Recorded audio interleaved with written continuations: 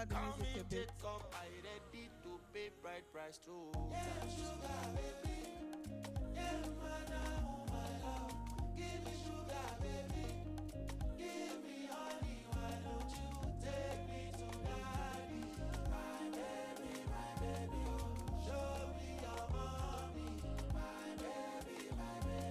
All right. Thank you very much. Good morning, ladies and gentlemen. I'm not feeling the energy yet. Good morning, beautiful ladies and handsome gentlemen. Okay, let's turn up the energy just a little bit more. Good morning, the pair conference. Okay, maybe you people do not really understand. This edition is the maiden edition of the pair conference. Are you excited to be here this morning? Okay, so who can tell me what pair stands for? You know, you are here now. You have registered to be here. Now you are here today. What does pair, P-A-I-R, what does it stand for? You just think it's pair as in, you know now, two people, two friends, man and woman. As far there's also the relationship part. So if you know what pair means, how did we come about pair, as in the pair conference? What does it mean? Anybody?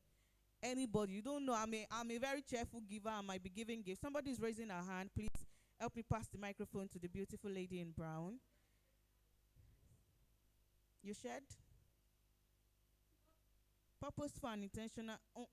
Sorry, but the power conferred on me. I'm the examiner. Do you get it now? I'm the examiner and the invigilator. So if I ask a question, I am going to be the one to grade the answer.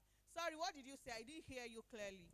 Hi, fair conference. Hi. Purposeful and intentional relationship. Okay, let me ask. I'm not sure if you're correct. Let me ask somebody. My brother wearing white, please. Is she correct? Ah! So what she said, please let me pass it to the lady. Where is that, brown or burnt orange, or what color is that? Please let me pass the microphone to her.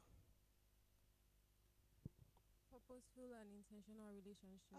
The voice gone. Even if you were wrong, the voice would make me say that you are correct. The voice just is so soothing. Purposeful and intentional relationship. Ladies and gentlemen, a round of applause for them. All right, thank you. So you're welcome to the Pair Conference 2024. Ladies and gentlemen, distinguished guests and beloved participants, you're welcome to a day dedicated to the art of building and nurturing purposeful and intentional relationships. You know, in a world with fleeting connections, filled with fleeting connections, we are gathered here today to celebrate the profound impact of nurturing relationships built on authenticity, on empathy, and on shared purpose. So throughout this event, we are going to be delving into conversations, panel sessions that will help us to understand and recognize the importance of cultivating meaningful connections that will enrich our personal and professional lives. So ladies and gentlemen, guys and ladies, men and women, the pioneer participants of the PEC conference, please put your hands together for your beautiful selves. It's for yourself now. Do it better. As somebody that God purposefully and intentionally created, please do it better for yourself. Do it better. All right. Thank you very much. Okay, let me just quickly introduce myself. My name is Tomi Omotosho. I am popularly known as the On Point MC, so you can connect with me via my socials at the On Point MC. And I have the honor, the delight, the privilege to be standing in front of you at the very first maiden edition of the PEC Conference 2024. Please put your hands together.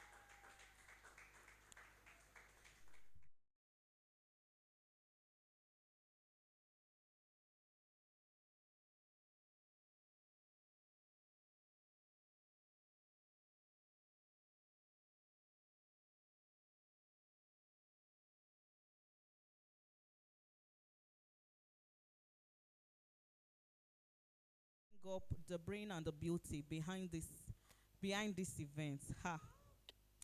So I want you to look to your right and look to your left. You know, this event like this is not an event where you come and be pressing phone. Your phone is going to be with you till the very end. So after you leave this place, you still have your phone. This is a time where you intentionally come and get to make friends, network, talk to somebody, give them a high five. You don't know, maybe the person that is seated beside you, ladies and gentlemen, maybe the bone of your bone, or that's if you are not sitting beside somebody that is of the same sex. So amen. Because here we believe in Adam and Steve, not Adam and Eve, not Adam and Steve, or Adam and Eve. Okay, so just give them a high five and tell them, "Welcome to the PEC conference." Give them a high five. Give them a compliment to tell them you're looking beautiful. I love your glasses. If the person is light in complexion, tell them the light shines in darkness. If the person is dark in complexion like myself, tell them the darkness cannot comprehend it. A round of applause for yourselves once again, ladies and gentlemen. Okay, so we are going to commence officially. I want to believe that we also have participants joining us online. So we are going to give some shout outs to our online participants. So I want you to tell them, hello, online viewers. We love you. We celebrate you. Welcome to the PEC Conference 2024. Put your hands together once again. I love it. I love it. So please, today, one thing that you're going to be doing a lot for me, you're going to be clapping.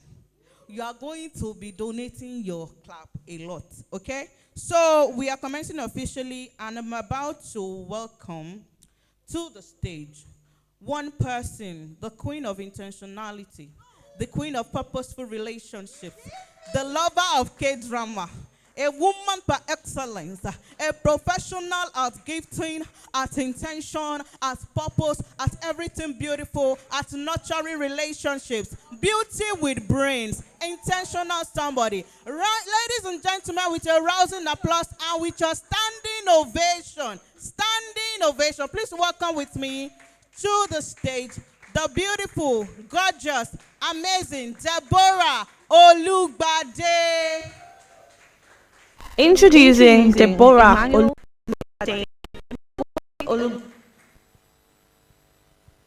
Introducing Deborah Olugbade. Deborah Olugbade, affectionately known as Deolu, is a true beacon of inspiration and intentionality. She wears many hats with grace and purpose, and her journey reflects a remarkable commitment to personal growth, intentional living, and spreading light, love, and sunshine. Deolu is a digital creator, gift concierge, and entrepreneur, a woman of many talents, which is a testament to her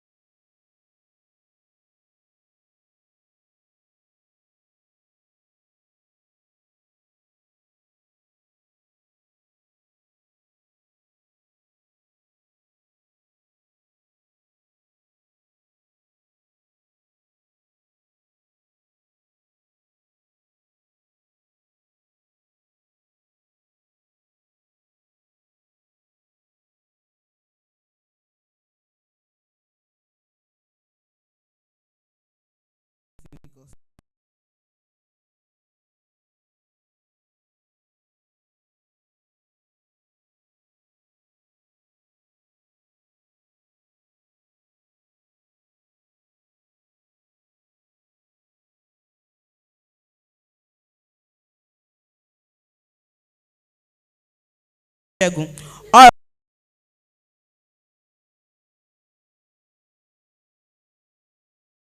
Ayọ̀, Ọlá, Àbíkẹ́, Tèmítọ́pẹ́, Àdùkẹ́, Tèmítáyọ̀, Àyìnkẹ́, Àjàní, Ayọ̀. Olúwadúrótìmí. I've mentioned that twice. Mentioned Ayo twice. I wanted Grace to cover you, but since you already judged yourself, you don't want mercy to prevail over judgment. A round of applause for Oluwasegun.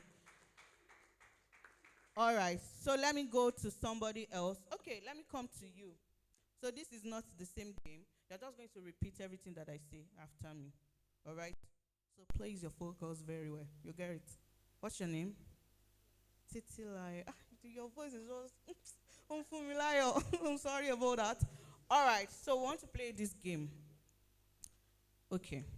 Brown, Brown, red, red, white, white, yellow, yellow, green, green, blue, blue, orange. orange, What color is Deborah Olugbade wearing? purple. Is she correct? You're supposed to say what color is Deborah Olugbade. A round of applause for me, ladies and gentlemen. Are we ready? All right, ladies and gentlemen, we're about to listen to the bio of our amazing convener, Deborah Olugbade. Introducing Deborah Olugbade. Deborah Olugbade, affectionately known as Deolu, is a true beacon of inspiration and intentionality. She wears many hats with grace and purpose, and her journey reflects a remarkable commitment to personal growth, intentional living, and spreading light, love, and sunshine. Deolu is a digital creator, gift concierge, and entrepreneur, a woman of many talents, which is a testament to her passion for creativity and her drive to make a difference in the lives of others. She is a woman of influence, using her platform to inspire, uplift, and bring sunshine to the lives of those she encounters. Beyond her numerous talents, Deolu is an entrepreneur with a vision. She's currently building a brand that revolves around intentionality and love, creating timeless experiences and nurturing intentional relationships through her venture, Hearts and Intentions. She's also the founder at Lumiere Haven, a customized merchandise and prints brand, helping people spread God's word intentionally. Deolu is an author, having penned the insightful book titled Dear Brand Owner. As she spent some free time consulting for early stage business owners, she also co-authored the book 2020 by 20, showcasing her commitment to sharing wisdom and knowledge with the world. Ladies and gentlemen, let us give a standing ovation as we welcome the convener of the maiden edition of the Peer Conference, Deborah Olugbade.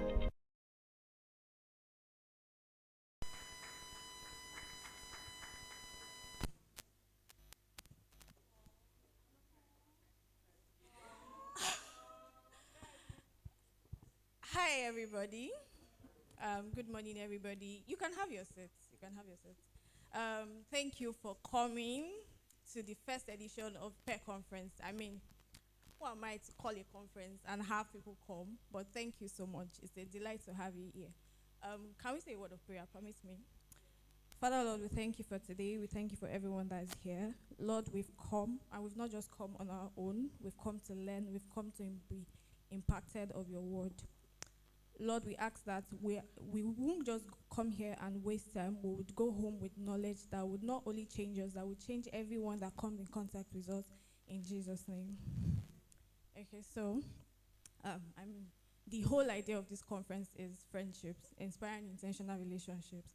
And I'm just going to be sharing a bit of my journey and how we got here. 2022 was a year that was a lot for me. And even before that, I'd always been this friendship girly. But yeah, 2022, I lost my dad. I experienced what people call breakfast. Not in that light, but yeah, the loss of a 4-year relationship. And it was a year where I realized that if I didn't have my friends, I probably won't be here today. So from moving from heartbreak to losing a parent, becoming a breadwinner, I mean, but yeah, it made me realize the importance of friendships, the importance of relationships, because in that period, my friends were the ones who saw the shege that I was saying, and they were the ones who held me. They were the ones who gave me every support I needed. Remember wanting to rant at 2 a.m. and I would just go into Ebonluwa, not this Ebonluwa, another Ebu. Sorry, from time to time I call all my friends, so permit me. I would go into her DM, I rant at 2 a.m. She would tell me before she goes to sleep, my DM is open. I know that you would want to rant. Please just go into my DM. When I wake up, I would see it and respond. And then I realized, no, you can't do this life alone. So imagine if I was all alone. Imagine if I didn't have support. And then growing up, I mean, I watched my parents. During the time of my dad's death, I could see the impact of intentional relationships, because every single person they knew, I saw them show up. You know how people say, oh, your parent dies and nobody is there? That was very different for me. I saw people show up, and because of the relationships they had built, my father had built before he died. So all this is to say that you can't do this life alone. You need people in your life. And then 2022, I began to have the best plans for the brand that we call Hearts and Intentions today. And I had it way before then, but then I shoved it. I said I want to do 9 to 5. But so when that whole issue happened in 2022, it came again, and God was like, okay, I've shown you. I want to show you what it means to have intentional relationships. All these have happened, but you didn't break down because of the people around you. Now it is time to impact that into others. And then Hearts and Intentions came. So, my ladies and gentlemen, all I'm trying to say is, don't live here today alone. I mean, even if you came alone, meet somebody new. We all need somebody, even in communities. Form a community. I'm part of a community called Lady Revolt, and I've seen the impact of that community. And we're going to be hearing one of the speakers talk about community. So, yes, we all need a community. We all need people. We all need friendships. Don't say I want to, or people are not. I don't have friends. People are not answering me, or people are doing. Everybody's going through a lot. But yeah, there are people who will stand by you when you need it. Everybody's going through a lot. We know adults. Nigeria itself is a lot. So we know. So don't live here alone. Don't live here the same way you came. I am begging you. Now I'm begging. I'm the one that is begging. So there's that. So the final thing I want to say is, you can't say you want to be intentional and not be vulnerable. I talked about the fact of don't say people are not doing what you want them to do. You have to be vulnerable. Be open to people. Yes, there are people who would hurt you, but leave that room for other people who would actually do what they need to do. So be vulnerable. And finally, I'm of the opinion that you can't do friendships and not have a walk with God. Because God is He's the ultimate creator of everything. He's the one who has created that room for friendships. So if you don't have a walk with God, you can't do friendship better than somebody who has a walk with God. Yes, I said it. I said what I said. So that's me imploring you to have a walk with God. He would give you hints. I mean, there are times where I'm sitting down, God is like, send message to this person. And I send the message, and that person needed it at that time. So have a walk with God, and he would help you. Thank you for coming once again to Pair Conference 1.0. It's very nice to have you here, and I hope that you have an amazing time while you are here. Please, let's do it better. Let's put our hands together for Deborah once again. That was very insightful. And one thing that she said that stuck with me is that everybody is going through a lot, and you should not do life alone. So let me quickly share a personal experience, or some personal experiences. But before we do that, I need us to let people know that the PEG conference has already begun. So I want you to take a selfie with the person seated beside you, take a groupie with the people behind you, and post it on your socials, on Twitter, on Instagram story, on WhatsApp with the hashtags, hashtag PEG Conference 2024, hashtag making intentional memories, hashtag inspiring intentional relations.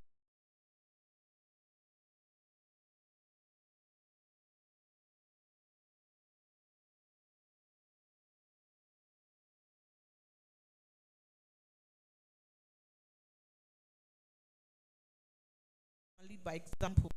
Let me photobomb. I want to photobomb everybody's picture. Pictures, videos. You cannot cut me away. You cannot cut me off. I shall be there. I plaster. You know how Twitter people say it? I plaster. All right.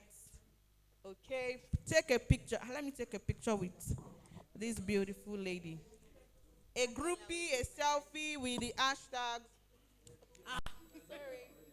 Mommy has photobombed that picture.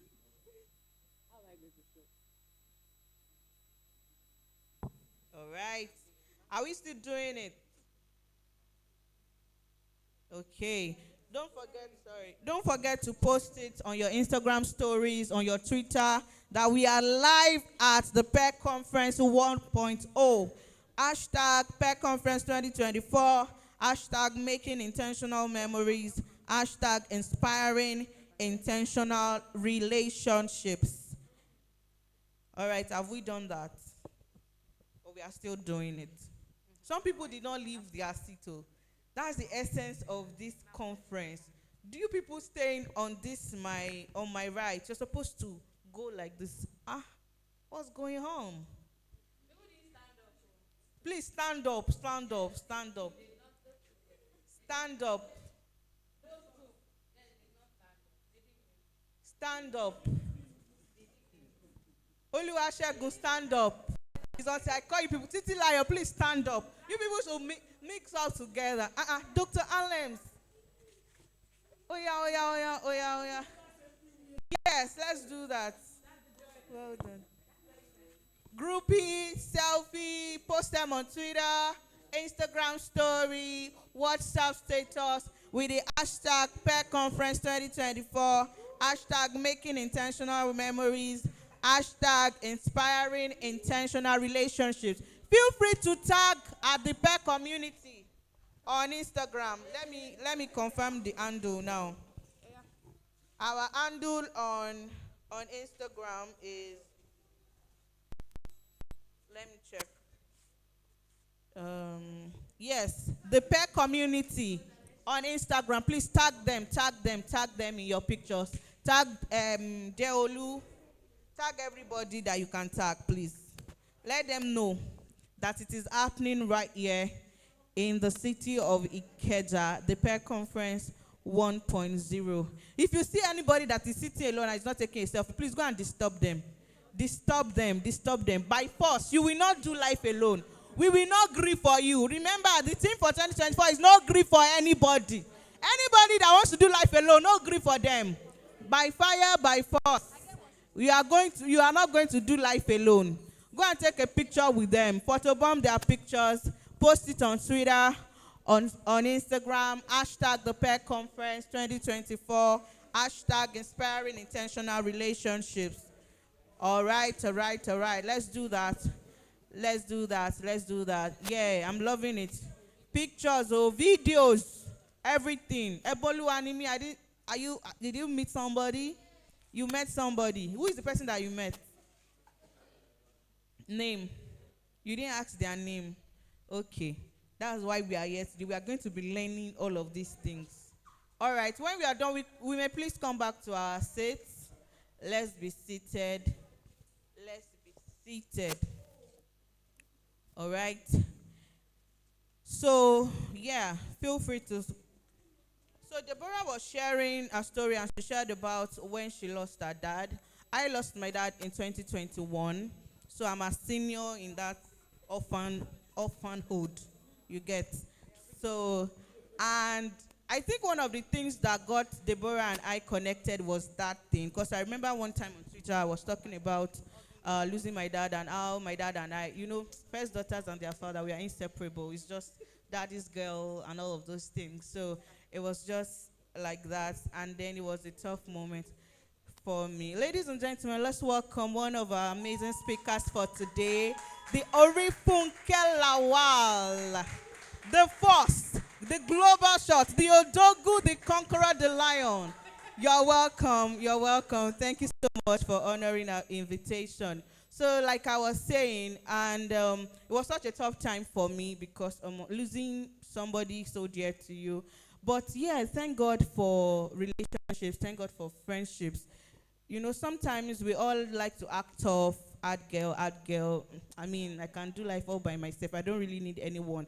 But that is you denying yourself of some of the blessings that God has put on your path. So it is important for you to learn how to lean on other people's shoulder, find strength, be vulnerable, you know. I remember sometimes last month, somebody just calls me up. The person is not even in Nigeria. She's my friend. And she calls me up and she says, hello, on point, how are you? And don't even tell me that you are fine. That's where we have problem. So I couldn't say fine because, you know, there's this culture that we have that when somebody asks you, how are you? We just think that it's just for formality's sake. You just say fine, it's a ready answer. But she says, don't even tell me that you are fine because I know that you've not been giving lately, like you're not giving yourself. And then we talked, and in that conversation, I was able to find clarity on what actually was going on wrong. And then she says, it's even because you're at home. My husband is in Nigeria. Let me call him to come and take you out. I say, beg, which one is that one? And then she goes, I didn't want to go. I said, no, I don't want to go out. I don't want to go anywhere. She said, you have to go. I've already told him he's coming. You are going out with some of his friends. And then we went out that day. And I thought about how very intentional people can be. Like, you're not even here. You're not in Nigeria. You're sending your husband. I'm like, some people are just amazing. So there are people like that everywhere around you. And you wouldn't know until you try, until you open up yourself to be able to attract people like that and not just feel like you can just be by yourself. All right. So it's very important that we make use of some of these things, some of these gifts that God has blessed us with, and we also nurture them. We water this relationship so that it's a symbiotic relationship. It's not just somebody's just taking and taking and taking and not giving back. All right, please put your hands together for yourselves once again for making it to the maiden edition of the Pair Conference. So we are going to proceed to the next item on the agenda for today. And you know, the other time I welcomed a very beautiful guest of ours that just walked in. I mean, she's giving. Somebody say she's giving. She's giving everything that she should give. So please, I want to know if Orifunke Lawa's bio is ready. So, ladies and gentlemen, somebody that is going to be talking to us on the importance of relationships and community building, I believe. She's somebody very dear to our hearts. She's a friend of the house.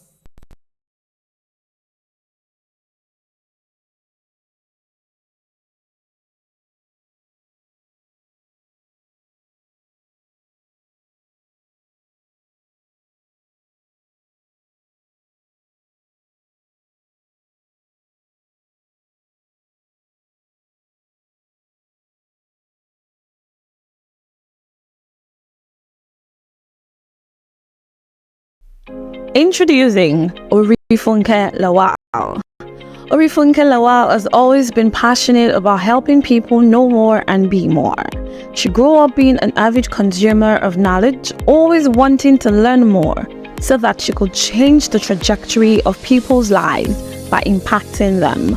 A visionary and pioneer by nature, Orifunke sees the unusual opportunities for learning everywhere and seeks opportunities to create systems that help people grow effectively with supervision and accountability. In 2018, she founded Lady with Balls, one of the biggest, fastest growing and people-focused non-governmental communities of ladies currently based in Nigeria. As founder and director, she oversees campaigns and operations that push the organization forward towards achieving her goals. She leads a direct team of 7 others, and in 5 years, the organization has grown into over 200 in-community members and many more who actively follow the vision and show up online and for organizational activities. Orifunke Lawal is an author of multiple ebooks and a public speaker. She is a force to be reckoned with. Ladies and gentlemen of the Pair Conference 2024, join me with a resounding applause as we welcome Orifunke Lawal.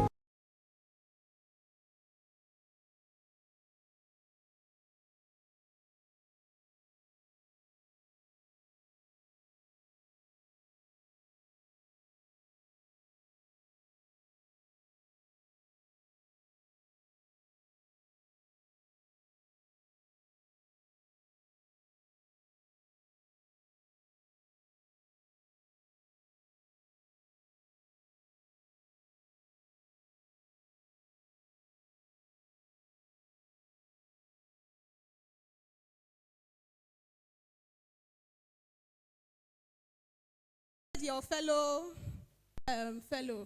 today. Please greet them if you haven't. If you have greeted them, greet them again. So welcome to the peer conference. I am so glad to be here, and I'm so happy to see familiar faces too. Yes, and I'm so glad to see purple. I can see purple all around. I hope my purple is purple enough. Whew. Wow, where do I start from? Let me time myself first because I talk a lot. All right. Good morning once again, everybody. I'm really excited to be here. I am so excited to be here. Saturdays are typically my rest days. So for me to be here means I'm excited to be here. And please, let's celebrate Deborah Olugbade. Let's celebrate her. Let's celebrate her very much. Let's give her a standing ovation, sir. Well done, well done, well done. I am super proud of you. You may please be seated. Thank you. I am super proud of you. You are a get-it-done person. And I'm super proud of you. And I know this is just the beginning. I know you'll still, it gets 10, 50, 100, 1 million times better. Yes, and I'm very convinced about that. I'm super proud of you. Well done. So today, I am supposed to be talking about building communities. And so I have titled my session, The Anatomy of a Community, right? Because there are different ways to build a community, and I would be sharing that under the topic that I have shared. How many of us belong to communities? Everybody belongs to communities. Even if you feel like you do not have a community, you belong to a community, right? And so communities are really important. And I think I didn't understand the reality of having a community very early on in life. But I'm glad that now I understand the importance of a community. Guys, Deborah Olubade's mom just walked in. Can we give another standing ovation for her? Good morning, ma. Good to see you, ma. And her sister, too. Yes, good to see you, ma. Well done. Thank you very much. Hi, how are you doing? Aww. If you know Deborah Olubade and you don't know her sister, there's no way. All right, so everybody needs a community, and I think that there's no need to overflog everybody needing a community. But where we need to now address is everybody building a community. Because there is the misconception. Okay, I'll get back to that shortly. But there's a misconception that some of us are meant to do life. You know, how many of us feel like you do better independently? Yes, there are people who feel like they do better independently. They get things done if they're alone or on their own. But really, everybody needs a community or communities, depending on your individual needs. I don't even know how many communities I have. I have different communities because I'm an ecosystem person, right? So whenever I find a problem, whenever I notice a problem, the first thing that comes to my mind is how do I build a community of people who also have this problem for it to be solved? So if I had to create communities for all the problems I have identified, man, once you see me, my nickname will be community. Because there will be a lot. I'm really an ecosystem kind of person. Now, I'm going to share some misconceptions that we have about communities, right? Over the last 6, 7, 8 years, we've had a lot of community, everywhere you go, community, on social media, community, in real life, community, everybody's talking about communities. And then there are a couple of misconceptions that I've noticed about communities. And the first one I would share is that people think that communities have to be large. And so, if you are the builder of a community, you might not feel like you are building a community because your community is not 10,000 people strong or 150,000 people strong. You know, there's a class it gives you when you come up and say that, I have a community of 20,000 people. And then somebody else who has a community of 20 people will be like, community color or platform. You know, but communities do not have to be large, and we would understand what constitutes the anatomy of a community shortly. Communities do not have to be large. Now, secondly, Another misconception that people have is that groups are communities. That it is a group of people does not mean that it is a community. And so, whenever you think about this, when you really think about this, the fact that a group does not mean, okay, we're a community, it helps you to put in the work to actually want to build a community. Because anybody can create a group. Anybody can form a group, but not everybody can build a community. And it takes work for you to move from that point where you create a group or gather people together and say, oh, we are now a community. Right, so why build a community? We know why. We know why. For one, I'm going to look at community, and I was looking at them interchangeably, right? Now, there's community from the point of the creator, and there's community from the point of the, let me say, the builder. Because for every community that thrives, you have the person who creates it, and you have the people who build it. Yes, and so not everybody will create a community, but everybody can build a community. Do you understand? And so not everybody is called to be, we know, pioneers, right? But everybody can contribute to building a community, which is very crucial. And so what this does for you, for the creator, is that how do I put it? It deflates your ego, right? Because if you are the creator and you think that, okay, now I'm the creator, I'm the alpha and omega of this thing, it can work without you being there. Even if it's not within that context of your own community. I don't know if you guys are getting what I'm saying. So there's the creator, there's the builder. As a creator, it deflates your ego, right? Because without the people, you cannot exist. And as the builder or as the community members, it inflates your ego because it lets you see the perspective that you actually matter, that you actually count. And so communities are made up of people, creators and builders. I don't want to say followers, right? Because they are actually builders. Communities are made of creators and then builders who understand that each person has a place, has a role to play. We all belong to communities. We may not all have communities that we have built, but we all belong to communities that other people have created, but that we are contributing to. So if you live at least there should be, okay, let me not assume, but there might be at least a community that if you left today, people will be like, what's going on? Why? What's the problem? Kilo shele, you understand? Oh, you know. And your community can be a church. It can be your school, whatever. It can be anything.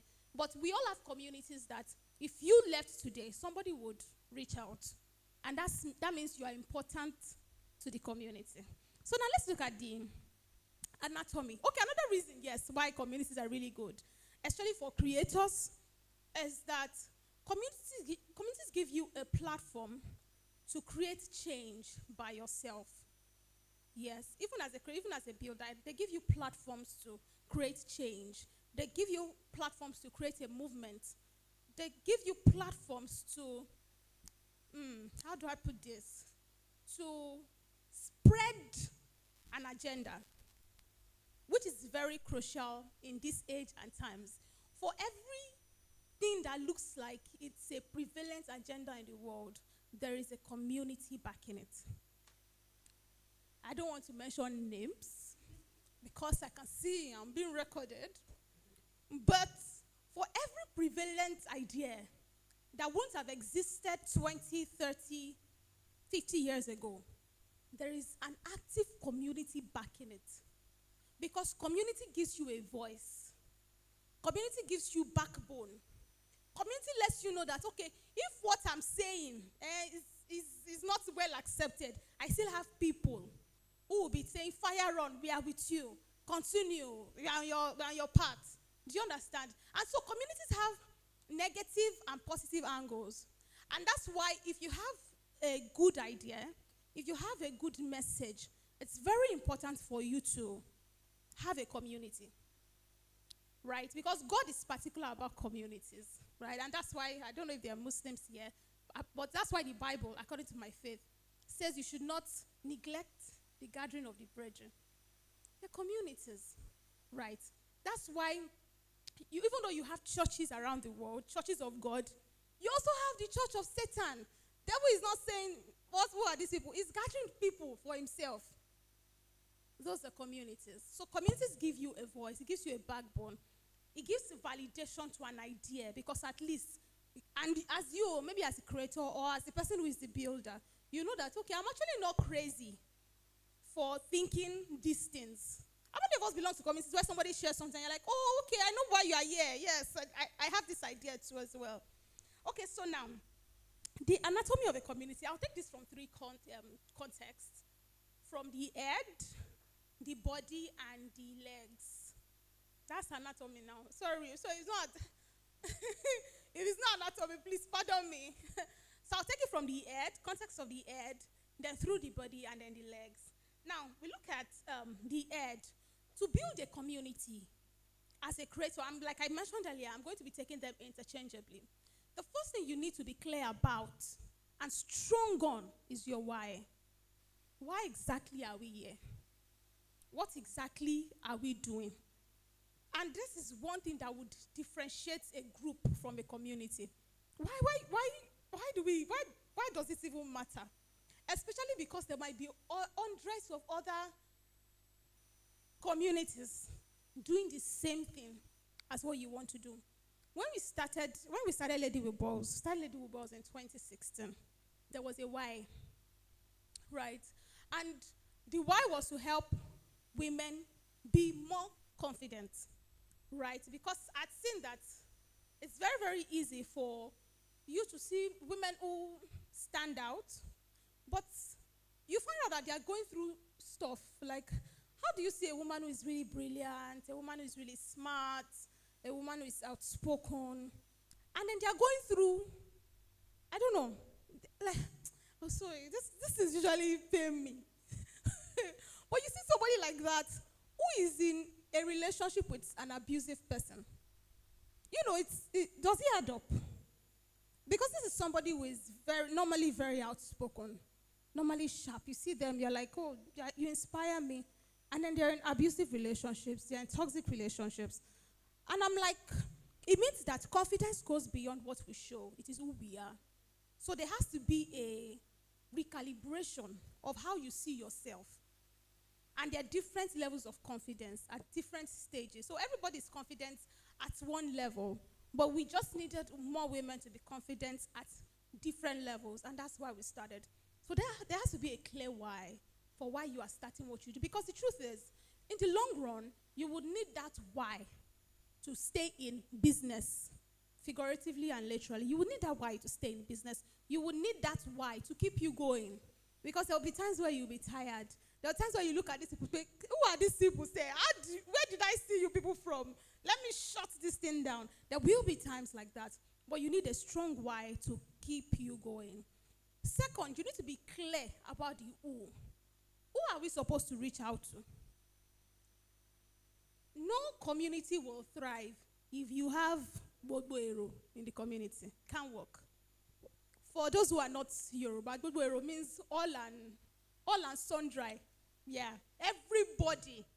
You need to be clear about who. And the more specific you are about who you want in your community or the kind of community that you're building, the better it is for you to create solutions for them. And I can tell you, every community, they have specific who's. Have you seen somebody, how do I put this? How do I even explain this thing? Oh God. I want to put it in context of a church. How many of us attend RCCG here? Okay. Now, how many of you know that when you see an RCCG person, you will know? Abi? When you see a deeper lifer, you will know. When you see a CSC person, you will know. Now, when somebody tells you, now it may not be how they dress.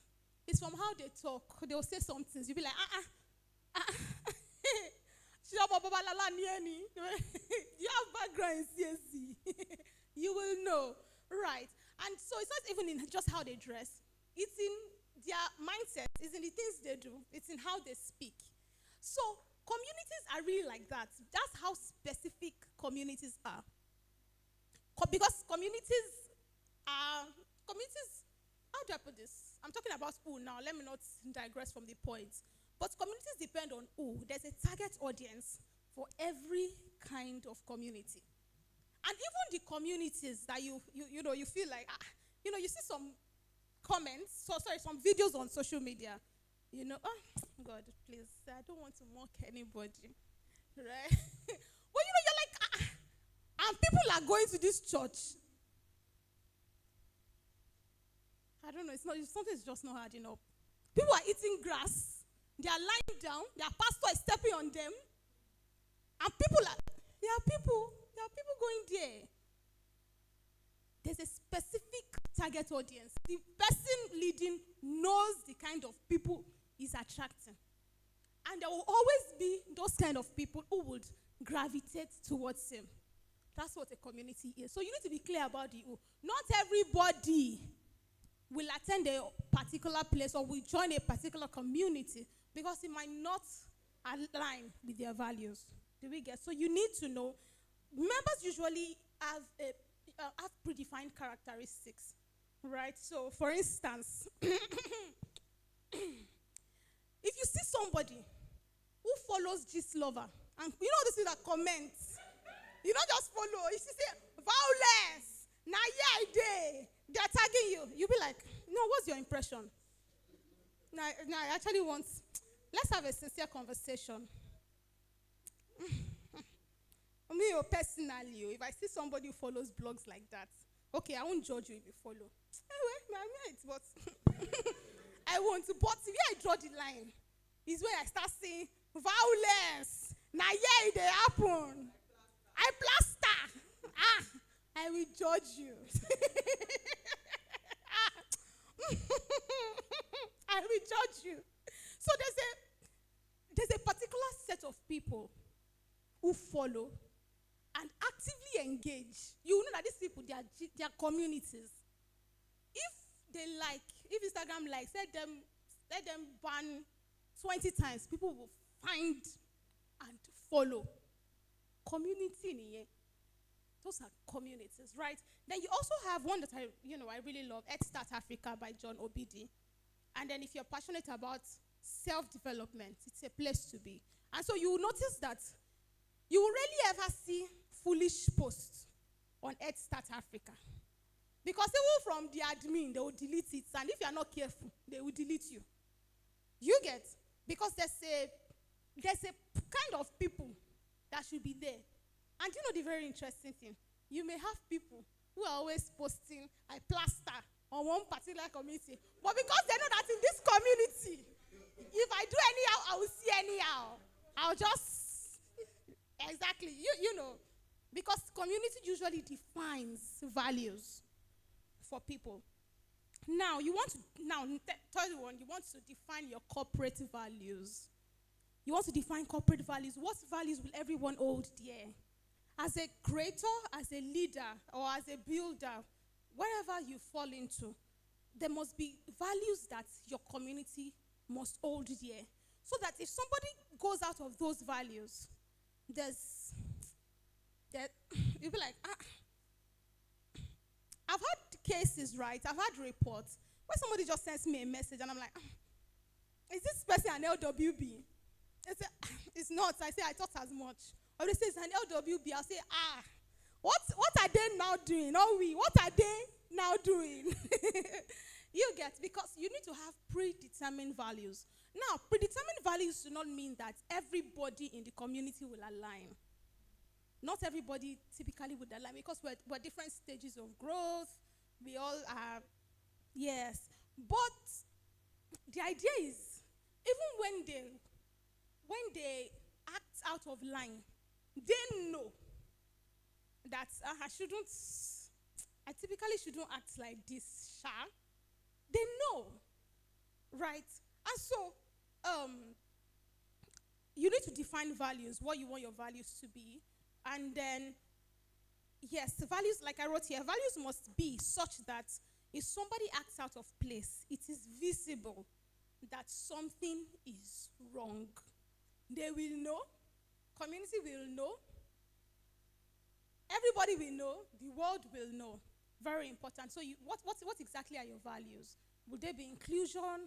Will there be open-mindedness? One value that a lot of people have these days is no judgment. And in LWB, it's a no judgment zone. Because if people feel like you're going to judge them, they're not going to speak up.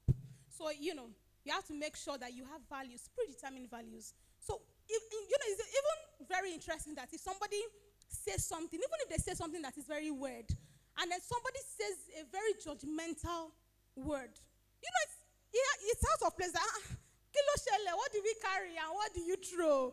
Why? Because even though you know that what the initial person said was thank you for that very polite version of the word I wanted to use. Even though you know that it wasn't very okay, the person's reaction will not make you like, but we have no judgment here and all of that. So yes, so that's for the head, right? So the head, the values, think about your mind, the why, the what. So now let's move to the body, right? So you have the head and so what I just said is the head and the neck. So we want to move down to the body now. And so the body, you think about building. Very important for you to build, right? And one of the things that communities need for them to grow are houses. Yes, communities need houses to grow. And houses are usually like platforms, because without a platform, you will not have the routine that allows communities to come together. Now listen, the reason you feel attached to your church or your, mosques, Islam does not have denominations, but the reason you feel attached to your religion, whether you are a Muslim or to your church, is because you guys meet regularly, right? Please, right? If it's not, just say no. Just shout no. If it's not, right? It's because you guys meet regularly. And it doesn't even have to be physical. Virtual is enough. There's something that's just coming together often. Sorry, pardon me. There's something that coming together often does to build how you feel about other people. And that's why they tell you, if you don't want to like a person, don't be calling them every day. How are you? Have you eaten? Just checking up on you today, tomorrow, video call. You will fall in love and you will know. Because attention breeds. Thank you very much. And so that's what communities are like. So if you want to build a community, you need a platform. And that's why you have WhatsApp groups. That's why you have Telegram groups. You have Facebook groups. You have physical meetings. And communities have always existed, we know, right? Those are jobs that your parents used to have. They are communities. Good women's society. Community. Somebody say yes, so.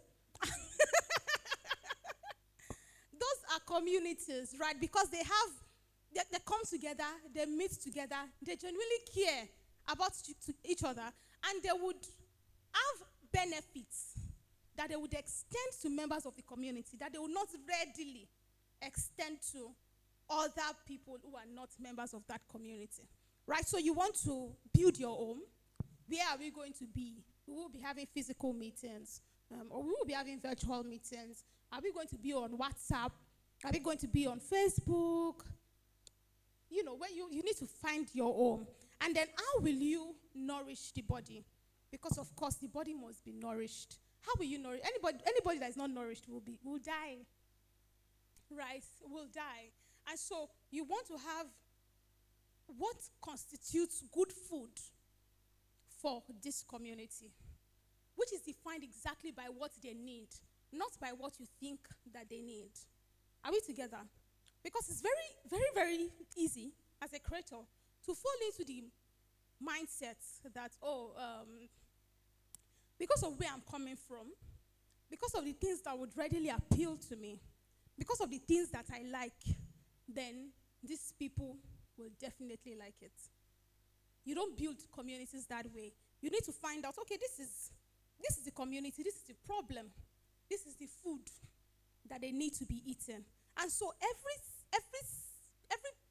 period of time, you have to be innovating. What is the problem at this time? And how exactly can we feed this problem? What value do we have to be providing for these people? Are we looking at physical meetings? Some communities will work with physical meetings. Some communities will not work at all with virtual meetings. You just call them, only 2 people will attend. Right? Some communities will work when you have physical collaborative projects. Some communities will work. Let's just be gisting and seeing regularly. Do you understand? So you need to know what value your community needs. Sorry.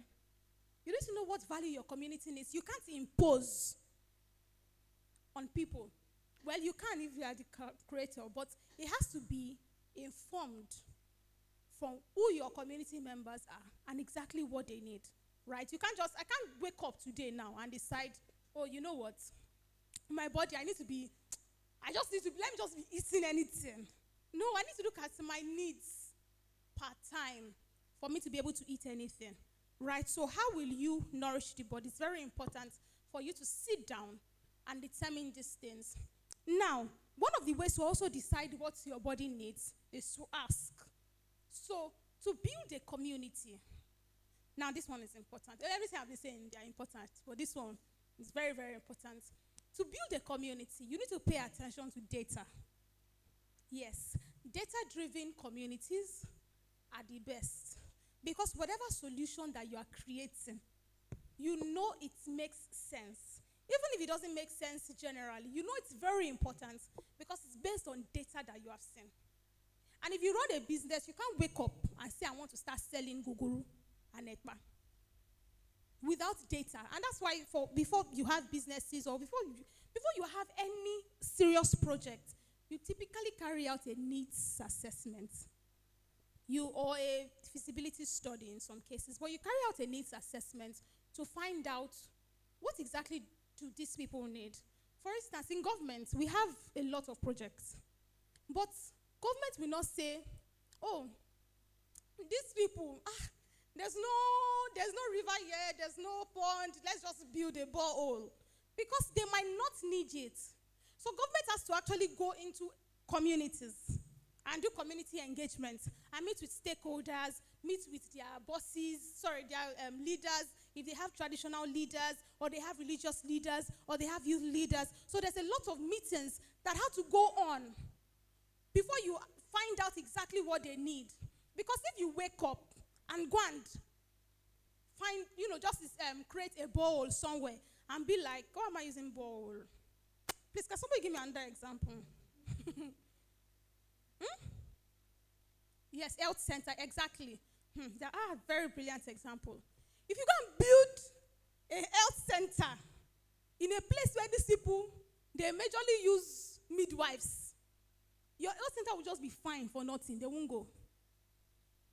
Because they don't need it. Or people who don't understand the importance of a health center. And there are cases like that. There was a case that I heard. I'm trying to figure where I heard it, so I'm not going to give information that is supposed to be classified. Anyway, imagine building a health center at a place where the roads are bad. So, for the community members to get to the health center, they have to take tractors because they don't have cars. They are poor people. Even if the health center is state of the art, they will not go because it's not something that they need. It's not something, even debt is okay that looking for tractor to go to the health center. So usually, and that's how it works in government, you always need to know what these people need before you push solutions on them. You don't assume, because you can have 2 communities side by side and their needs are absolutely different depending on their tradition, their culture, whatever it is, absolutely different. And that's why sometimes it feels like, this area, shouldn't they have this kind of facilities here? Shouldn't they have this kind of roads here? Shouldn't they have this kind of buildings here? Government must have seen that they actually don't need it. So instead of wasting money on something that they don't need, How about diverting that money to something that they need and pushing it to another community that might actually need that? So it's very important that you understand, use data, ask, what exactly do you need?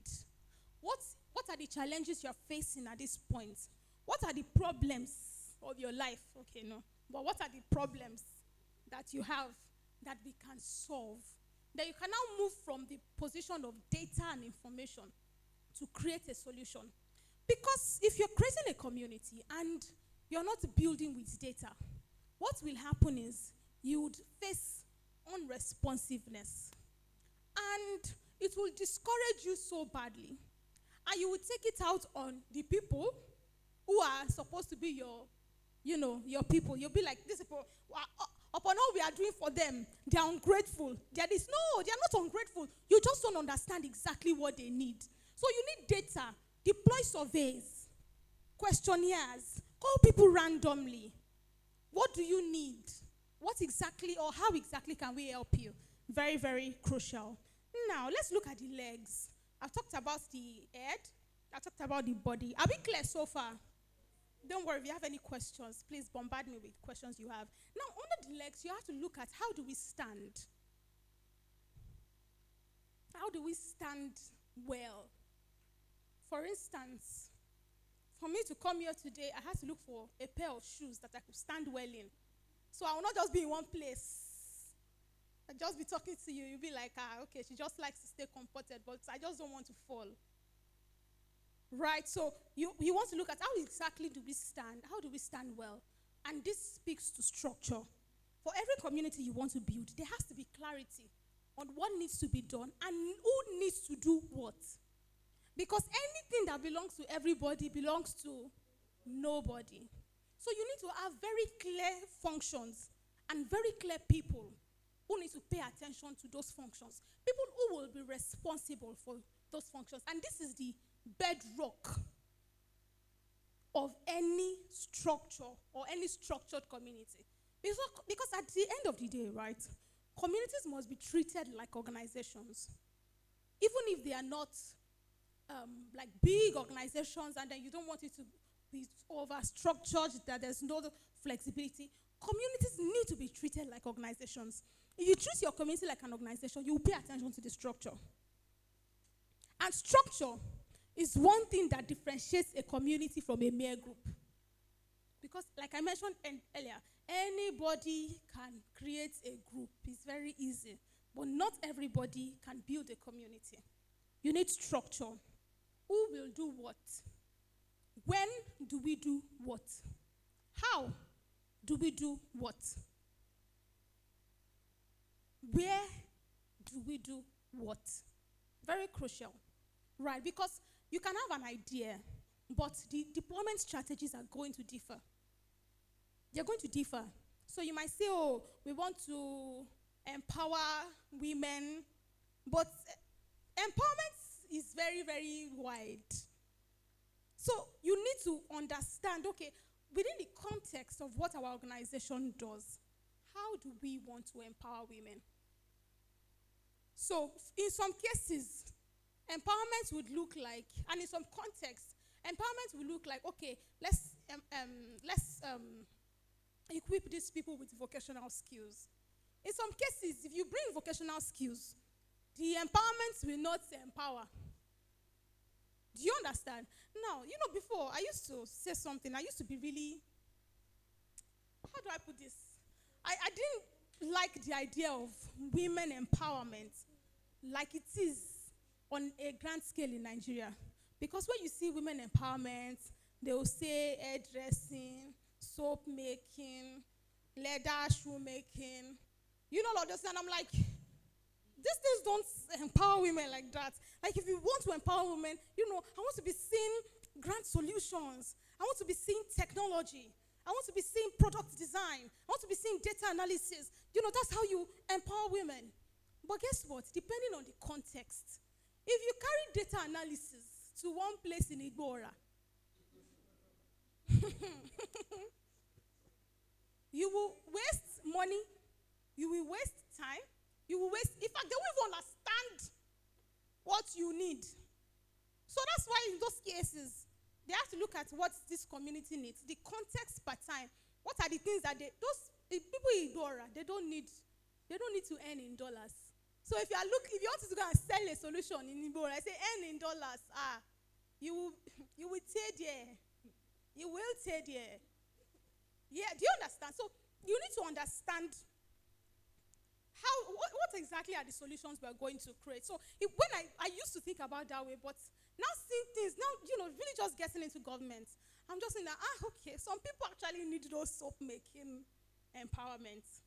Some people need the air making, the vocational training, and it was from a point of privilege initially that I was thinking these things are below me, but people need it. And Nigeria's economy is mostly informal. You know that, right? So it means that these people that I was looking down on their skills, that was soap making, they actually contribute a significant part for the economy. So say a mechanic, they're teaching them mechanic. Empowerment non baby. Well, it's empowerment. Because not everybody will be, tech, data analysis, and all of that. So it's very important. So you need to look at the community that you have too. So you will not force solutions on them based on your own privilege. And you'll be wondering, why are they not accepting what I am pushing? Are they not seeing it? Sometimes context will differ. And that's why it's very important for you to ask questions. It's when you ask questions, you will know, okay, what's doing them is not what's doing me. And what's doing me is not what is doing you. Sorry. What is what is affecting all of us is very, very different. So how do we stand? How do we keep us together? How do we ensure that all of us, the way you have a community, people are growing, nobody's left behind. We are moving to the permanent sites. How exactly do we keep us together? Very well. So how do we spread? That's the under legs. So, and I put it under legs because under legs, you are walking, you are moving to, like I mentioned earlier, permanent side. So you want to say, okay, if we want to spread, if we want to have newer members, if we want to have newer branches across the country, across the world, how exactly do we spread? Right? So what will be, if we're going to bring in new people, what will be the criteria? Will it be open-ended, as in anytime you want to join, you are free to join? And churches, religious institutions generally are like that. You can walk into a church today, well, I assume that you can walk into a church today and you'll be accepted, right? Okay, under normal circumstances. You'll be accepted in vast majority of churches because that's why it's open-ended, come everybody. But there are some institutions, right, professional networks that you can't enter. Some you have to pay. Some you have to submit your CV. Some will be by recommendation. You understand? So you want to establish what will be the modus operandi for getting new members if you want to spread. And then if you want to look at, okay, maybe we want to look at other areas in Nigeria, what exactly do we have? Are we fully equipped? If I want to go to, okay, well, let me not give the guy. If I want to go to anywhere in Nigeria, I can go to anywhere in Nigeria. But if I want to go to the United States today, I can't wake up and get to the airport. There will be processes that I need to go through to get there. So if I just decide, okay, you know what, do you know who I am? Let me just get there. I know who I am. And I go to the airport. Well, amen. There's nothing God cannot do. Do you understand? So you also need to look at how often, if you're going to make calls for applications, how often we would do that. Right? You want to pay attention to who will be your crusaders. You need, for every community to grow, you need crusaders. You need people who believe in your vision. Even as much as you believe in your, there are some people who believe in your vision more than you do. Yes, there are people like that. You need people like that on your team. And so you need to identify people like that. You need to keep people like that. You need to reward people like that.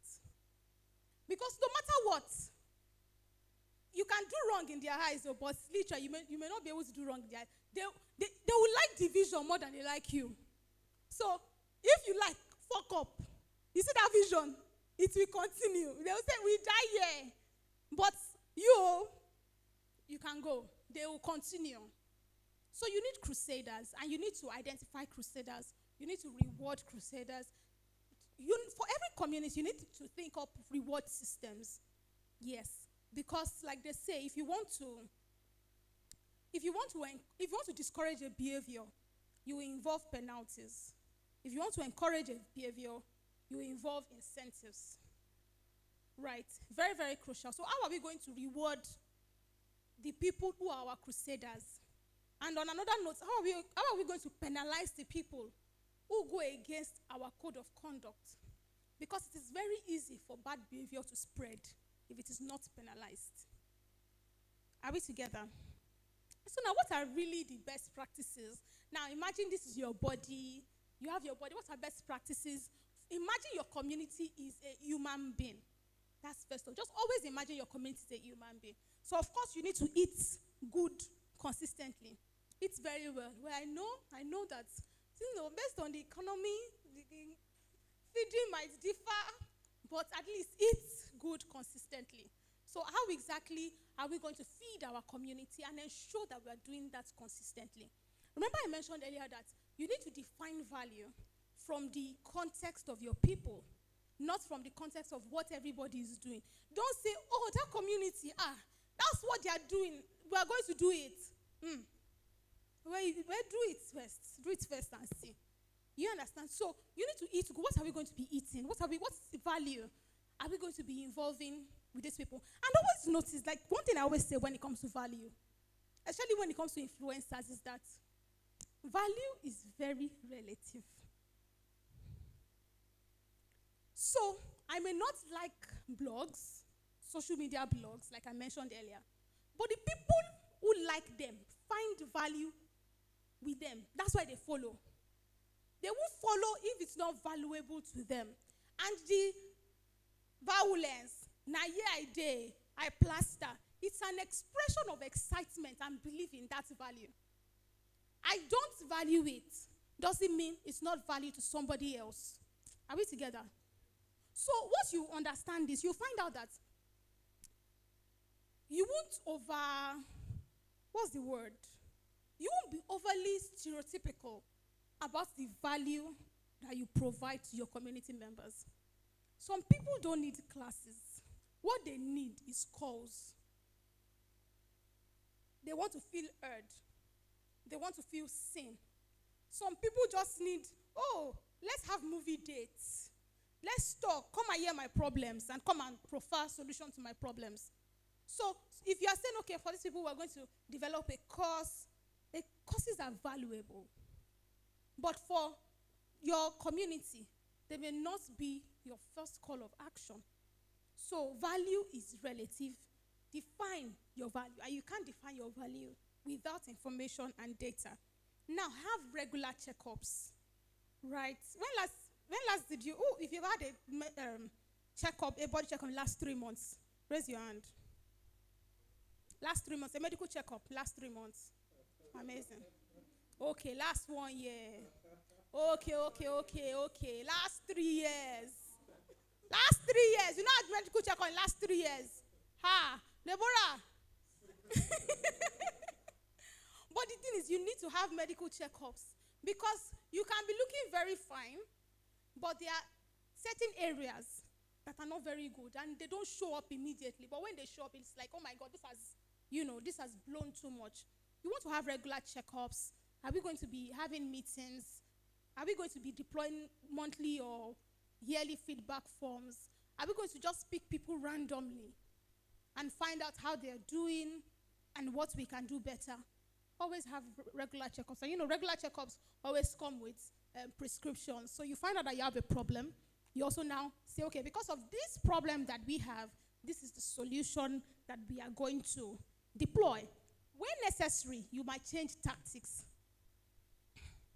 The 30+ people in the room will agree that the kind of food you could eat when you were 20, it's not the kind of food you can eat now.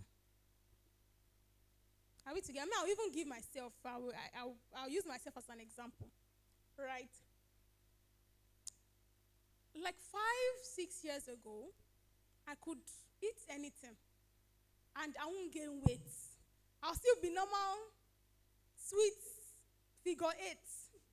Now, I'm not eating, but I'm gaining weight because metabolism is slower. So if I'm not working, if I'm not doing it, that's why I have a renewed commitment to start taking walks, exercising, because times have changed. So strategy has to change. If I say, this is how I used to be 5 years ago, now body go tell you. Do you understand? So depending on the level of your communities evolve. Where it used to be, even last year, January, might not be where it is today. So if you are feeding the same kinds of food and say, you used to eat about 11 p.m. before and nothing happened. You understand? You used to eat apple at 1 a.m. I have a friend, can eat any time of the day. Anything at any time of the day. Fufu, eba, 2 a.m., 3 a.m. Nothing we are. Thank you. That's my response. That's my response too. But now, because communities evolve, the strategies you had 5 years ago cannot be the strategy that you are working with now. And I like going back to the example of churches, because churches are one of the most effectively run communities in Nigeria and in the world. They run very well. The strategy that a church would have when it had 100 members is not the strategy they would have when they have 2,000 members. You understand? A part of strategy is, okay, we have too many members coming. Not everybody can be coming to Ikeja. Some people who are in Badagry. Let's create a branch in Badagry. A branch in Badagry means an organization in Badagry. It means you need to look at meetings in Badagry. You need to look at a pastor in Badagry. You need to look at leaders in Badagry. You understand? You need to look at transportation in Badagry. It's part of building and changing strategies. Very, very important. Now, you need to rest. Take breaks where needed. There are times where what you need to do is to first sleep. Don't sleep. Then go and strategize and come back. All of us have experienced times where you're in school, you're trying to read something, and it's not entering. What do? You just close it. I'll come back to it. When you wake up, it will enter. And if it does not enter, you do what again?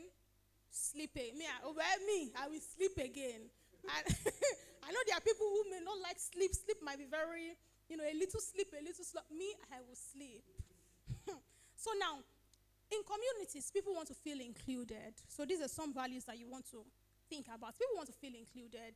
They want to know that their voice matters. They want to know that, okay, and that's why you have different communities. You have communities of people who are thin. You have communities of people who have local, people who are facing a particular health issue, because they know that I am going to feel included in this community. The moment a person feels out of place in a community, they would leave, right? Have you not left communities where you felt that you had outgrown? Or some of you are even in communities that you have outgrown, but you have muted notifications. Yes or no? Yes. Because you want to, let me not judge. So community is nothing without inclusion. Very important. People want to feel heard. Not everybody speaks in communities, but everybody wants to feel heard. They want to feel like, okay, we're being heard.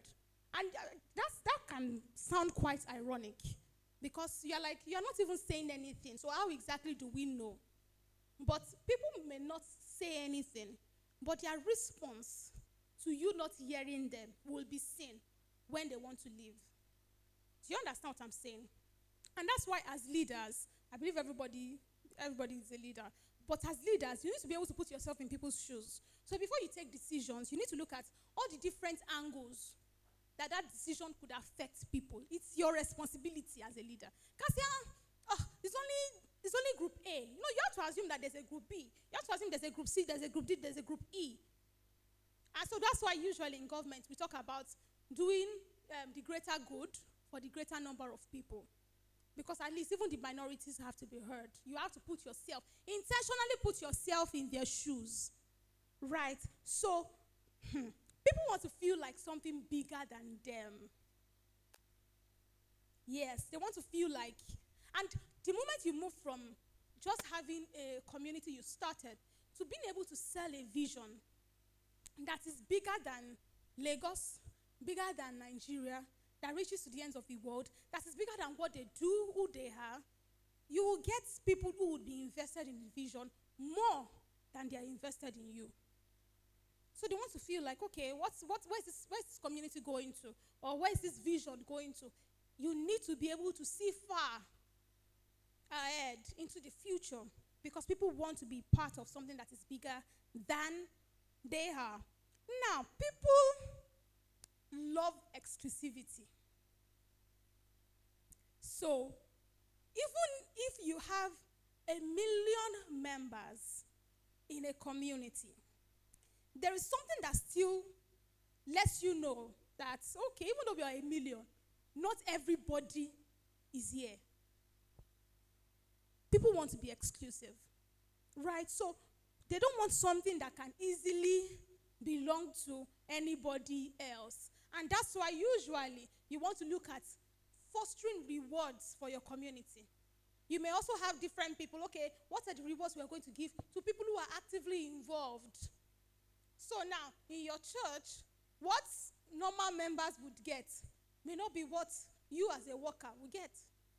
If what you as a worker will get will be the same thing with what your normal everybody can get, you will feel exclusive. You may not be able to commit as much as you can. But if you know that, okay, well, I'm in the workforce, I have access to my pastor, or I have access to my pastors, I am heard, it just makes you feel exclusive. So people want exclusivity.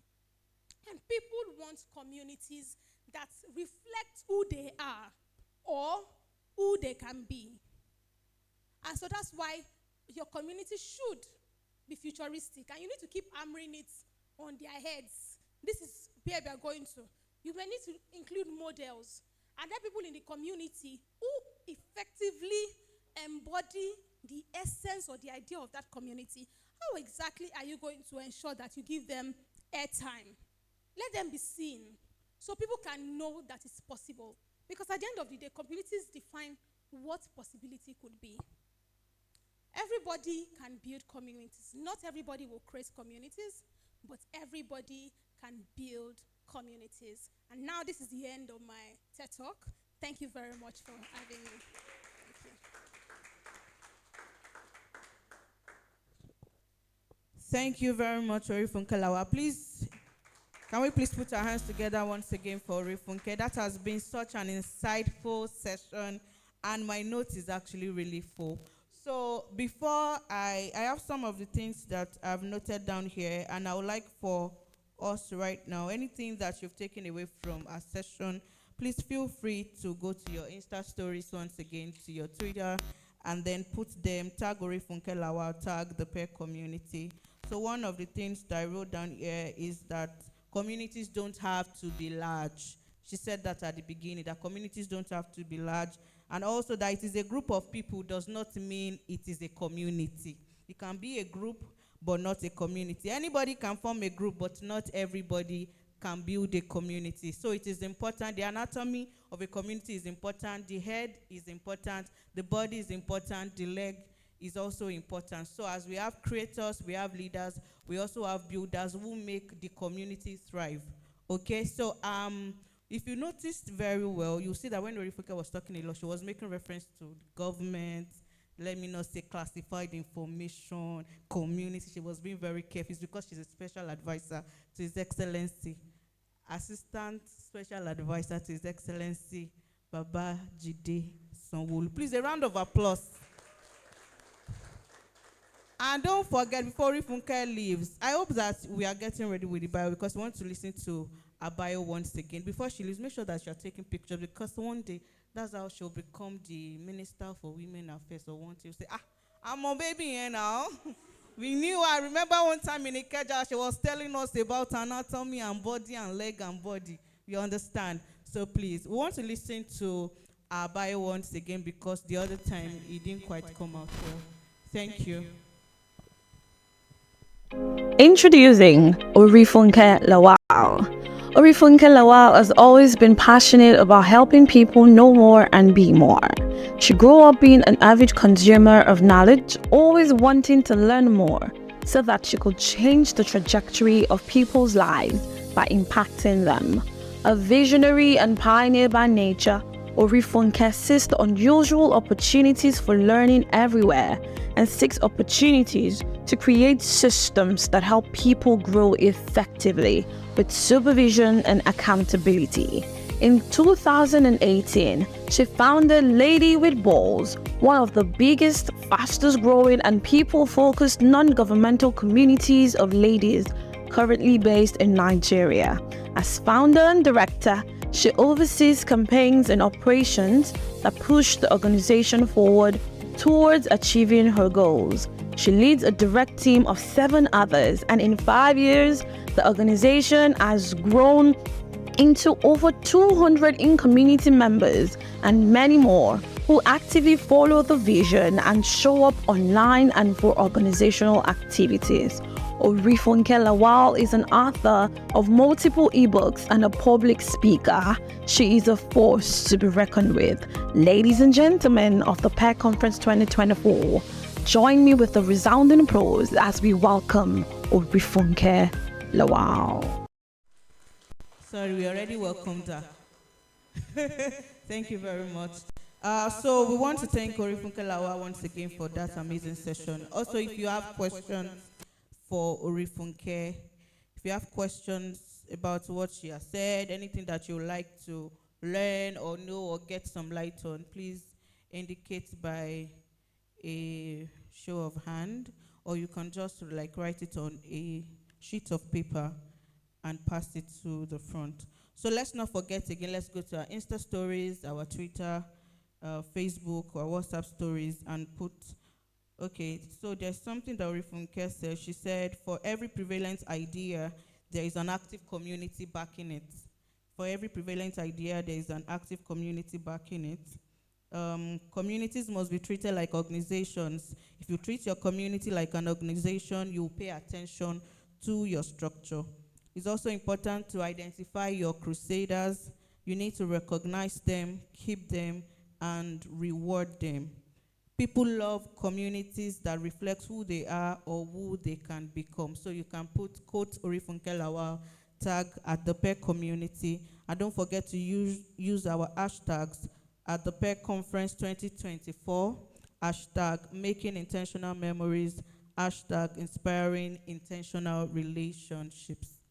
Okay, are we doing that? I'm not getting your feedback. Are we still here? Are you excited to be here? Please give somebody beside you a high five. Let me know that you're here. If you are giving a high five, look into the eyes of the person. Look into their eyes. Give them a smile. Yes, now. Ishebi, we said purposeful and intentional relationships. You know, we can take a relationship a step further after the friendship, it can become another thing. All right, so if you have questions, please feel free, note them down. If we can't, okay, you have a question. Who else has a question? Before we proceed to our panel session real quick, you have a question. Anybody else? You also have a question. So please come forward for your question. A round of applause for her, please. She's gorgeous. A purposeful and intentional round of applause. Let's do it better. Thank you. Just tell us your name and then ask your question. My name is Damlola. The question is not about what she said. I just want to know, how can I join Lady with Balls?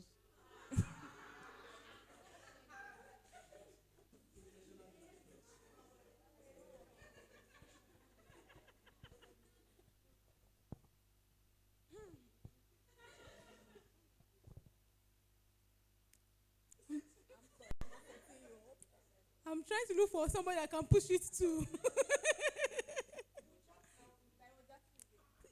Taiwo Jackson. She's one of our very efficient members. Just reach out to her. She's the one on purple. And she's a very amazing person.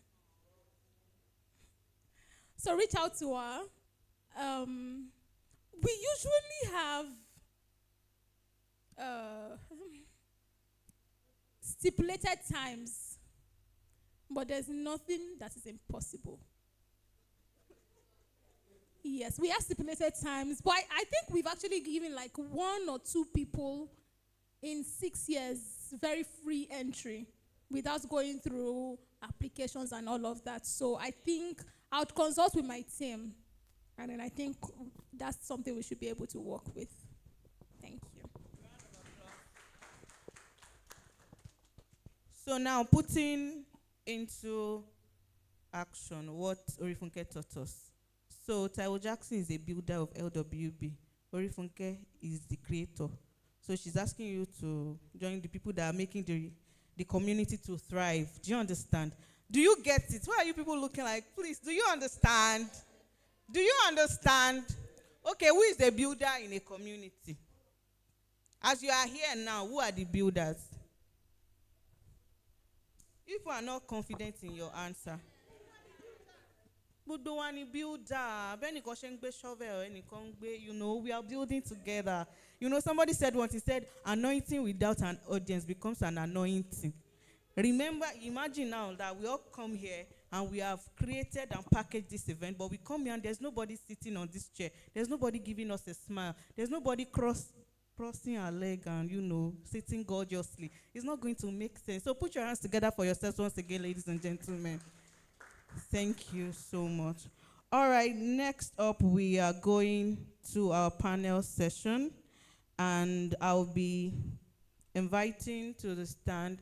And please, I would like for somebody to please put down these chairs so that we can have like a tete-a-tete, you get.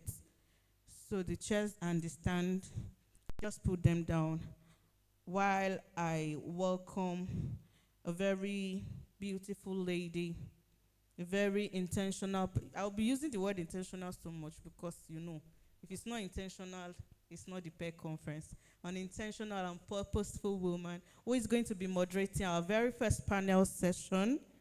None other person, ladies and gentlemen, with a rousing applause, please welcome with me, Olutola. Do it better, intentionally and purposefully. Thank you so much. Thank you. Hi, everyone. Good afternoon. Good to see every one of us.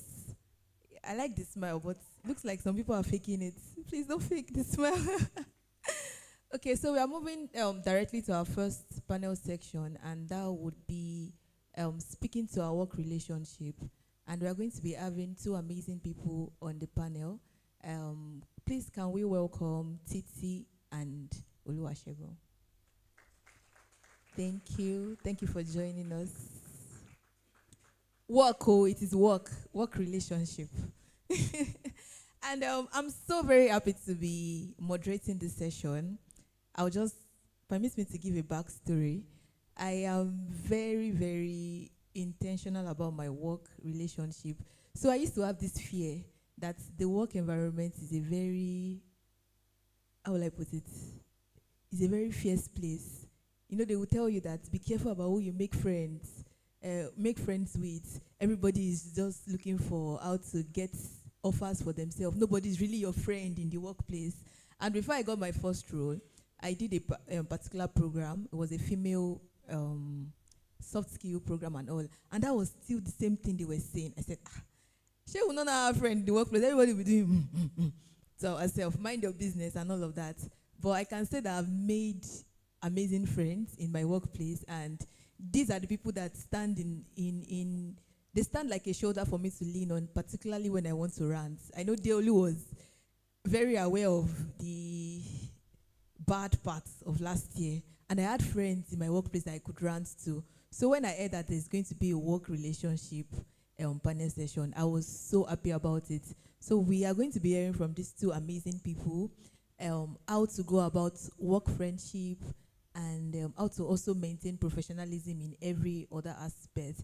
So I think we should start by introducing ourselves. My name is Olutola, and I'm your moderator for today. And so you would go first.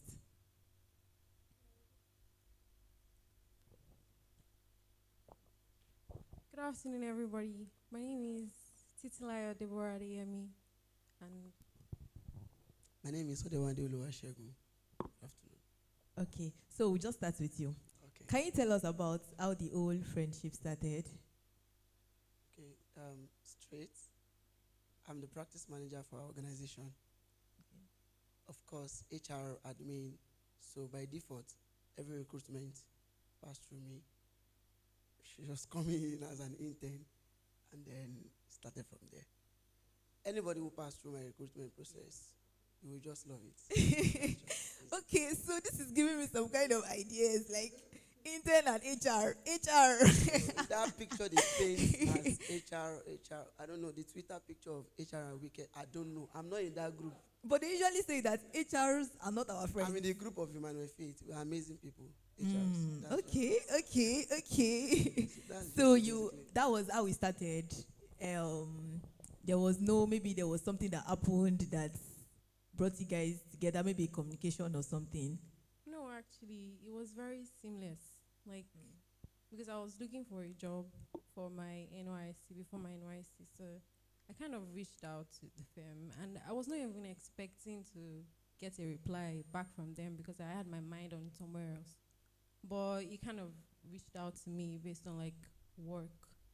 Then from there, I don't even know how we became friends, to be honest, because I feel like I'm the closest to him in the office, and once something happens, like people are always like, "Why don't you call him first?" Like, and I don't understand it because me, I can't even see it. So I don't know what they are saying, basically. Yeah, but that was how it all started. So how do you now maintain that boundary, maintaining professionalism even while you are still friends? I mean, it's more like a superior now at the place of work. Yeah, sometimes I can be like on and off. Yeah, you can actually attest to that because sometimes I come in the morning because you walk past his desk and then he says good morning and I just walk past like To your HR. sometimes You have mine though. no, sometimes it's not because I don't want to answer, but because he wants me to speak. And maybe that day, maybe I didn't wake up on the right side of my bed and I just nod my head. He has a problem with it. So, but like, basically, the friendship was like very seamless. I didn't even know when I actually became his friend. Yeah. I didn't know when I became, maybe you can tell me how I became his friend because I actually do not remember. I just know that he was very friendly. I can say that because when he told me I had gotten the job, like I was not so excited, but he kept on engaging me in the conversation.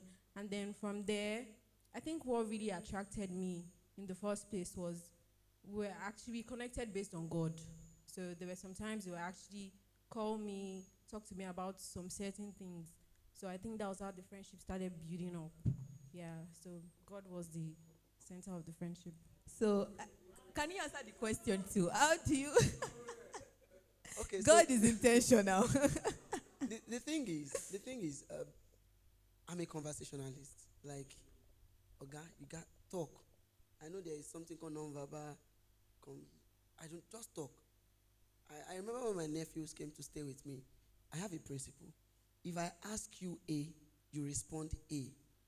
That doesn't mean I'm boxing you. If you respond A, there's two tendencies. Either I ask further or you express yourself further. But the problem is, don't do like this. If I ask you a question, how are you? If you nod, it's a no for it. It's just off for me. Oga, open your mouth and talk. Because there are going to be days whereby you will need somebody to talk. And maybe it means I did something today. We were supposed to be here very early, like very, very early. We are time conscious. And then I told my roommates in my house, I said, this person will call you. And then she was calling, I was not picking. She called and called. I was not picking. I just sent live location to it. And she was like, no. She sent live location back to me. Now you go find me. I told her that let's meet somewhere before we come down. And I told her when we got there, she was expressing herself. I said, oh, it dey pain. When I go to call you, don't go to pick. Now so it dey be. So, it can be somehow, all right? We are not all the same, but it was seamless, truthful. But the point is, it was not one-sided. If you are intentional and the recipient is not intentional, you will get frustrated. So that's just the point. So it was two-sided. Okay, so speaking from the HR's perspective, we hear things like work politics, everybody's fighting for themselves, and you are now having a work friendship. How do you navigate the whole thing? Or let me put it this way. So you're answering on behalf of everybody, or you are giving tips to us. Because of work politics, how are we supposed to handle our friendships with people in the workplace in a way that maybe if they do some unexpected things, you will not be pained? Just be like, well, we're just saying in the workplace, everybody's looking for their own opportunity. Okay, so let me start from where you start. You will be pained. True. Forget it. You will be pained. Except you are not human. If you are human, it will pain you. But what I do is this. In organizations, there are hierarchy. Whether flat or they are hierarchy. So you need to understand the people. You need to understand the posts. Sometimes people are different from the posts that they occupy. This person dispenses this attitude because of the post he or she occupies. So you relate with them in respect to their personality or qualities. Just understand people before you relate with them. So everybody looks for the best. Everybody wants to, there's something called office politics. Everyone plays it. I'm a child of God. Is not, office politics is there. Forget it. That thing that makes you to want to, Oga must get it from me before he gets it from her. Because Oga will give me accolade, and accolade upon accolade is like a pointer for promotion. Is office politics. The fact that if I can quickly do this thing, if Oga say would do this, I'm the one, oh, good of you.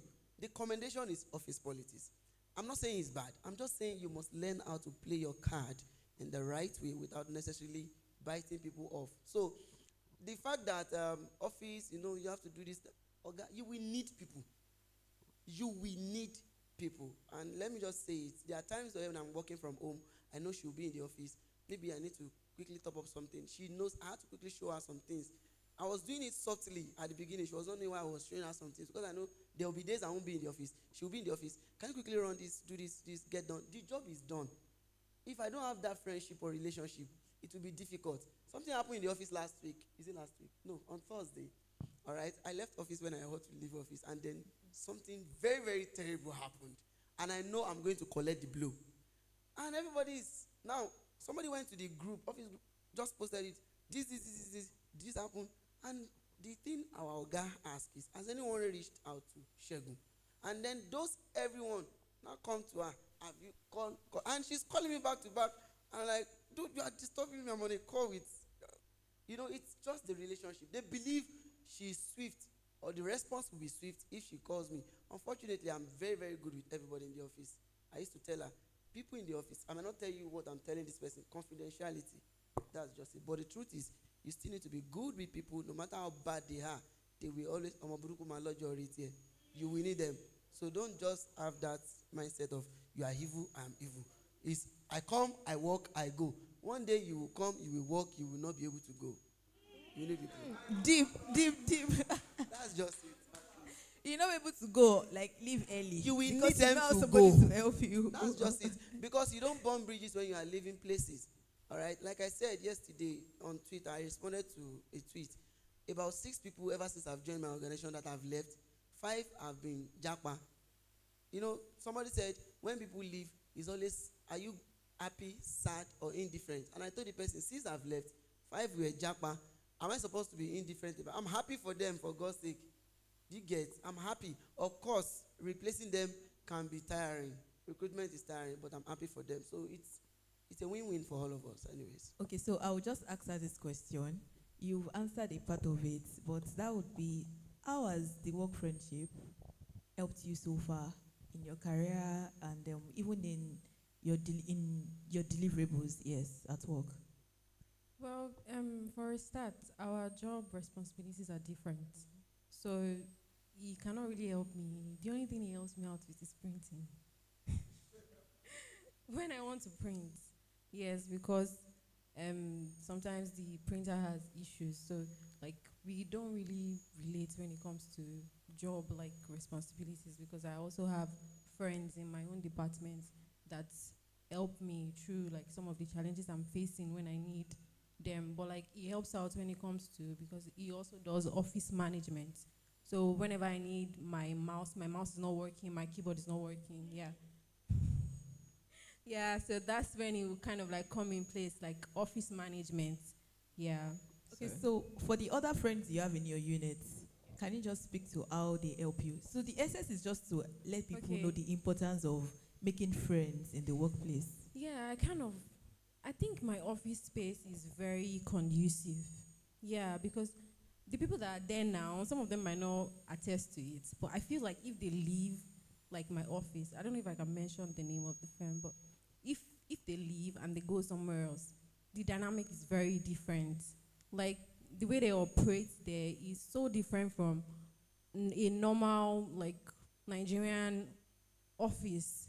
Yes, because sometimes you come late and then HR gives you query. Like it's rare in my office. It's not like it's an opportunity for people to like make like different misconduct, but like they kind of give us a free, like we're a bit free there. So it's a very conducive environment. Like our bosses are not that bad.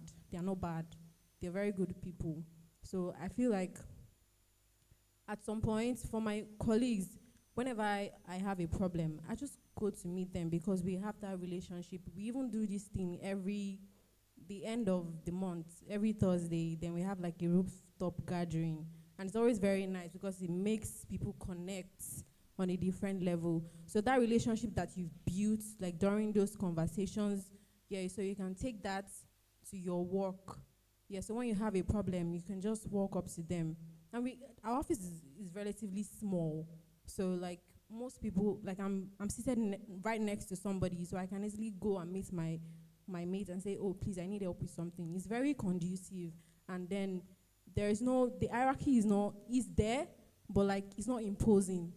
Yeah, when you're working with some bosses, you'll be afraid to go and meet them. Oh, this. We even call our bosses on their first name. Like that's how cool it is. So the office gives us like a very relaxing space for that growth. Like yes, for that community to build. Yeah, so I think the office is a very great place. Okay, so Yeah. if you were to leave your current place of work to a new place, how would you approach making friends with people over there? Like deep connection, not just once you say bye by 5 p.m. or by 4 p.m. till 8 a.m. the next day. Yeah, so like friendship is actually very intentional. If the other person is not willing to keep a friendship, it cannot work, basically. Because there are some friends I have in the office we're actually close. And there are some people that I just see them and we greet. We are friends, but we're not friends. We are friends, yeah. Like we are friends. I have like two of them, a girl and a guy. Aside from Shegun, we are very close. But the others, we are like, I see you, I say hi, we just in the office. But outside of office, I'm not actually communicating with you, except I need to. Yeah. For those of us that have questions, please let's do well to signify if you want to write them. Although we would encourage that you speak. It's a very small gathering, so we want to hear your voice. Oh, the same question. Okay, so there's a dynamics that happen in office places. Like after 5 p.m., bye-bye. My mentor says something kind of while growing day. He said, if you are the type that after 5 p.m. is bye, emergencies are not in. See, no matter how you are trying to build for contingencies, emergencies will hit your contingency one day. You will need people. I always say this. And something will happen, they will need to call you. And I'm still going back to what happened this week. The generator was already on smoke. And the security had to call. No matter the hierarchy, no matter its office, and it goes beyond just that room. You need to build that relationship no matter how small. The first essence of building relationship is access. If I can have access to someone, every other thing will be secondary. But the first problem is people having access to those kind of people. So even if you leave that your place, can you really come back to them? Remember, you might want to apply to some places and they will request for reference. They will request for this and that. Can you really go back to your can you? Oh, or if you can, we did right good thing. God will not catch you. It will not be organization that you will not see what's going on between them. It will be organization to organization. Honestly, we did be able to give that. One of the people that left, Olubola, that left for the UK, she need that in desperately, almost closing hour. I was parking, and I had to just look. Olubola, I know be that kind of person now. Boom, I have to do it. Oh, it's not like she was doing some things. No, we are good. We are good. After 5 p.m., I try as much as possible. Guy, after everybody in the office, including our directors, just thought to say hi and this that, because one day you will need them. That's just it, basically. Okay. For me. So are we basically doing this friendship because we need them? See, yes. So that is more like a transactional friendship. There's no Is that what you're friendship saying? that's actually not transactional. You are transactioning your time, your energy, your effort. See, except you want to put that transactional in quote, whereby it's transactional now. You are giving me your time, I'm giving you my time. That's the truth. See, if you are not giving me, not necessarily directly the same proportion of what I'm giving you, honestly, we are not friends. We are acquaintance. And that's why I can't call some people here. And there are some people here, I can call them 11 p.m. Guy, nothing they do, you guys speak. Alems, you must speak. Do you get? And I can't call some people here, they might not pick. It's not because they are proving bad or this or that. It's just, this is the truth. Look at it. If, let's say, I am calling Deborah, and let's say, Orifukelawa is calling her. What's the tendency that, which one will she pick? That's it. That's it. It's as simple as that. It doesn't mean that she doesn't know me or she doesn't. No. It's priority. And that's why it grows from acquaintance to friendship to whatever it grows to. So that's just it. Like that. Okay, so final questions because our time is Okay. up. And I want the both of you to answer it. All right. Now, you guys are opposite sex. Okay. How would you, why do you want that to answer first? So, what are the tips or strategies that we can deploy to ensure that it doesn't go beyond just the friendship? Oh, you set boundaries. Okay. Yes. At least that's Now, one. okay. I wanted to say that if maybe one of you is or both of you are single, not like maybe he knows that okay, there's somebody there, or you know that okay, there's somebody there. Well, for a start, I'm single, and I'm guessing he's single too. Yes, he's actually single, but I don't know. Maybe there's somebody. Yeah. Yeah, but setting boundaries. I think for me, because he always complains. Sometimes if he calls me past 10 o'clock, I will not pick his call. Yeah, and I think it has been frequent. Like I will not pick his call, but he's always complaining. But sometimes I might not want to tell him that, oh, I don't want you to call me past this time. Because I know that once you keep on communicating with someone, like it might lead to something. But just because we know that we are friends and you want to maintain that boundary because you don't want to have any other association with that. So I think for me, that's what I've done. Okay, I think she was being diplomatic about it, so I'll go straight to the point. All right. The friendship grew to an extent whereby it was growing to where I said it was growing to. Anyways. But like she said, boundaries. And I think there was times she even accused me, like, you're not expressive. And I'm like, I'm rubbing it on your face, boundaries. Do you get? So it was growing to that extent, and we need to talk about things. Like, you need to talk. Don't assume, like, in my mind, then it is not happening. It's happening. You need to talk. So we talk such that it won't affect work, and then they will ask you, why did you not deliver? How do you want to tell them that? It's because I was cashing some feeling in my head for, like, how do you explain that kind of a thing? So the thing is boundary. True friendship, we grow almost, especially opposite sex, we grow almost to that don't deceive yourself in Jesus' name. Amen. It will grow, or especially if both of you are single. All right, she's not guessing. She knows I'm single. Do you understand? It goes in that direction. But the beauty of it is, I do say it. Okay, imagine I'm having the same relationship with. Do you understand? So you must learn that courtesy. You must learn that boundary. And you must learn how to highlight it. This is what we are. This is who we are. And it works. So the boundaries is, according to her, she's using that method. And according to me too, I have my method. And the beauty of it is, can we still talk? Are we still friends? Can you still, she buys me things, I buy her things. That purpose. So I'm just saying, you can keep the friendship without necessarily spoiling the. Thank you. So do we have questions for them? Yes. Okay.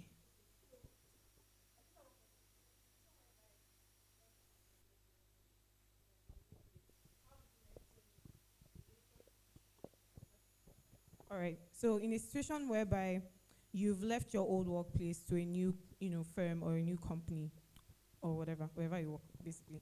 How do you maintain those work relationships you had in that company, as well as so like I understand that the professionalism is there, but there are some people that you probably genuinely connected with and you love to like still keep that connection. How do you advise we go about that? Okay. I just think that, like you said, if you're actually genuinely connected with that person, I think you need to be more intentional about the friendship, since you'll not be seeing them frequently at work again. So you guys need to, both parties need to be very intentional about the friendship for it to work. If not, it won't work. And then communicate. I think because you have different work schedules. So once you understand, oh, this is my friend's schedule, this is like his own schedule, I think you'll be able to maintain that relationship as long as both of you are intentional and want to keep the friendship. Yeah. Do you want me to speak? I guess that's it. Like I said, like the 6 people that have left, I still talk with them. If I need something, I can still ask. Do you get? And my previous workplace, a lady that we are like 6 partners. She had a wedding, and it was like we planned everything together. So I just, if it's not there before, it cannot jump there again, especially when they've left. In fact, if such a thing happens, you are coming, I'll see you as an opportunist. Maybe you bunk when you are in a high rank. You now want to come and. So if you don't have the friendship before, don't come with that attitude. But I think you should just. That's why I said, you see, on the long run, you will need people. Amazing. Do we have any other question for them? Questions. Okay, one more.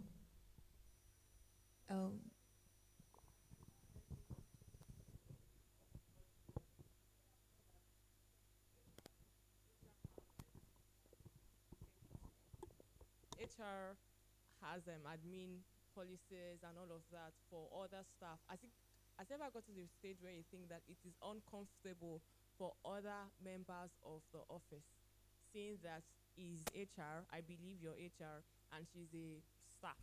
So maybe they think that, okay, it's going to be more biased to you as his friend. Has that ever happened? And if it has happened, how do you make sure that people see that beyond the friendship, you're still very, very unbiased and you still remain professional regardless of the relationship that you have with her outside of office business? Truth of the matter is, sometimes I'm hard on her than every other person. Okay, it's just like that boundary needs to be there. So when people see that, the only thing they see is, you are close to Shegun. But when it comes to decision, they do not used to see that Shegun is favoring you. Do you get? And that's where the professionalism comes on my part. I'm close to you doesn't mean we were sitting at the back there. I think she asked a question. What was my response? That's confidential thing. I won't tell you. Like, and she does not take offense in it, but except she knows who I am. She asked a question. I feel like, no, don't play that card. That one is a confidential thing. It's not for general consumption. And you say it smiling. Let me say this, foundationally, the culture of the organization determines the health of whatever relationship you want to build in the office. If the culture is this, forget it. You will struggle to build it. It's because we have a beautiful culture in my workplace. Like, that's the first place ever post pre NYC I've ever worked where we have an amazing culture. Let me just say that. Sincerely speaking, an amazing culture. Thank you. I guess we've come to the end of this panel session. And if you have more questions for them, you can always walk up to them to ask them those questions. Thank you, everyone, for listening to us, and we hope that you enjoyed it. Thanks. Thank you, Titilayo and Oluwasegun. Please, a round of applause for them once again. That was a deep session. Oh, deep.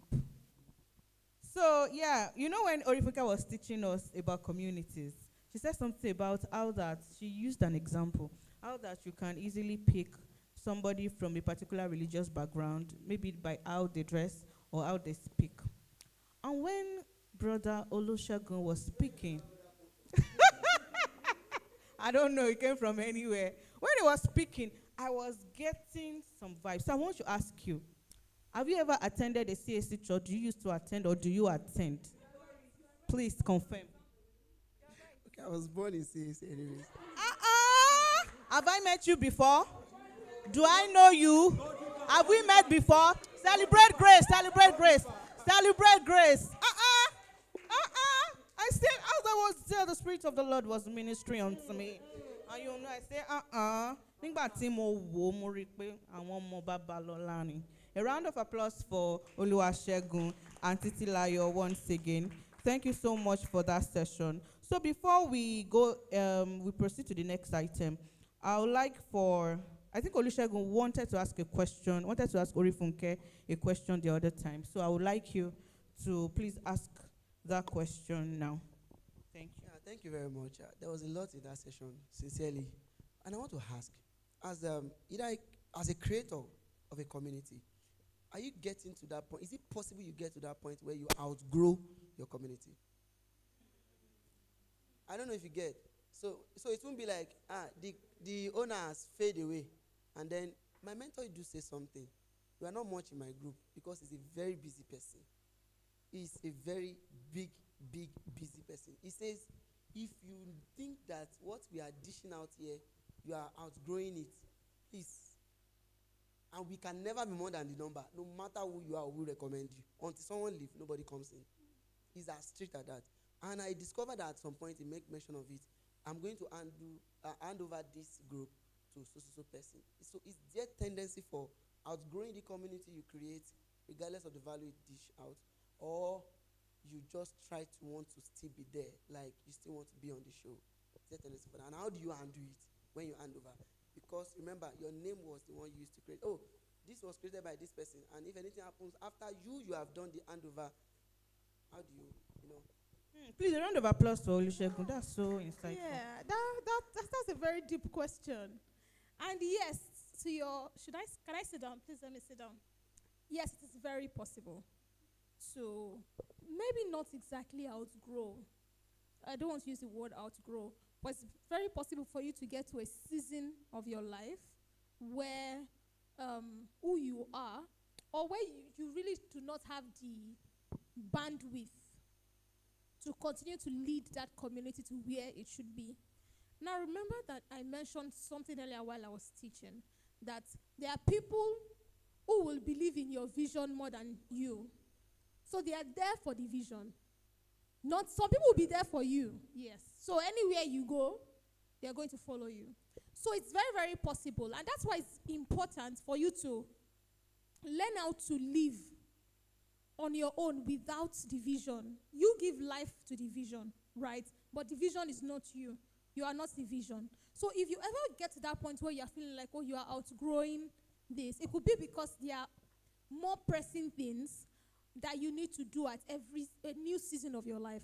And it is absolutely okay to resign, to hand over, to get somebody else to do it. Do you understand? It doesn't mean, oh, you have to be there, you have to be this. Yeah. No, get somebody else to do it, because the vision on its own has a life. And that's where you need to get to. The vision needs to have a life. Long-lasting visions, they have a life. Even if you live for 95 years and you've led a vision of your life, at some point, Yeah, okay. Will die. The person, the person will die. So you need a vision that would outlast you. It is very okay. And you don't even need to have used 10 years. You don't need to have used 7 years. It's not only a delay. So if you feel like you are outgrowing, and it's also very important because if you feel like you're outgrowing, there's a way energies seep through leadership ranks. So if you stay there, you might not be giving as much as what God will want you to give them. But there may be somebody else who is more equipped. In fact, sometimes sometimes you might be overqualified to lead a community. Yes, sometimes you might be overqualified. So, because you're overqualified, you may not be able to relate. It's not that they are low. It's not that they are less. It's just that your reality is so different. And somebody else might be well equipped to lead that community for that level. So if you stay there, you are not going to be getting anything from them. They are not going to be getting anything from you because the realities are just far different. So it's absolutely okay to say, oh, you hand over to somebody else. Let somebody else, do something. And it's something I actually support and recommend. And the organizations I've seen that do this. Wimbiz, the executive director of 7 years, just resigned, and there's somebody else. So it's not your, even if it's your vision, right? Even the vision you birthed, it's a vision that should outlast you. Thank you. A round of applause for Rifunke. That was very insightful, and the answer, I believe that she has answered your question. And like she said, I think one example that also came to my mind is for some of us that when we were in the university, there were some of the things that we started, like some initiatives that we started, but when we were going to leave school, we had to hand over to somebody else. But we were the visionaries. We started it, but because we were leaving school at the time, the vision could not go outside the four walls of that school, and we had to hand over to somebody else. Thank you so much, Orifunke. We celebrate you.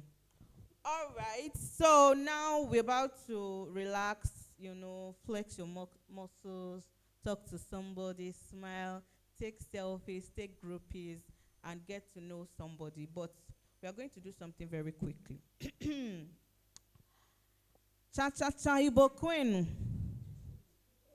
Igbo people know they here. Anyway, biscuit. We are not. I know that you are a government person, so we are not doing one Nigeria right now. Igbo people now they here, they are not. Okay. We they. My brother, what's your Kedua Fagi? Victor, what's your Igbo name? Ikechuku. Ikechuku. Sorry, I'm a Yoruba girl. I know how to pronounce you. You're gonna take it like that. So you are what you said. All right. Okay. Are there any other Igbo people here? Isaac Nwachuku, the child of God. Please celebrate me now. It ain't easy like that. All right. So what we are going to be doing, I need sorry, sister, please, what's your name? Damilola, Lua Damilola. That's nice. Where else should I go? Sorry, what's your name, please? Yes, your name. Why will Damilola be sitting together? Oh, wrong now. Sorry, Damilola wearing a dress. Please come to this side. Sorry, if you want to go back, you can still go back. Please, where is Victor? Victor and Damilola, I need you people to network with each other. That's how I was led. That's Victor. Okay, Isaac. Oh, bless you. I celebrate you. No. I want you to sit in a place where both of you can sit together. So I want you to get to know each other. A round of applause for Isaac and Olua Damilola. You know how Yoruba mothers will say, this thing that I'm doing for you, Ninu Ekpe, Ninu Adura, Wafiko. Between costs or blessing, you send one to me. This thing that I'm doing now, I'm helping your life. Whether it's curse or it's blessing, you give me one. Please, I need the both of you to network. Damilola, please, what do you do? Hey, I'm so sorry about that. No, no, okay. So my work here is done, Abi. That's for you. Please, a round of applause for them. You know, he knows more than his teachers. He did not allow me to. He said, no, no, I'm going to take it from here. Your work here is done. All right. Victor, right? Okay. Titi Layo, please, what do you do? I didn't get that when you guys were talking. You're an no wonder I can see the architectural design of the Lord upon you. Architect, you're an architect. Okay. Victor, please, what do you do? You're a product owner. What's the difference between product owner and product manager? Is it the same? It's the same. So you people that you are doing different features on WhatsApp, it's people like you that you are putting ask AI, ask Meta. So it's people like that we should be holding responsible. Okay, no problem. Maybe you people say there is nothing, there is boundaries. Before we go now, there is boundaries, no relationship. You are sure. You stand before God, you lie not. Please. Both of nothing, boundaries. Oluwasegun, boundaries. It's not that after we now finish, people will go to the bar and say, get MC. She just they do what she's not supposed. I just they look her like this. Hands off Abi. All right. Alems. Well done, oh. I greet you, bros. I greet you. Titi Layo, if you do not mind, you don't have to mind, you cannot mind. By the power conferred on me as the compare of this event, I'd like for you to go to Victor. You're an architect, he's a product owner. So, network with him. Please, a round of applause for Titi Layo and Victor as a network. My brother, what's your name? Teju. Teju. Sorry, what's your name, sir? Busola. Akin Busola. That's a beautiful name. Akin Busola and Oluwadamilola. Akin Yeuma Busola, Oluwadamilola. Glory to God. So please, Akin Busola, please go and sit with Oluwadamilola. Ebon Oluwanimi. Please come and sit beside Teju. A round of applause for them. A round of applause for them. A round of applause for them. A round of. So the rest of you, please. Now I'm giving you like 5 minutes to get to know. This is not the time to press your phone.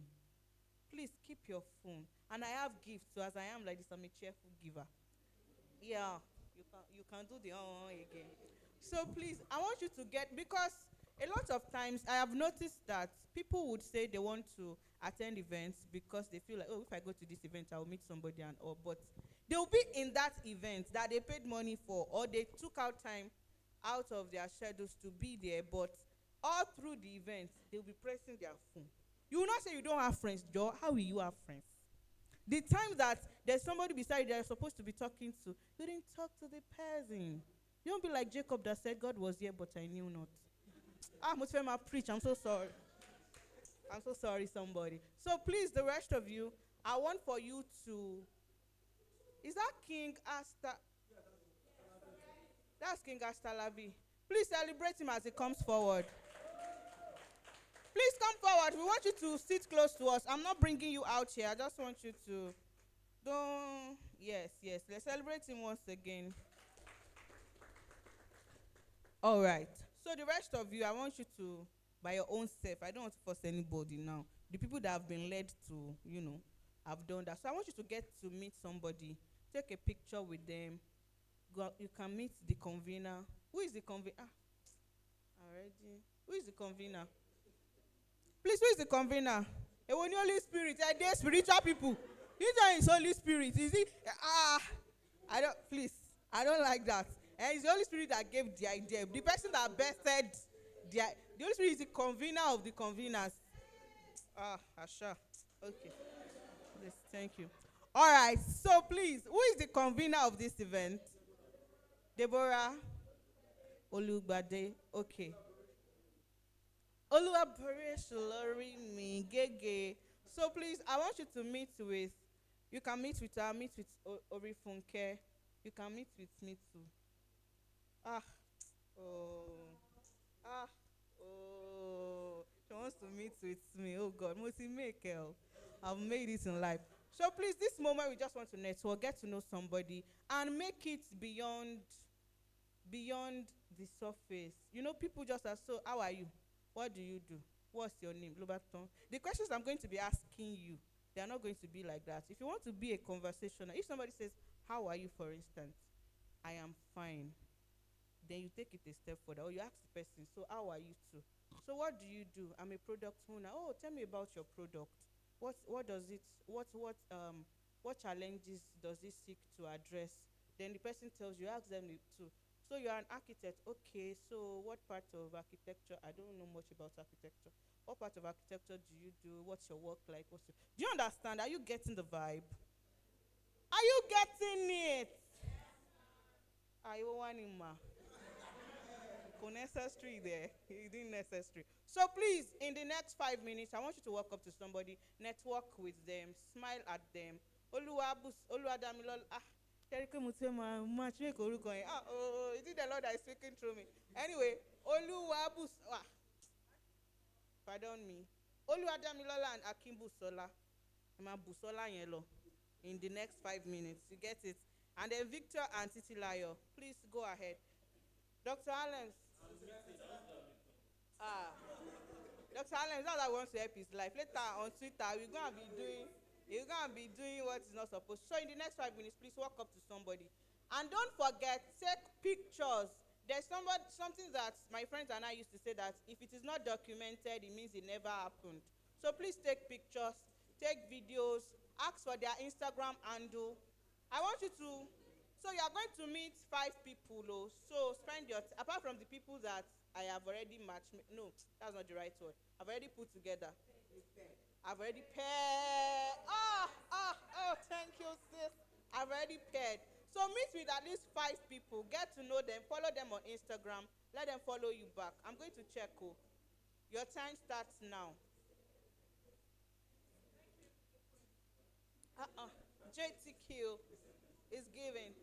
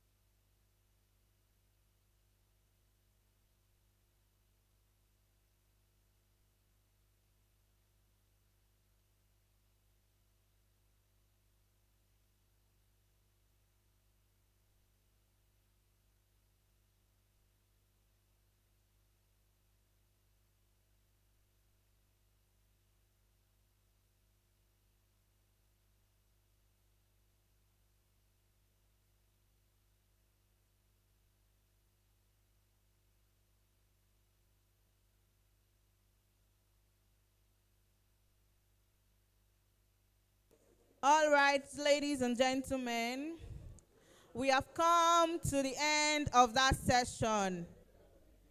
Mrs. Jax, you're welcome, ma.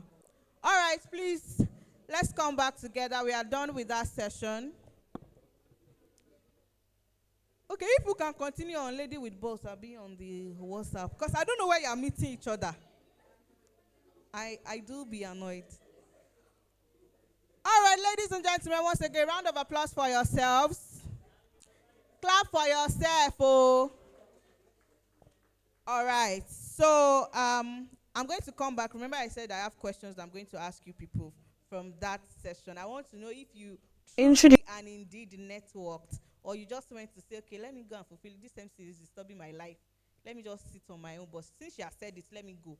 So we are going to be the judge of that, whether you actually networked or you just went to mark register. Okay. So without further ado, we are going to be proceeding to the next item, and we'll be listening to our keynote speaker for today. They are going to play a bio very shortly, but let me quickly say something. So last year, I think, we attended BFF Lifestyle.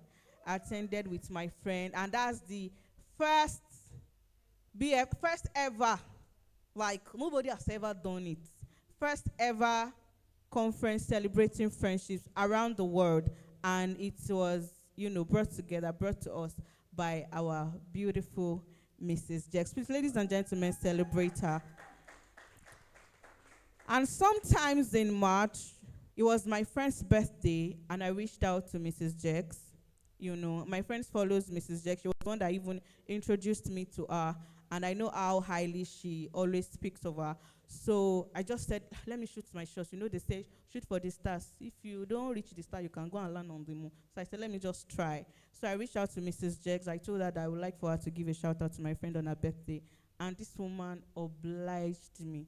So I want to say thank you so much, Mrs. Jax, for that. I really do appreciate you. So we are going to be listening to our keynote speech, and we'll listen now to our bio. I'll be ready in the next 1 minute. We'll listen to our bio, and then we are going to welcome to the stage our keynote speaker for this event. Are you ready? All right. Introducing Adetun Jegade. Adetun Jegade is a woman with many graces and expressions. She is the author of an exceptional book and resource on navigating friendships titled Building Forever Friendships. It is one resource on building friendships that you won't find anywhere else. In line with her desire to help as many women as she can experience a purposeful and God-guided pregnancy journey, Adetun authored the Pregnancy Affirmations Journal, a resource that helps women spiritually and mentally prepare for, as well as document their pregnancy journey. Having worked as a reinsurance broker for 6 years, Adetun later transitioned into entrepreneurship, founding Fabulous Bump, an online maternity store that caters to the fashion needs of expectant mothers. An ardent lover of God and people, Adetun is passionate about helping people build godly relationships and families. She expresses this through Everything Family, a platform where she celebrates and promotes good family values and relationships. And Not Just Talk, a podcast where honest and fun conversations on real issues are had with real people. Adetun has a lifelong commitment to ensure that she leaves individuals better than she met them. She is happily married to the love of her life, Samuel Jegade, and they are blessed with 2 children. Ladies and gentlemen of the Pair Conference 2024, join me as we welcome on stage Adetun Jegade, AKA Mrs. Jax. Hello everyone. Hello everyone. I don't know why the bio got me so emotional. I'm not sure what you guys were trying to do. I'm sure I was the one that somehow put it out there, yeah? So But it got me a bit emotional. Thank you. Thank you very, very much. Yeah. How are you, my friend?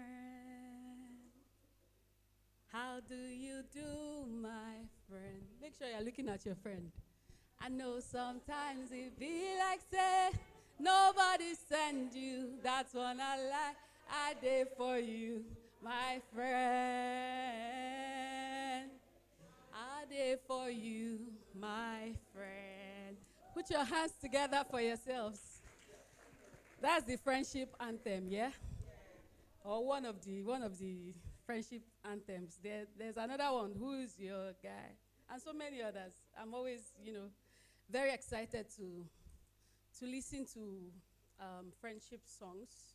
I am very passionate about friendships, as you can tell and as you must have heard. And I'm very excited to know that people are now talking about the subject of friendship because few years ago, I'm sure if anybody had said, let's gather people for the sake of friendship, they'll be like, "What's it's like you don't have anything to do with your life again," you know.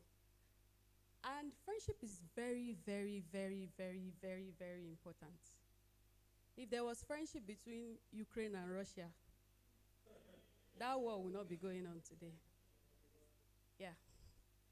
If there was friendship in marriages, enough friendship in marriages, then the rate of divorce would drastically reduce. That's how much friendship is important. It's very, very important. It's one of the things that is overlooked because I mean, you can just do life and not. It can be all about let's make it, let's crush capitalism or how do they say crush capitalism, do ministry, do this, do that. But we forget that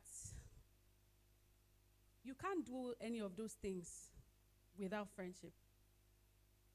Somebody said in Yoruba that Ishe kankan ò ṣe dá ṣe. It means that there is no job that you can do alone. At least even if you are doing business and you are thriving, it will get to a point where you want to scale up. And when you want to scale up, you will need people. You can't scale up if you like scabash from now till tomorrow in your room. You will not scale up. No one can do life alone. And that's why I want us to put our hands together and celebrate Adeolu. Because this is so beautiful. To put people together like this, to put such a conference like this together and celebrate the beauty of friendship. Because it's important. Personally, I have 2 children, young children. I want to know who their friends are. Because by the time I finish teaching them at home and they go to school, and I'm hearing some things, I'm like, hey, where did you hear that from? It's not exactly, thank you. It's not in our curriculum. It's not me that taught you that. And that's what friendship can do for you. So friendship is so powerful. I love that we are talking about it. I can't emphasize this enough. Because it's a very important aspect of our lives that goes on to affect every other aspect of our lives. Right? So, thank you all for being here. And I want you to put your hands together for yourselves as well. That you are here, you are celebrating friendship. That's so, so, so, so, so beautiful. I've already said that I'm happy to be here. I hope by now you can tell that I'm very happy to be here. So how many people here don't really send friendship? Like you don't really care about friendship? Be free, feel free, don't lie. Don't be shy. It doesn't really mean anything to you. You've tried and you're like, okay, there's nobody like that. Oh, there's one person. Okay, interesting. Nice to meet you. How many people here love the idea of friendship? Nice to meet you people too. How many people here have seen Shege in the hands of the people we call friends? Nice to meet you. I've seen Shege too. We've all seen Shege together. So you are not alone in the Shege journey. I wanted to say praise God. I hope I'm permitted in case it drops. Right? So friendship is so, so, so powerful. You'll be joking if you think that you can do life alone. You'll be a joker. Friendship is one of the things that influences you without even knowing. I'll give you an example. So I went for a conference. My friend was organizing the conference. Because it was my friend organizing the conference now. Immediately I got there, things that were not, that I saw that needed attention or help, we started doing it, me and my friends, who some of them are pastors, you know. And we started to get our hands dirty, in quotes. And then people walked into this conference. Then there was this particular lady I noticed. As she walked in, she sat down. And this lady that sat down, she used to call the person, the convener of the conference, her mentor. So I'm like, wow. Your mentor is working. Your mentor's friends are working. And you walk into the place and you sat down. So I was just looking. I know that I was not even the only one thinking the same. Another person thought the same way. And then someone else walks into the same place and sat down beside the mentor. Said hi to us. Both of them sat down. Beside the mentee, I beg your pardon. Beside the mentee. So both of them sat down. And immediately the other person that just walked in saw us. She was trying to say hi. And then she said hi, and she saw what we were doing. She just quickly joined us. And at this time, this friend who was sitting down just automatically, without the person who just walked in, without the person telling her anything, she just joined. I said, that's the power of influence. Friendship would influence you unconsciously. She didn't mean to do what she was doing. Even myself, it's Yoruba auntie that was doing me. Couldn't I have just, it's true, couldn't I have just done what I had to do and just left the babe? She came for conference. Did she come to command? Do you understand? But when I saw her friend, you know, I saw her rise up to join us. And immediately, the girl joined. I said, that's the power of influence. I'll give you another example. I have a friend. We've been friends for a long time. We've been friends since I was in GS1. Yeah. And that's like 2000. Yeah, 2000. So, recently, she told me that, not too recently, but she told me that I influenced her to, how many of us know Gaze Baba? That I influenced her to be listening to Gaze Baba. And then when I saw her the last time, I was like, hey, there's one song I want to introduce you to. She said, no. I said, there's one artist I want you to listen to. I showed her, I said, his name is An Endless Ocean. She said, no, she's not interested. I played one song. She was like, okay, sounds good. And then we left it. And then months later, about 6 months or so later, my birthday, it was my birthday. And my friend called me on video call because she's not in Nigeria. Guess what she did? She said she wanted to sing for me. Happy birthday song. Well, it was my birthday, so I was expecting happy birthday song. And she goes, I cannot fathom. And she sang it from the beginning to the end. It was so beautiful. I wanted to cry. It was so beautiful. It's little, but for me, it was like, she not only scored the one that I introduced her to, she has gone ahead to listen. And then now she's telling me, oh, I'm now a fan. That was just so sweet. And that's also the power of influence. Friendship is so powerful. You can drop habits just by being with the right friends. And you can pick up new habits just by being with the right friends.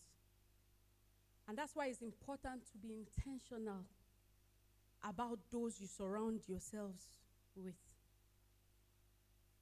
Yoruba people will say, Olowo kan láàrin òtòṣì mẹ́fà. A rich person among like 6 fools. They are all fools.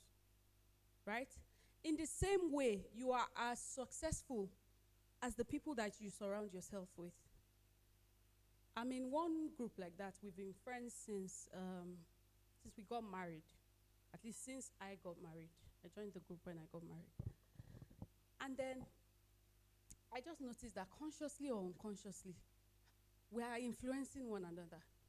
everybody is there doing one thing or the other for God, for the gospel, for humanity. And then when you are in such a powerful group, you can't help but want to do stuff. You can't help but want to fulfill purpose. When you surround yourself with positive people, you can't help but be positive.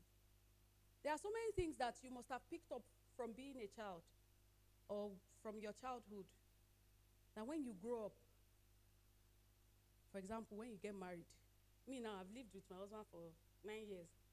There are so many things I now do. No, that's not me. It's my husband that entered my head. So many things. I can give you so many examples. And that's what friendship does to you. It is so powerful. And that's why it's important for us to be intentional about our friendships. Very, very intentional. Because where you go in life, no matter where you go in life, you need friends. You need friends. I always tell this story about a prominent woman in Nigeria who, at some point in her life, she was given a ministerial role in Aso Rock. And she didn't want to take it. But for her friends, said, we'll follow you. Not only follow in the sense of following, they were backing her up, even in the place of prayer. Do you understand? So as she was going in the forefront, when most people were seeing her, there were some people laboring in the place of prayer. Even some of the things that you see us do, or you see people do, hey, trust me, it's friends. That BFF conference, for example, that was cited, I couldn't have done it alone. There are so many things I'm working on now. I still had a meeting with two of my friends yesterday. I said, I want to do this thing, but it's not my forte. They were laughing that, so it's us that is our. I said, please. I said, you people should just, this is, So it's good to have the right people. It's good to be surrounded with the right people. And it's good to be intentional about it. Praise God. I've said praise God. Praise God. Hallelujah. People don't want to say hallelujah.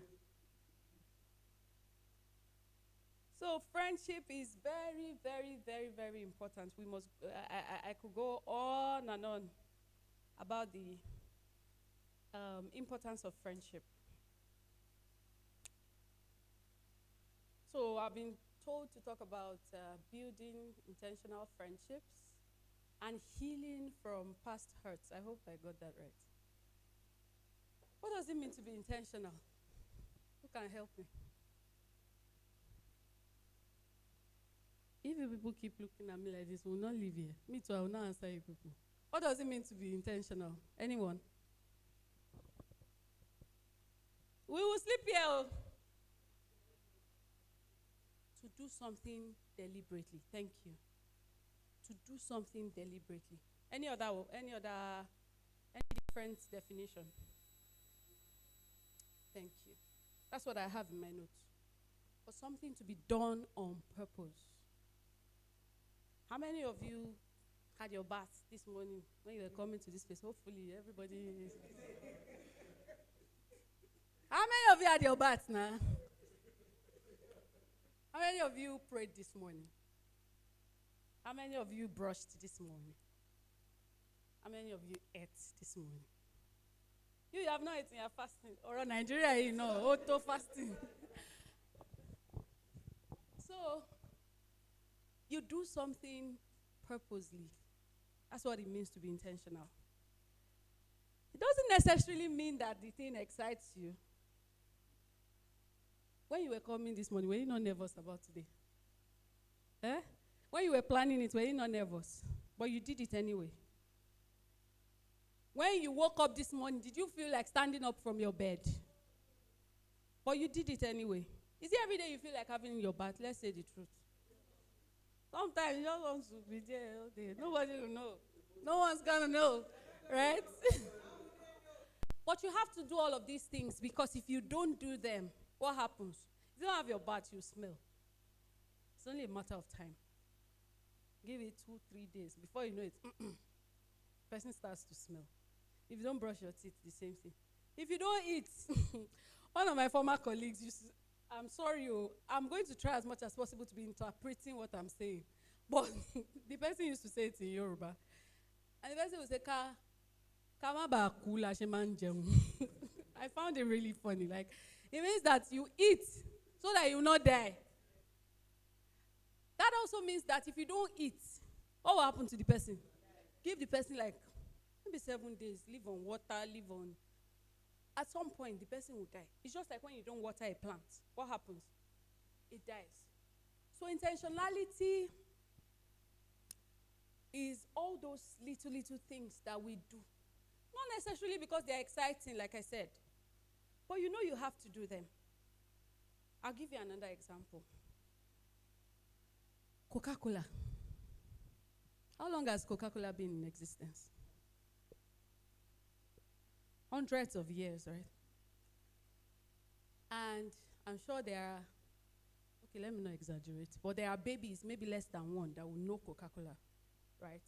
If they've been in existence for that long, why do they still keep looking for creative ways to excite their customers, to appeal to their customers? I mean, it's 100 years. We've known Coca-Cola. Why do they need to write my name on a bottle? Why do they need to go and bring Tiwa Savage? It's not to drink Coke. Has the content changed? So why are they doing that? Eh? Thank you. So that I will not forget about their brand. Right? That's intentionality. Churches, why are they doing social media evangelism? Maybe the gospel is the power of God unto salvation. I can just carry. Why are we doing social media evangelism? Think of all those products. Why do they keep looking for creative ways? Same content, same product, but they keep looking for ways to attract people, to appeal to people. It's because we are important to them. They can't stay in business if we say, well, if everybody says they are not drinking Coke again, do you know what will happen? Coke. All the things that people used to say, Aproko doctor, all those people, they will come. People will see, they will still get you. Some people say they are doing fit farm for the next 3 months, they will not drink. That next time you drink it like this, you are hooked again. Praise God. So the same way that those organizations ensure that you are top of mind, or they are top of mind to you, is the same way you should be an intentional friend. The Bible says that we should outdo one another in showing honor. That's how it should be in friendship. It shouldn't be a competition. It should be a safe place. If you are competing at all, the kind of competition that I like is, like, for example, I have a friend. Most of you know her. Funto Eboye. If Funto is coming to see you like this, she will carry gifts. Even if it's just 2 minutes meeting, Funto will say, I brought this for you. I say, Me too, I started buying gifts. First of all, I learned that from her because I thought that was so sweet. So me too, anytime I'm going to see her, I brought this for you. That's the kind of competition I like. That's outdoing one another and showing honor. That's to say that, I love you. I value you. I do not take you for granted. And I will go any length to show it. And that's what friendship is all about. I know you. I know all your weaknesses. I know all your strength. I know all there is to you. But I will not take you for granted, aka see you finish. I will still love you. I will still honor you. I will still celebrate you. I will still show you that I value you. That's what friendship is about. And that's what intentional friendship is also about. Praise God. So after all that has been said and done, to build intentional friendships, you need some, what do we call them now? Let's call it, so when you want to build a house, what are the things you need? You need cement, you need building materials, wood, water, you need sand. So you need a lot. What are those things called? What are those things called? Building materials, exactly. Now, it's not a house we want to build, it's an intentional friendship. So we have some materials, some building materials for intentional friendships. Praise God. I've lived in a very swampy area before, where at the slightest rain like this, there will be flood. And when you are walking, the water will almost get to your knee. Sometimes even past your knee. When you are driving, like it's literally on your windscreen. And it's in that rainy season, that's when you will know the houses that were not built on a solid foundation. I'm not even joking. Real life story. You will see another house. It will be bent like this. You will see some, it will be as if it's opening. And then you will see some that will still stand firm. I didn't understand it until we went to check like a property somewhere around there one time like that. And somebody was explaining it, that the engineers there, that the foundation, I don't remember the terms, but that it was built differently, that they dug something, they did a lot of work before they could build the foundation. So there's no amount of flood. I don't know if they are saying the truth, but the house was solid anyway. So that there's no amount of flood that can get through to that particular house. What's the difference between that house and those ones that are always bent, like I told you? What's the difference? The materials, the foundation. Thank you. So, what is the foundation in this case for friendship? We're going to go through them one after the other. Don't forget that when you build a house too, you eventually build it, it's solid. If you don't do anything to the house, what happens? It will start to depreciate. Yeah? This place where we are now, if they lock it up and give it 1 month, thank you, it'll be dusty, there'll be cobwebs. Yes, there'll be moss. So, what do we need to do in that instance? Thank you, that's the word I'm looking for. Maintenance. So friendship also needs what? Friendship needs maintenance. Praise God. All right, so what are these foundations that our friendships must have? What are these building materials, as we would like to put it here, within the context of building? Number one, the first thing is authenticity. Someone say authenticity. It means that you must be what? What does it mean to be authentic? Thank you so much. Thank you for the feedback. I love it. I love an interactive class. I don't like the one that will be talking and everybody will just be looking at me. Me, I'm here to gist you people. So what does it mean to be authentic?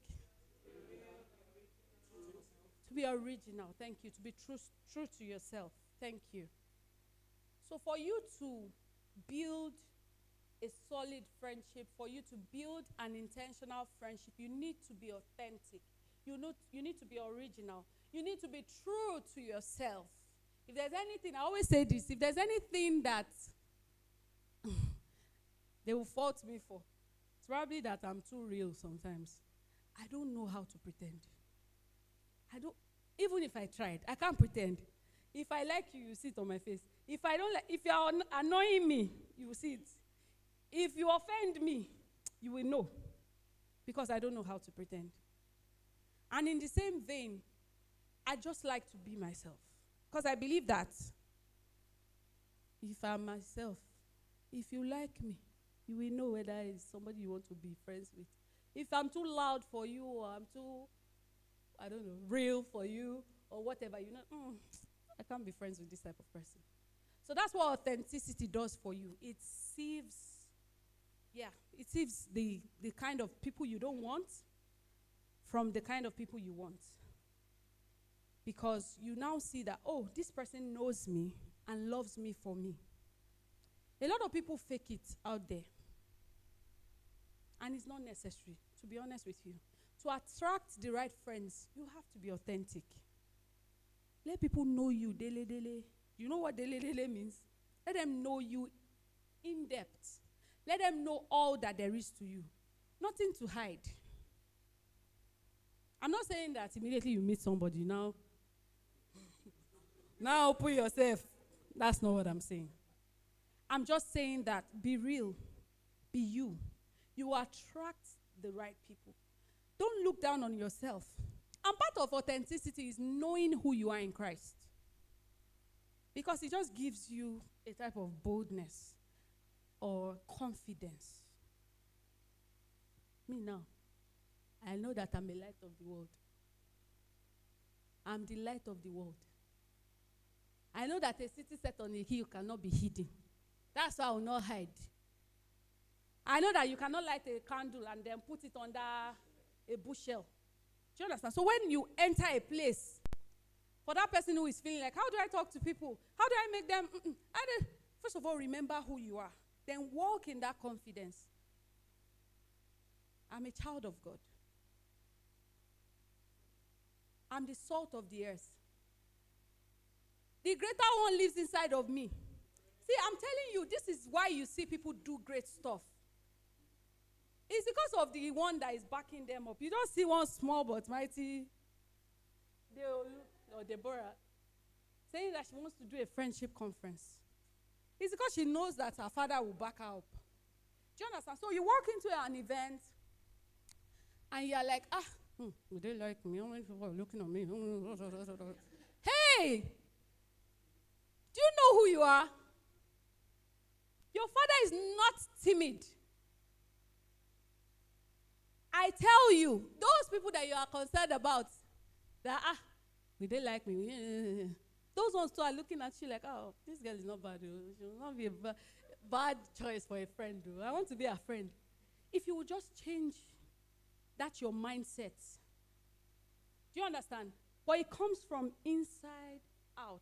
So that authenticity comes from inside out. It comes from God. It comes from knowing who you are. So please, if you don't know who you are, go back. Look for all the scriptures that talks about who you are in Christ. All that God has done for you. And because of that, greater works shall you do. Go in that boldness. Go in that confidence. I'm not saying that you will not be afraid, though. Who told you people I'm not afraid as I'm standing in front of you? Like, I'm just joking. So I'm not saying that fear will not come, but it will just help you to know your true self. My father cares about me, so he will send me the right friends. My father cares about me. He will help me attract the right people. I don't need to fake it. I don't need to fake it for anybody to like me. If you don't like me, it's your loss. It is. I'm a child of God. I carry so much light. I carry so much power. I always tell myself, sometimes when, I have so many friends, so I'm in so many groups. Sometimes in those groups, I'm the one leading prayers. And sometimes I don't feel like leading it. Or sometimes I'm like, can't another person do it? I'll now remind myself, you are here for a reason. Yes, another person can lead the prayers, but nobody can lead it like you. You are here for a reason. So I'll go forth, lead it. I'll first boost myself first in the place of prayer. Remind myself of who I am. Say, I go in the name of Jesus. I go in the name of the Lord. The Lord grants me utterance as I go. Do you understand? As I go, as I open my mouth to speak, I address topics that are in the hearts of people. All these are not in my notes, too. They are not in my notes. I don't know why I'm sharing that. But just be authentic. Tell your neighbor to be authentic. Be authentic. Thank you very much. The next one is shared values and interests. I'm tempted to speak another Yoruba. It says, Ere ki la jambe kun se. what kind of play is the dog playing with a lion? You to see. Is he not looking for trouble? If somebody does not share the same value with you, why are you being their friend? I'm not saying there's a place of using the influence and the power that you carry to influence somebody. But even that, you will not go by your own strength. Right? But what kind of friendship are you doing with somebody that shares no value with you? For example, you've decided that, these things I used to do, I want to do them no more.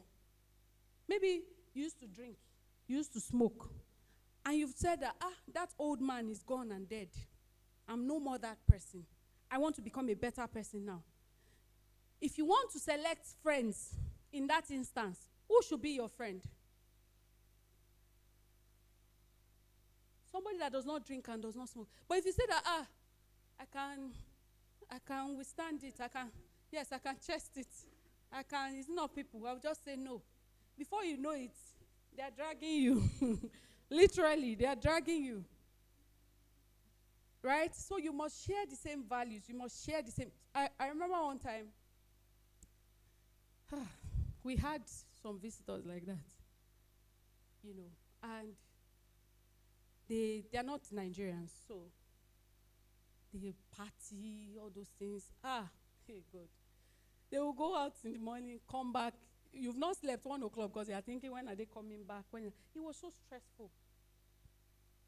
For us, it was so stressful because we don't party. No, not like we don't party. You understand? We don't do that all those kind of parties, all those clubbing and all those things. So it was so exhausting. My God, I'm like, this is why you must share the same values with your friends. Praise God. So same values, same interests. What's the first thing I said? The second thing. And the third one is communication. Very, very, very, very important. As an intentional person or someone who is trying to build a friendship that is intentional, then communication must be important to you. You must talk to your friend. Somebody said communication is the lifeblood of a relationship. Well, that was within the context of marriage, but it's also the same for friendship. I have a friend that we've not seen each other for about 17 years now. She's my closest friend ever. I'm telling you. We still spoke yesterday night. She has 2 kids. I've not seen her children physically, but they know me. They know me. She knows my children. My children know her. Sorry, did I say we've not seen each other for 17 years? No. We've been friends for 17 years. We've not seen each other for 9 years. We've not seen each other for 9 years. What do you think is keeping us going? It's communication. She's about 5 hours time zone difference from, where I am, or, from me.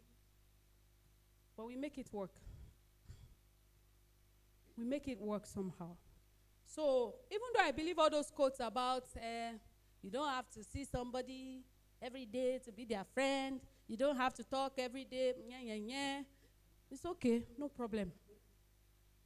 But are you really communicating? Are you prioritizing communication with this person? Are you making time out to communicate with this person? For example, this is my friend now.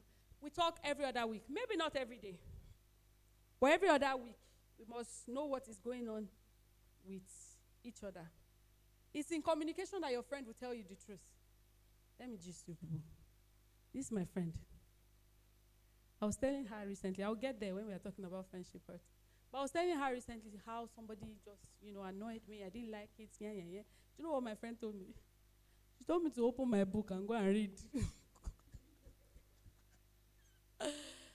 She told me that I should go and read the what's it called now? The chapter on conflict resolution. That I should go and read my own book. Oh, wale, man. I was like, wow. But I love it that she can tell me the truth. I love it. I love it that she can talk to me and I would, answer. I may be throwing tantrums. I don't agree. It's a lie. After the communication or conversation, I'll think about it. This person actually said the truth. So communication is very important. Under communication, know their family, know the things that's how you even get to know them. That's how you get to know the things that are important to them. A lot of people send me a lot of DMs. My friend did this. My friend did that. I feel like my friend is not reciprocating the love. I feel like they are not giving me the same energy. I feel like. Oga, have you communicated this to the person? There was 1 year. This one is husband, but I will still share it. There was 1 year I woke up, I said, this is the gift I want. This is the cake vendor I want. This is the yeah. Do you understand? Communicate. This is how I want to be loved. This is how I will feel like you are supporting me. This is how I will feel like you are spending time with me. These are the things that are important to me. This is what I want from you. If you are not communicating, there's no place for that. It's even in communication you will know that, you have wronged me. So communication is very, very important. Communication is very, very important. The next point is love. Who does not know the meaning of love here? You don't know the meaning of love? I saw your hand. So you don't know the meaning of love. Are you single? You don't know if you are single. Are you single? Say it in front of everybody now. You're not single. So you don't know the meaning of love. Okay. So love, what is love? Responses, please.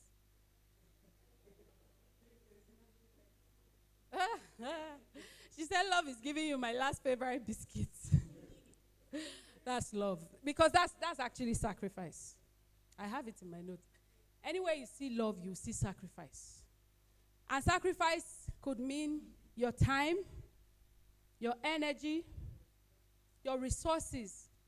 So anywhere you see love, you see what? Sacrifice. Anywhere you see love, you see grace. Even Jesus said it. God said it. That you cannot say that you love me and hate people. What is love? You are gisting in my class. What is love? It's okay. I was going to go there. So yeah, thank you. Love is 1 Corinthians. Love is what the word of God says, right? Love is patient. Love is kind. Love does not brag. Love does not boast. Love does not keep record of wrongdoing. Love is not rude. Love is not selfish. If you're wondering how I know it, you to go and learn it. Love is not rude. Love is not selfish. Love does not celebrate or rejoice when there is wrongdoing. Love rejoices with the truth. Love never stops trusting. Love does not lose hope. Love does not give up. Love never stops loving. You people think this thing is just English. It's tough. I will tell you the truth. But if you can let this sit in your heart that you are a person of love, then when some things happen in your friendship, I'm telling you what I practice. Something that I still practiced like 2 days ago. And it was not easy. I will not lie to you. But if you tell yourself that the person who I am is a person of love. And what is this love? It's patient. It is kind. It does not rejoice when there is evil, but rejoices in the truth. It does not keep record of evil. That one is hard. I will not lie. It's hard. Somebody did something to me, and I felt like this is not a discussion that I will be chatting over or calling over. That, when I see this person, I will tell the person. And then much later, I saw the person, I expressed myself to the person. It didn't go as well as I thought it would go. However, much later when I was analyzing the situation, I remember that scripture that says that love does not keep record of evil. Yes, the way I felt was valid, legitimately so. But did I keep record of evil? Answer me now. Is that what love is? Guess what, guys? I went to say sorry to the person that I said offended me. That's what love can make you do sometimes. I had to, after the whole thing, I had to send a message to say, I think I feel the need to apologize to you. I want to tell you that I'm sorry, blah, blah, blah. It wasn't easy. But then when you remember who you are and whose you are, and that you are a person of love, if you know that love is patient and kind, why are you not patient? Why are you not kind? If love does not keep record of evil, why are you keeping record of evil? If it doesn't boast, it doesn't brag, why are you bragging? So if you find yourself doing all these things, and I'm sharing my own personal experiences so that you know that I have struggles too. Because I wrote book on friendship, they say I'm your keynote speaker. Does not mean that I don't have, issues, conflicts. But when you remember what love is, your responses will be hinged on that. Then you will truly practice what you preach. I said it earlier that where you see love, you will see sacrifice. You will see grace. That's forgiveness. We have the example in Christ, right? All right. The next point. You see commitment as well. You see steadfastness. Who knows that song? The steadfast love of the Lord never ceases. His mercies never come to an end. They are new every morning. Imagine. Even when you're a liar. Even when you are harboring sin. When you are being unfaithful. Every morning. Can you imagine that? They are new every morning. The thing is, when it comes to us, we're in love. We're in love with Jesus. No shadow you won't light up. But when it comes to another person, you will forget that.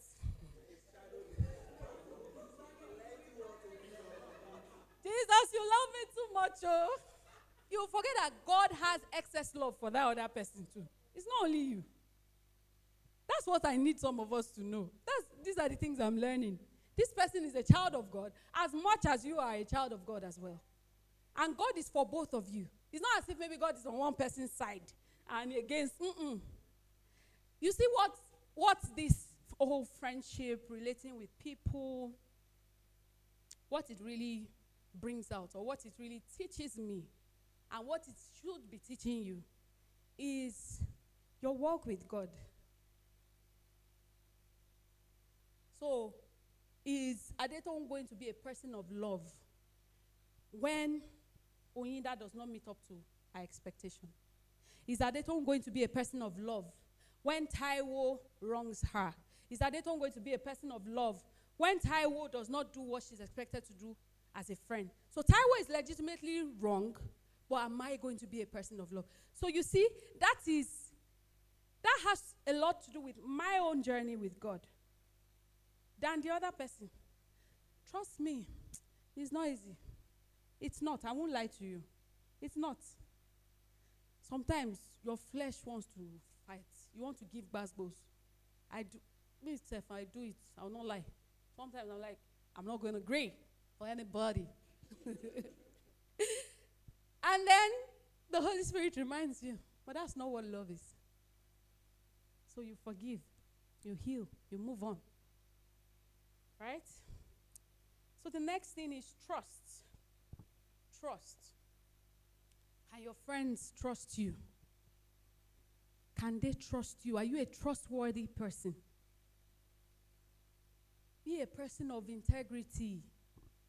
The Bible says that let your yea be yea, let your nay be nay. Are you the type that when they tell you something, the whole vicinity, aka Ara Adugbo, will hear about it? Are you the type of person that nobody's secret is safe with you? Are you the type of friend who is only there when times are good? Trust, very important. And to a person who maybe is afraid to trust because of past experiences, past hurts, I'm sorry about the way you feel, but trust is a risk you must take. It's a risk you must take in friendship. And you also have to know that those who have hurt you are not the same as those that you are meeting ahead of you.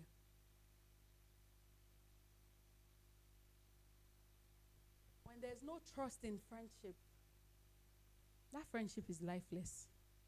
There's no point. If we say we are friends, then we must trust one another. The next one is vulnerability. What is vulnerability? Anyone? Bearing your heart open. Any other person? Transparency. Thank you very much. Bearing your heart open, transparency. What else is vulnerability? I didn't get that. Say it out now. Don't worry, you are the light of the world. It's being open. Open. So vulnerability, very important in friendships. Bearing your heart open.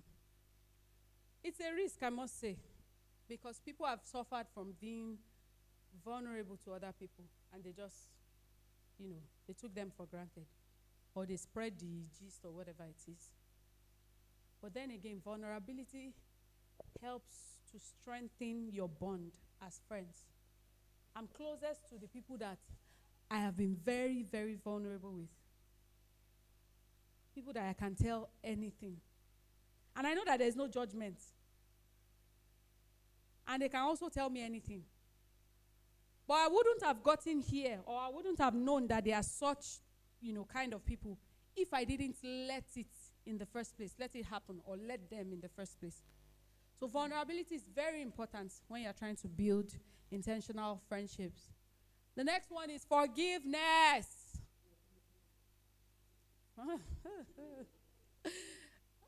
I would have said you should come and define that cough. Forgiveness. Very important. We just talked about what love means.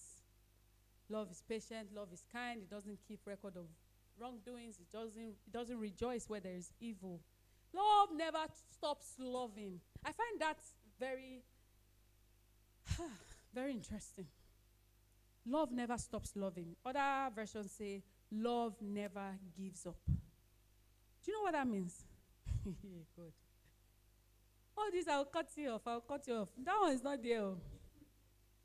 When they say love never stops loving, it means there is no circumstance that you will say, I'm not loving you again. I'm not your friend.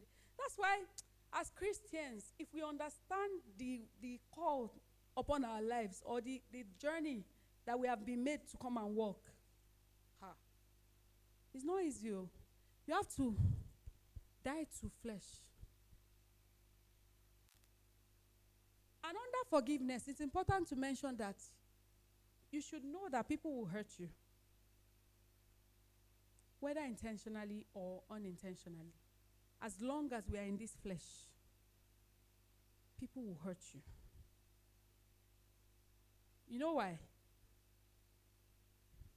Who can tell me why? Because we are human. Because of the frailty of man, or mankind. Because it's already a faulty foundation. As long as we are in this body, it's when we get to heaven, it's just with kindness, sweetness, no offense. No offense will not mean no offense. Do you understand? But as long as we are in this body. And that's why I find it somehow when I hear people say, oh, and you call yourself a Christian, and you did that. Or you expect too much from men of God as if they are not human beings. A man of God is still a man. Still a human being with weaknesses. And you have to remind yourself. That's why I say when you are singing "No Shadow, You Won't Light Up" running after me. Remember that he's running after the other person too. Remember. So don't expect too much from people. It's important to set this foundation in your heart so that when people wrong you, forgiveness is easier. In fact, you will practice forgiveness in advance.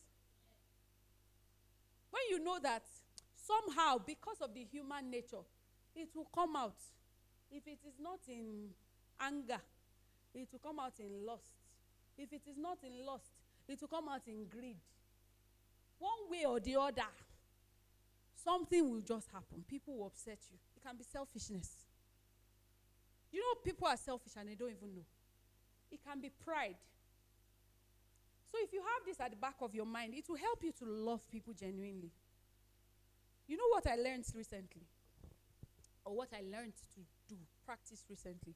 When I see people who do stuff,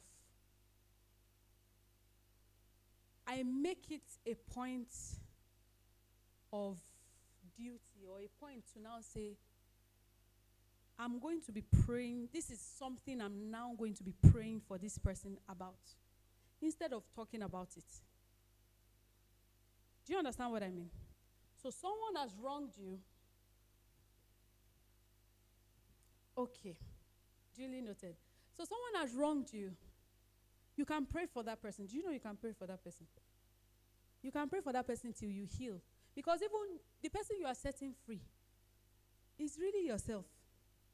So forgiveness is very important. I've been told I have just 5 minutes. Let me try to rush the remaining things. The next one is validation. Validation. Everyone loves validation. Trust me. Look at the most prominent people out there, the people that you think are big, doing great stuff. When they come down or when they come out of that place, they still want to know, how did I do? So imagine that you are that, how was it? Imagine that me too, I'll leave here now and say, how did I do? How was it?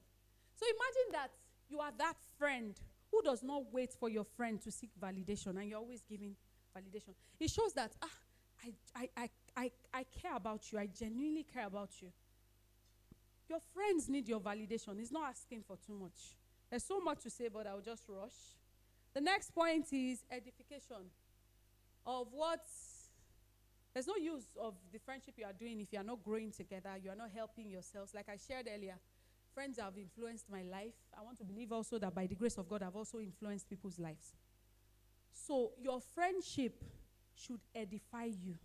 It should influence you in a positive way. Then the next point is loyalty. I'm rushing now because I don't know how I'm supposed to summarize all of this into 5 minutes, or maybe 4 now. Loyalty. Very, very important. The story of, when it comes to loyalty, the story I like to always refer to is David and Jonathan. Very beautiful story. The friendship was tested. In fact, he now had to choose whose side he was going to be on, his blood or somebody that was not his blood. And he stood by his friend, stood by what was right. That's loyalty. That's loyalty. The next thing is support. All of these things I'm mentioning, there's so much to unpack. There's so much to unpack in them, but we don't have much time. Support. Ask your friends, how can I support you? What would support mean to you? Because you find out that you now, your own form of support may be act of service. Your own form of support may be carrying my business on your head. Meanwhile, that's not what your friend is thinking. Your friend is thinking about something else entirely. So ask your friends, how do you want me to support you? And support them that way. You owe your friends support. Acceptance.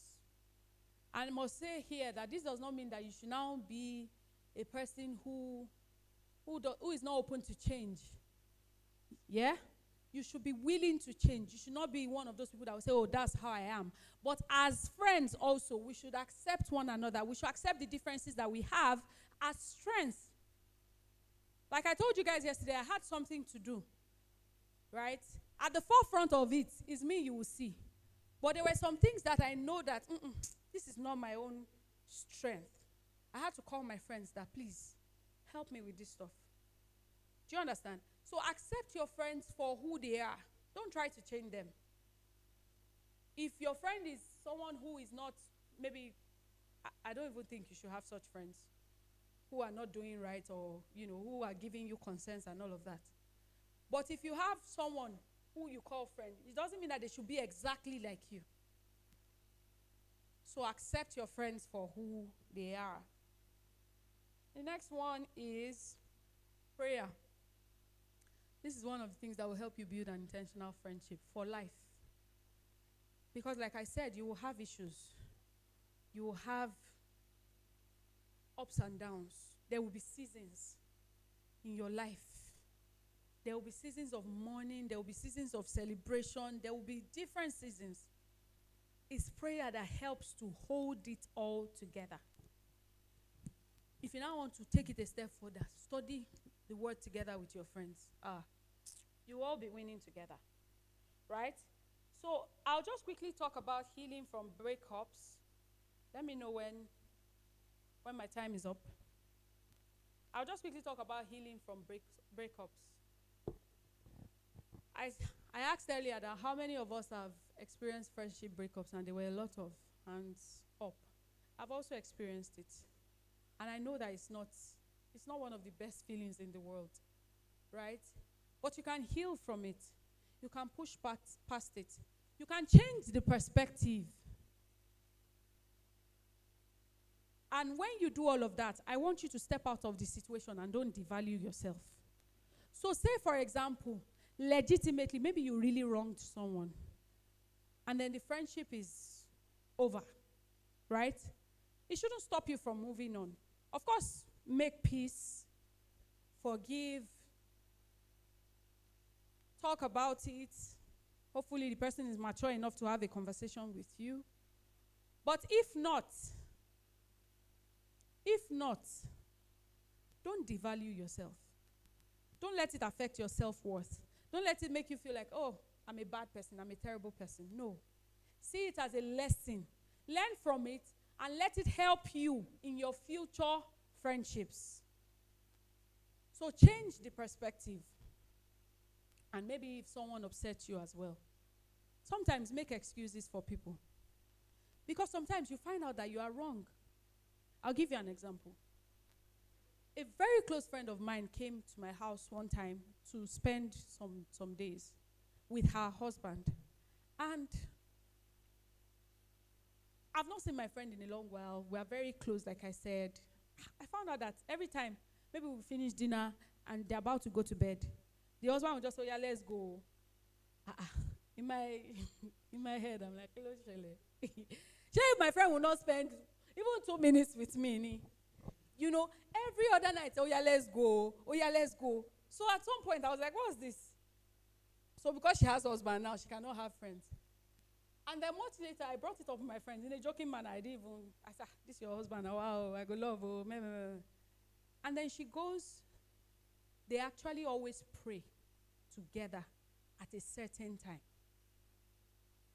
If she didn't say that to me, in my head, I would never have known. And I would have thought, why is this so possessive? Why is this so, do you understand? So sometimes you are not wrong. You are not right. It's not through your lens alone.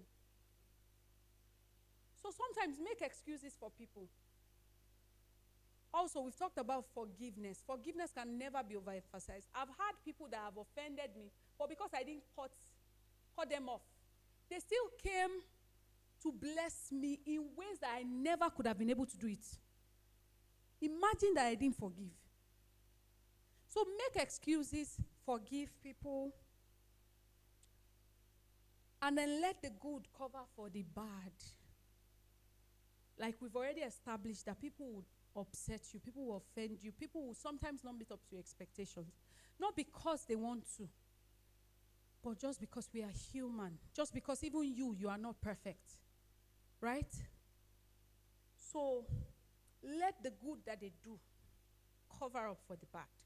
in the case of my friend that I told you that I had to now send an apology to, I thought about it. This person has been good to me in different ways.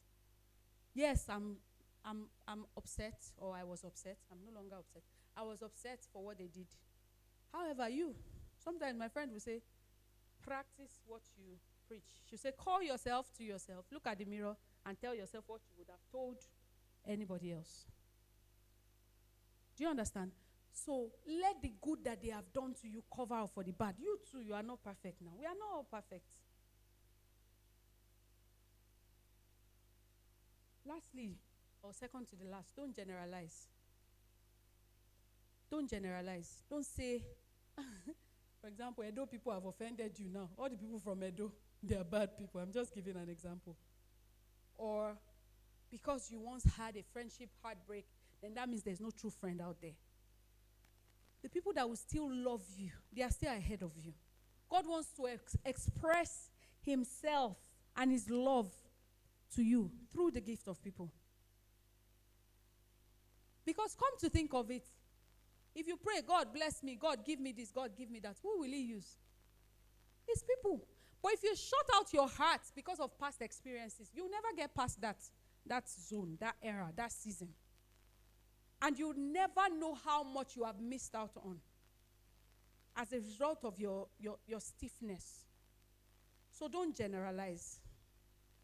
And lastly, be open to making new friends. Be open to making new friends. Like I said, the people that will still love you, they are still ahead of you. So to that, my sister, who says she's not really interested in friendship. Yes, you. Keep an open mind. Friendship is beautiful.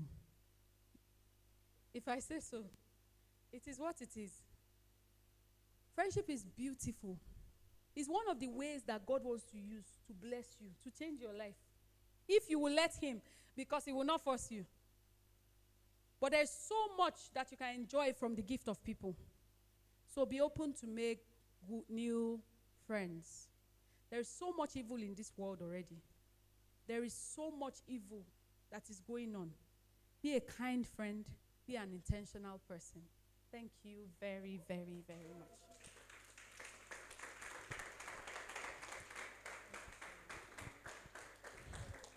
Please let's give a resounding applause to Mrs. Jax once again. Thank you so much. That was so value-packed. And she was just dropping gems upon gems upon gems. Thank you so much. So one of the things that stood out for me was when she talked about authenticity. The authenticity.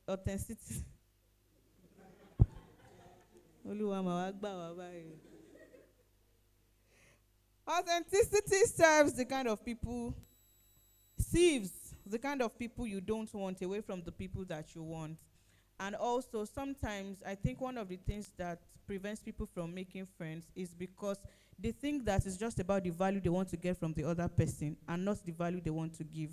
Because like she said, if you understand who you are, knowing that you are the light of the world, you have value to give, you will boldly walk up to somebody and want to be their friend because you know that you talking to them is you adding some light to their lives. So when I want to come and meet somebody, I'm not first thinking, I don't even know you. I don't even know what you can offer me many times.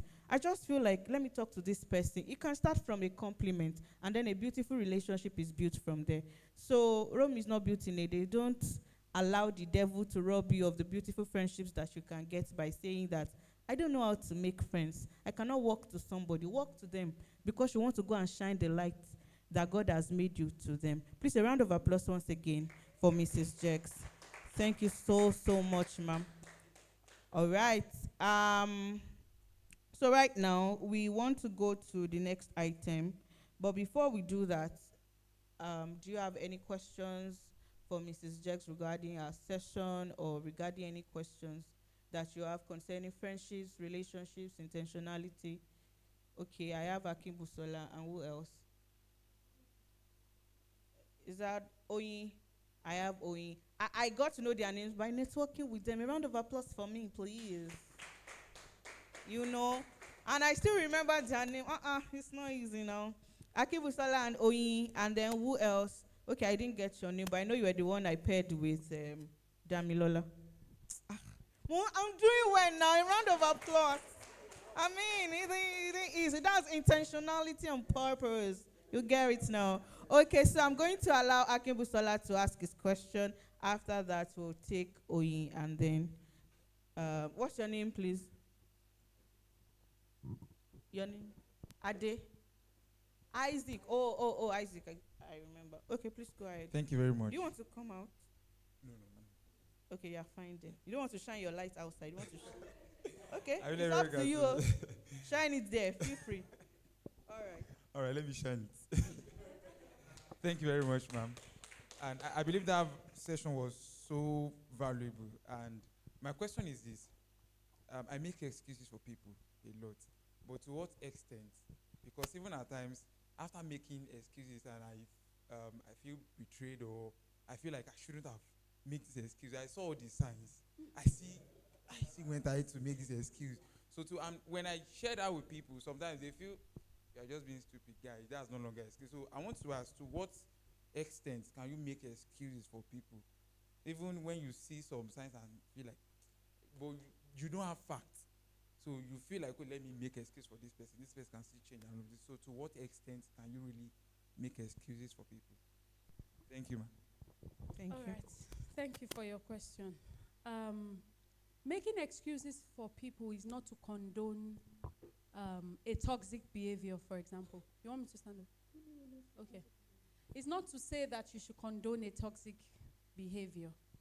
So if a friend is toxic for you, for example, you've made excuses and the person keeps doing the same thing, then I think it's important to have boundaries.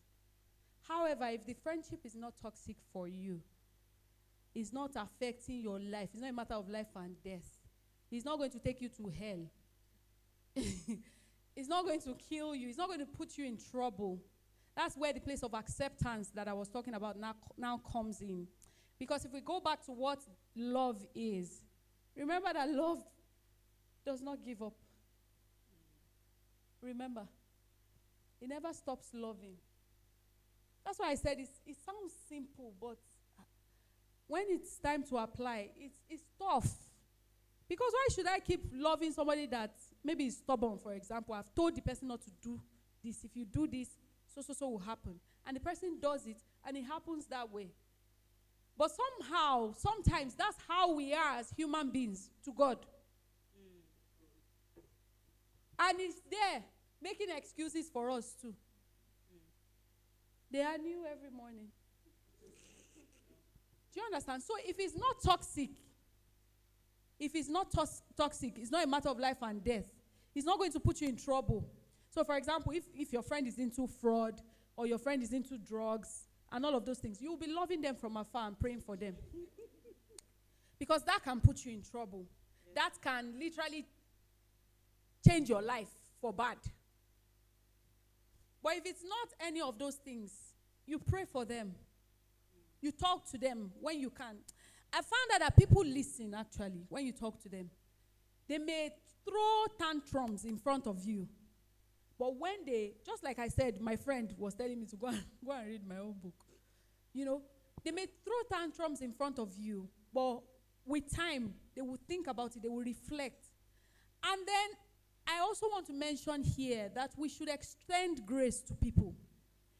Now, somebody who was wired a certain way has been like that for so long. Now you met them 5 years ago. Maybe this person is 27. You want to change everything about them within the space of 1 year. It's not possible. So you need to give grace and understand that it will take a while. Change is happening, might be happening. That's in the case where it's not toxical. Change might be happening, but it may not be as drastic as you want it. I hope that answers your question. Thank you very much, Mrs. Jackson. A round of applause once again. One thing that I just want to say is that you see some of these things, they are very easy when we are hearing them like this, like she said, until it comes to us to practice them. I remember just yesterday, so I had a dream sometimes last month that a friend of mine called me and said I offended her. And in the dream, she was making a joke. So it was now time for me to go and meet her and say, I had this dream. please, what happened? But I knew that the kind of person that she is, that same dream now can cause another fight that did not exist. So I was now torn between how do I pass this across to this person. As God would have it, she messages me by herself and reaches out because we had not been in touch for a while. And I said, thank God. I was even meaning to talk to you, but I'd been thinking of how best to put it. And I explained to her. And she goes, I'm not holding a grudge against you, but have I been offended? Yes. Then she starts to, and I said, please just tell me, let me know what I did so I can apologize.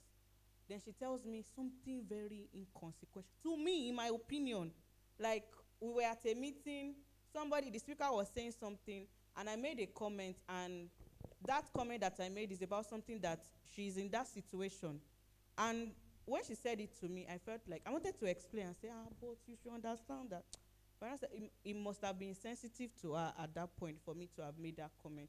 So even though my ego was feeling like, well, you know, I deep doing now, she be, it's not you now. You know that I love you, but I just thought that I just begged her and apologized that I wouldn't have done anything to want to hurt her intentionally, and that was it, and we're good again. So, like Mrs. Jacks already told us, I feel like God also plays a huge role in helping us to be intentional. The Holy Spirit leads us in, how best to handle some of these relationships. So sometimes it takes God to let you know that this relationship has served this time.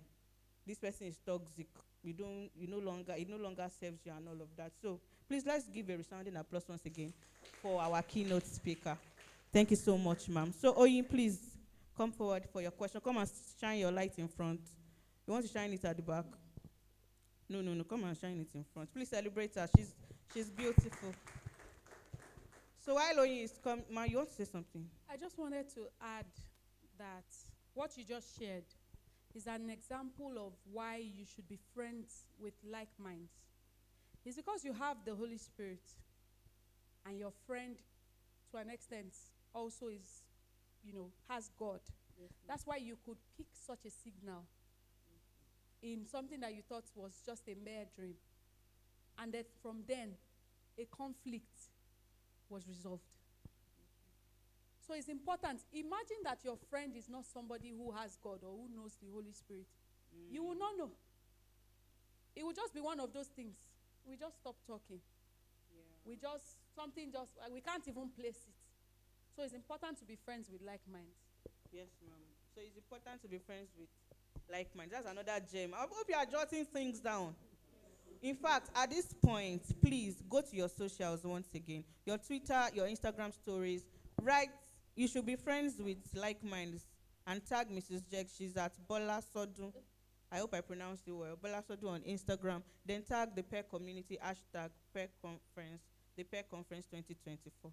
Please don't have coconut head. I hope everybody is doing it. Stubbornness is not a gift of the spirit. Please, let's do that. All right. Oyin, please come forward. Let's give her a resounding applause. Thank you. Come forward to ask your question. Okay, thank you so much for the session. My question is, you meet friends every time, right? Say you meet someone when you're like 14, and then you guys grow up very differently. You go to different schools, pursue different careers. You now get to a time in your life where you are now being very serious, you're investing, you're trying to build, you're envisioning things. But this person is not at par with you. But you guys have been like, yes, for so long. And this person is very much in your life. And like, it's not even a person, it's like a group of people. But you feel like you've just outgrown that circle. But you're just very constantly there. And somehow you realize that some of their habits will get to rub off on you as you guys talk all the time, as you're hanging out and everything. So I'm like, how do you navigate that kind of friendship? Do you drop it? I'm not sure, like. Okay. Thank you for that question. First of all, even though I agree that some friendships are seasonal, I don't like, running off. I don't like telling people to run off with that idea because it makes some people lazy. In the sense that, you don't want to fight for a friendship that is working for you. You say maybe the season is over. Do you understand? However, it is indeed true that some friendships are seasonal. But another thing that comes to mind is, in such a case, you that has seen the light, in quote, how can you use your influence on these people? Because growing together is very important in friendships. Sometimes when my son comes home and he says stuff and I say, oh, where did you hear that from? Says somebody in the class. I'll not say you call, you not go and shine your light and let them be learning the things that you two have learned. Is it only you that can bring negative stuff home? So how can you also rub off on them as a friend? At least you will know that you've given it a shot. I have childhood friends like that, one thing that has helped us to be friends till date is because we kind of like carry each other along, and we've grown together over time. So there are opportunities we share. We are praying together. There's a fellowship somewhere. We do it together. I'm planning something. We do it together. So that way we have influenced each other without necessarily even saying, come, I want to influence you. So if they still mean much to you or that much to you and you don't feel like the season is over, ask yourself, how can I use what I have, the gifts that I have now, the knowledge, the things that I know now, how can I use it to impact these people? Because maybe that's why you are even there in the first place. Yeah, so. Wow. Please, a round of applause for Mrs. Jex. Oh, yeah, I believe that she has answered your question. Okay. So, influence your friends with the light that you carry and don't just cut them off. Because these days, everybody's just buying scissors up and down. New year, new me, new relationship, new friendship. So, we need to fight for the friendships and the relationships that matter to us and grow together. All right. So, I'll call on Isaac now for his question. You want to come and shine your light? Please feel free. A round of applause for Isaac as he comes forward. Hello, good afternoon. My name is Isaac.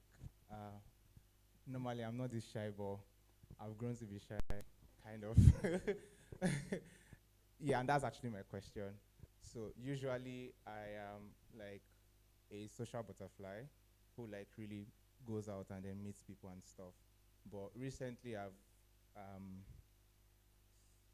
I've like been pushed to like a private space where I don't want to go out. I don't want to. It took a long time to even get a ticket for this conference, and she knows. Because I don't want to meet new people anymore. I don't know where that feeling came from or something. I've prayed about it if you're going to go there, but but if I go out, I don't want to meet people. I just want to go to the event, get what I will get, and then go home, right? I think it stemmed a bit from having to be very social, social, not virtually social now. Like I now do more of like virtual social stuff. And when I now get to a gathering, it's more like people who I now meet are people that I am supposed to help, not people that you get. So it's like people that, I know him and that kind of thing. So it's very, very draining when I'm out because I want to meet my kind of people that also would take me somewhere. I mean, if I will help somebody, I also need to be helped. And that's why I also come for events or I should attend events. So how do I get out of that space where, I don't know if you get it. I think I get your question. Hello, social butterfly. Okay. All right. So, first of all, I think that you should change your circle. Yeah. If everywhere you find yourself is where you are getting drained, then that means you need a place where you'll be drawing from. And that place exists. It is for you to now find such a place. Do you understand? And you won't necessarily get that place when you are indoors. Also, self-awareness is very key. What made you go from being a social butterfly to somebody who now withdraws? If you look deep down, if you dig deeper, you will find the answer to that. And then it will now help you. I attended an event in January. I just wanted to, it was a goal setting event. I didn't know what I was going to meet. It was just a convener that I knew. Like she's an older friend. She's a friend, but she's way older than me.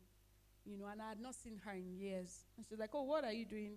So period. And I attended that event. And after attending that event, to be honest, even right now, I can't remember much of the things that they taught us. But I met two people who were very, very significant to some of the things I've done this year at that event. One was the lady that sat right beside me. It was just from a smile. Oh, hello. And I sat, there was another lady beside me. I greeted that one as well. We greeted each other, even took pictures.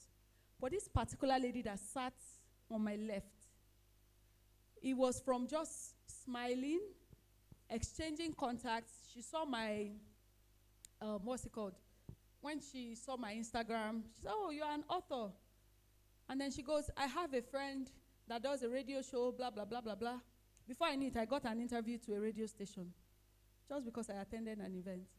I had another event where I needed a speaker. It was at this same event that I met someone who was, and I always say that I think I attended the event just to meet those people, even though it was a goal-setting event. Do you see? So if you sit down at home, I can share so many more examples like that of maybe not me, maybe people who are close to me.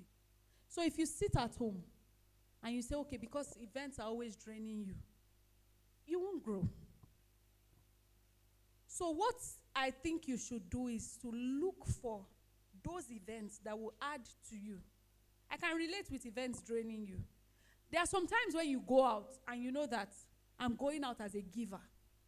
I'm going to dispense. There are some times when you go out like a sponge.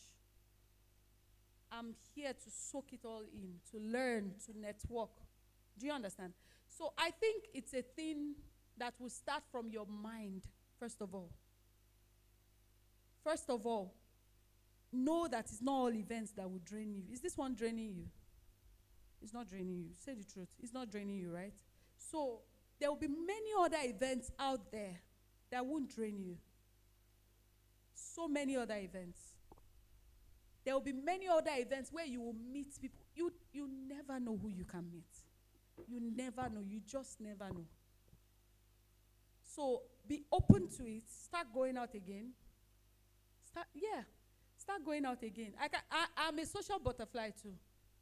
And I can have times where I just want to be on my own. I just withdraw. But when I go out, I do it intentionally.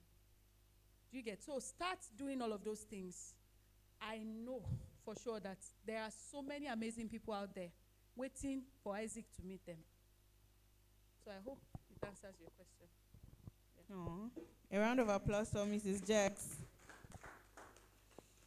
So sometimes you go out as a giver, sometimes you go out as a sponge.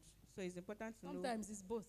Sometimes it's both. So it's important to know whether today you are going out as a giver or you are going out as a sponge. You understand? And like you have said, this event is not draining you. Abby, Isaac, it cannot drain you by the grace of God. Hallelujah. Let me stand on the protocol that Mrs. Jax already set. Okay. Are you getting blessed? Have you learned anything today at all? Have you learned anything today at all? Are you ready to learn more? No, speak like somebody that is excited. You people are the very first set of participants to ever attend the PEC conference, the maiden edition 1.0. I mean, give yourselves a round of applause. A resounding applause. Yes, that's more like it. So very quickly, we are proceeding to the second panel session, and then we are going to be having a group of 3 friends, but I will invite the moderator as she welcomes them and brings them forward. So for the second time again today, please welcome with me Olutola as she moderates the panel session.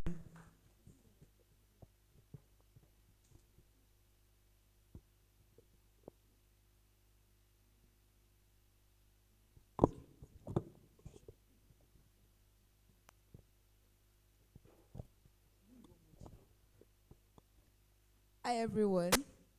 Good to see us once again. So I'll be inviting, please can we get one more chair? Thank you. So let me just give us a very quick brief of this panel, and it's going to be focused on female friendship. I know that female friendships is a very controversial one. Does anyone agree with me? Nobody? Okay, we don't. All right, we'll probably hear more. But I know people talk about, I don't like female friends, I prefer to have male friends and all of that. But we are going to see the beauty of female friendship today, and we are going to know that female friends are wonderful beings. And I can say that I've really, really enjoyed my friendship with females, even though I used to be one of those, I don't like female friends, but I'm better for it now. So I would just begin by telling our panelists to please come on board. Toby, Oida, and Taiwo, please do well to join us on the. They will introduce themselves, so we'll know who is Toby, who is Oida, and who is Taiwo. Thank you for coming. Yes. So we're going to start the introduction from you. All right. So hello everybody. Good afternoon. It's so great to be here. My name is Oluwatobi Bankole, and I think that's pretty much. That's good, right? That's fine. Feel free. Okay. Good afternoon, everyone. My name is Taiwo Jackson, and that's it. All right. My name is Oinda Mola Betel. So I'm just going to follow the trend. You want to tell us more? Feel free, please. You don't. Oinda Mola Betel. Okay, so news have it that you guys have been friends for over half a decade, and would like you to tell us, how did you guys meet? How did the friendship start? So who wants to answer? Okay, the reason why they're passing the mic to me is because I'm the connecting dots. Okay, so I was done with school in 2018. I was going for my service year, and I just remember telling God that at that time was when I was beginning to really understand the gospel. I was just a church goer, and I just told God that I don't know. This NYSC camp. I know I'm going to meet different people, but I just really want to meet people that I will hold dear, take something away from camp beyond just like all the activities. And lo and behold, I met Onidamola Betel first at NYSC camp. And a year later, I was volunteering for TEDx Lagos on the island, and I met Taiwo Jackson. And we eventually now connected again in CCI, which Oinda now asked me about because she was going to a different church. She asked me about it. She started attending. I met Taiwo just one random Sunday. And that's how like we all just became friends, and yeah, that's how it has been for five years. So how has it been so far? Okay. My friendship with these two beautiful women have been nothing short of amazing. I always tell them that they are God's gifts to me, and there's one prayer I always pray, is that me and Ijeramiloju. Like, I always pray that I don't take them for granted. I think last year or 2 years ago, I just randomly said that my friends were the reason I was still sane. And yes, that's who they have been to me. They have been support. They have been my support system, literally. They are amazing. So, I think you speak next now. How has your friendship evolved over time? How have you guys moved from 1 year to the other, and you're still connected? Okay, I think that we met when we were maybe 22, 23, fresh from school, so we're still very, very young. And just imagine how that we are here now. That's over 5 years ago. A lot of things have changed about us, our career. A lot of things have changed. Even our the things that are important to us, our priorities. So, but one thing stands true. It's the friendship, the love that we share. I say that we've even evolved beyond being just friends to being sisters. Yeah, and that's what we call ourselves. We have a friendship group where we call it Friends Turned Sisters.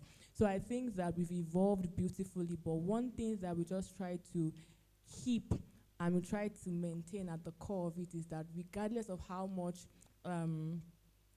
uncertain we are about the future, about tomorrow, we know that we've got one another, and that's one thing that stands true. So we've evolved, we've changed, but at the core, we are still very, very in love with one another. Oh, awesome, nice. Can we celebrate them? Okay, a very random question. Who is the most adventurous? Like, who is likely to say, girls, let's go for a date? Let's do something. Okay, so I think she's like the life of the party. Yeah, awesome, nice. So has there ever been a time when you guys had to confront yourself, maybe iron out some issues? Someone is doing something that is not right, and you just want to. And how did you handle it? This one is very important, but I think I'll give an example. This happened like last year, and I just got married, and I felt like the both of them just took this gap and stayed away. They said, "Oh, married woman, we're no more." We still had the group chats, we were still talking, but it just felt like I felt alone in a way. I was married, yes, and I felt like I needed them even more because I was married. So I was like, girls, communication was like, it's for me. I love to tell them like how I feel per time. And I was like, you guys, I don't like what I'm getting. I know that you guys are not purposely doing this. I made excuses for them, but I was like, I'm going to talk. And I just told them that this is how I feel. This is how I feel like. I know the friendship is still very good, but I felt this way because I just felt like I've not been communicating with you guys, and I just need that. Even though I'm married, I don't need you guys to stay away. I need us to even be closer than before because I'm married doesn't mean, it means that I shouldn't, still be friends with them. But I needed them so much more, and I just communicated that with them, and they now told me that, they just felt like, maybe I needed my space, being newly married, I needed to know my husband that way and all that. But I let them know that honestly, by the time these people stone, I'm just trying to tell you that this is how I feel. And it was just sorted from then on. So I think over the years we've been friends, we have such a good understanding of each other.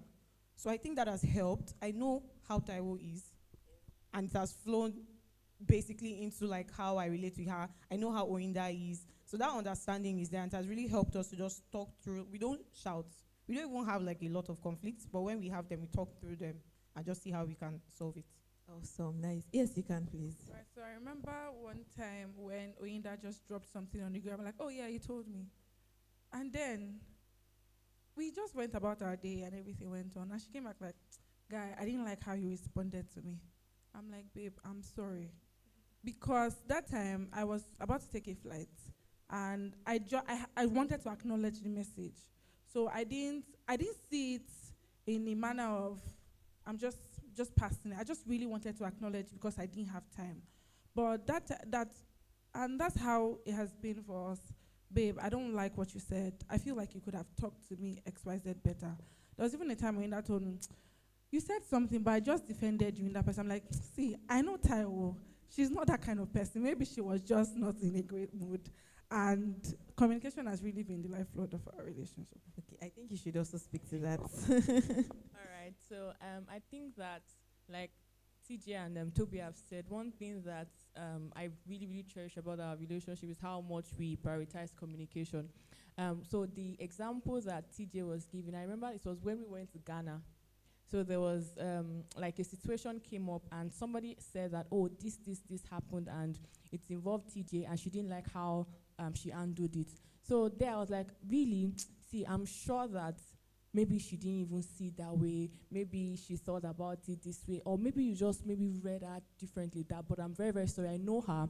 And speaking from that privileged position of being a friend, I know that she didn't mean to hurt you. And the person was like, oh, okay, no problem. So later, then I went to meet her that, TJ, come. I've been noticing this thing too. And I just need you to like take a check. And she was like, oh, really?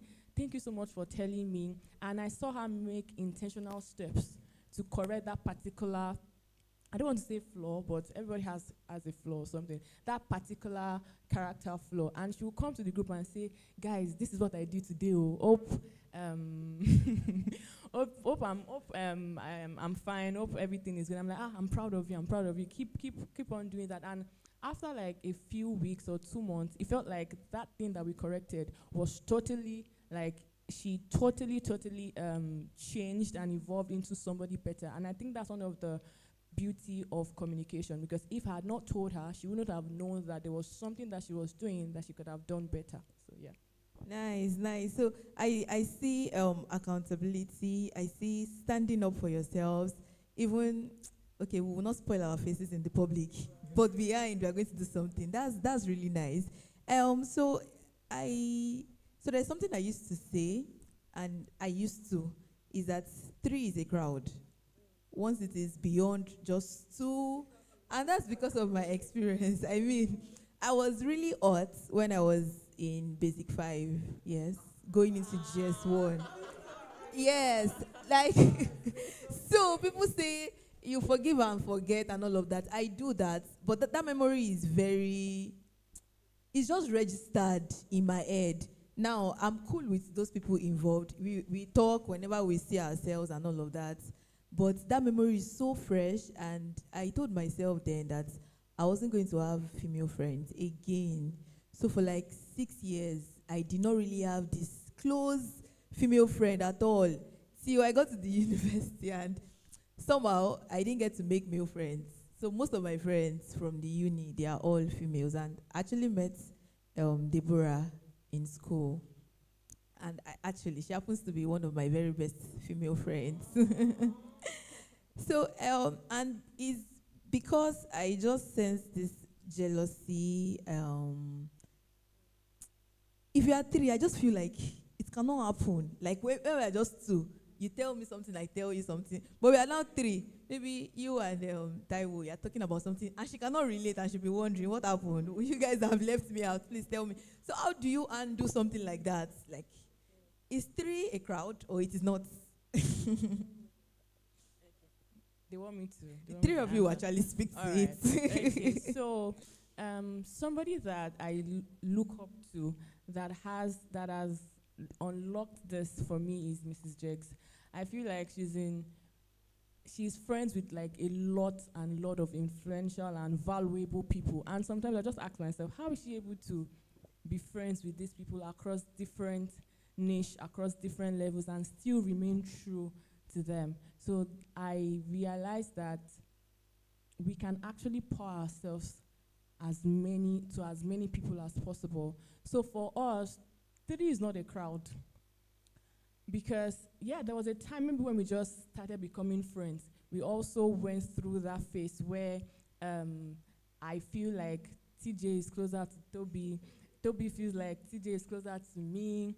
Like that. So we all had that circle where we were thinking that one person is closer to the other person. But we had a conversation about it, and we just realized that actually, at the nip of it all, we are all still binded together by this same love and friendship that we've been talking about. So we realized that it's not a matter of, and we try to work against it such that if you, like today now, when Mrs. Jex was speaking, I remembered that something happened December that I didn't really like, but I didn't talk about it because I just made excuses and I just forgot about it. But when Mrs. Jex was speaking, I remember that scenario. TJ went to the restroom, so I remembered and I mentioned it to Toby. And Toby said, wait. When TJ comes, we'll talk about it. So that's how we actually approach our communication. When we know that this communication is something important, we hold on to every one of us is able to be together to have that particular conversation. So it's not like TJ and I have the conversation, then maybe 2 weeks after, Toby is having a conversation. Another time that it really, really hit me was, 2 of them attend CCI Ikeja. So CCI is our home church. So there was a time, work took me to Yaba. So it felt like 2 of them were seeing each other weekly, even for midweek services, and I was going to Yaba. So they would take pictures, and I'm like, hey, God. So at that particular time, I really felt like I was missing out. I felt like they were bonding. And I was throwing tantrums, because I'll just come and say, you people are taking pictures. I'm not there, blah, blah, blah, blah, blah. But then I just realized that this is beautiful at the core. And now I still say oh, two of them are closer to me most and all, but it's just for cruise. But beyond trying to attach, it's for me. I think it's also a bit of pride or ego when you want to be the one that is closest to the like. Oh, I'm the one that is closer to Taiwo. I'm the one that is closer to Toby. I just feel like let it flow organically. At some point, at some seasons, maybe based on one particular thing that is happening in one person's life, it might feel like this person is closer to this person because maybe this person feels like, okay, this person has more experience in this particular issue that I'm facing. But at the core of it all, we are all like friends, and there is no one that is closer to the other person. Yeah. Do you want to say something to that? You remember when I was talking about how we met? I actually met Oinda first, and we were closer, right? Then when Taiwo came into the picture, at that season, we became closer. Then there was a season where the both of them were closer. So I realized that one other thing is the way Taiwo fit into the friendship was so, she brought in like a different level of vulnerability that I had never seen. Oina and I, we go, they do that guy. But Taiwo brought this different level of vulnerability. She was so soft, so open, so transparent. And I just felt like that was just the best person to fit into our circle because the both of us were not like that. And I think she has just really opened us up into being so much more vulnerable than we've ever been in our lives. And I just think that, I don't want to cry, but I just think that in the times when I've been jealous, I'm not jealous, to be honest. I actually choose joy, and I'm happy that they are even closer because they will tell me, you are the reason why we are closer. Because you are even the reason why we know each other. And I'm like, oh, that's such a nice way to look at it. So usually the perspective really matters. Your mindset really matters. The way you choose to look at a scenario, a situation really changes everything for you. And that's how it has been for us. Nice. Please, can we celebrate them? So are there rituals or traditions that you guys do? Okay. So before we go into this next question, I don't want to say the Holy Spirit, but actually that's what it is. I think that Taiwo should answer another question. I know there's maybe somebody here. No, we've spoken about jealousy from the fact of maybe being jealous of the close bonds that maybe two persons out of the three friends share. But I want to talk about maybe being jealous of one other person because it seems like the person is having everything that they want, and it feels like maybe you're the person in the group that you want a lot of things, but it feels like you're not getting them, and the other people in your group, they are taking off all their. So this question is actually one of those questions that we want to ask. But since you've helped me, you can just give it to her. Okay, so there have been different times and seasons in our friendships where somebody is hitting off our goals and somebody is dragging behind. But one thing has held us together apart from the friendship and communication is that we know that God is in our neighborhood. And that we know that if my baby is happy, I'm happy. No, that's it for me. If my baby is happy, I'm happy. And there's also a place of vulnerability to say, guys, see, because last year I went through a bit of a lot. And I went through a bit of a lot, and it was just them I was just pouring everything to. So even seeing them fly makes me happy, and I'm like, you guys, see, this is how I'm feeling. I don't know how I'm feeling. I don't know. Sending them numerous voice notes, they must be tired of me, but they cannot. But I send them numerous voice notes about how I'm feeling, and if it's any other person, we just share. We share and we take note. We would even pray about it. We are just there for each other. So and we know that it's in seasons. People would like, you are winning today, I'm winning too. If I'm winning today, you are winning too. So that's how we have approached the fact that somebody is winning and somebody isn't. Okay, so the follow-up question to this question in my initial plan is during those times when you were going through a bit of a lot, how did they come in? So the question is basically, how do you strengthen one another, particularly during down times? Shine the spotlight on, that's like one of Oinda's strengths. So when we come and we pour in the group chats, Oinda is the, like, So how do we support you? How would you say, okay, Oinda and Taiwo would support Toby? What do you want us to do? How can we be there for you? She usually, for me, I might be thinking about it, but I will not necessarily, I might not say it because I might not even know that, okay, this is something that is important to mention. But she has been that, like, that person that is always like, okay, Taiwo, how can we support you? Let's pray later this evening after work or something. Toby, how can we be there for you? Let's come to your house, even if it's far. I mean, let's just come and just do something for you. And one thing that they did, my last birthday, they gave me like the most thoughtful gift ever. I usually don't really have a birthday wish list and stuff like that, but they gave me like the most thoughtful gift ever. I held myself so much that I didn't want to cry, but I think that's like, I think this question, Nita should actually answer it. All right. So first thing first is we let ourselves be vulnerable, and we let ourselves share our emotions. So it's not the moment when maybe somebody is feeling heavy, the person is crying, you're like, don't worry, don't cry, wipe your tears. God is going to do it. Yes, God is going to do it, but what we do is we let ourselves pour our heart out. So after that has been done, and like Toby said, maybe I am how do I put it? I'm the one with the mental focus or the mental view most times. So I'm just like, okay, so what can we do to help? That's the first thing. So it depends on what particular situation is at hand. But one thing that is general is that we pray. I think that cuts across whatever situation it is that you're going through.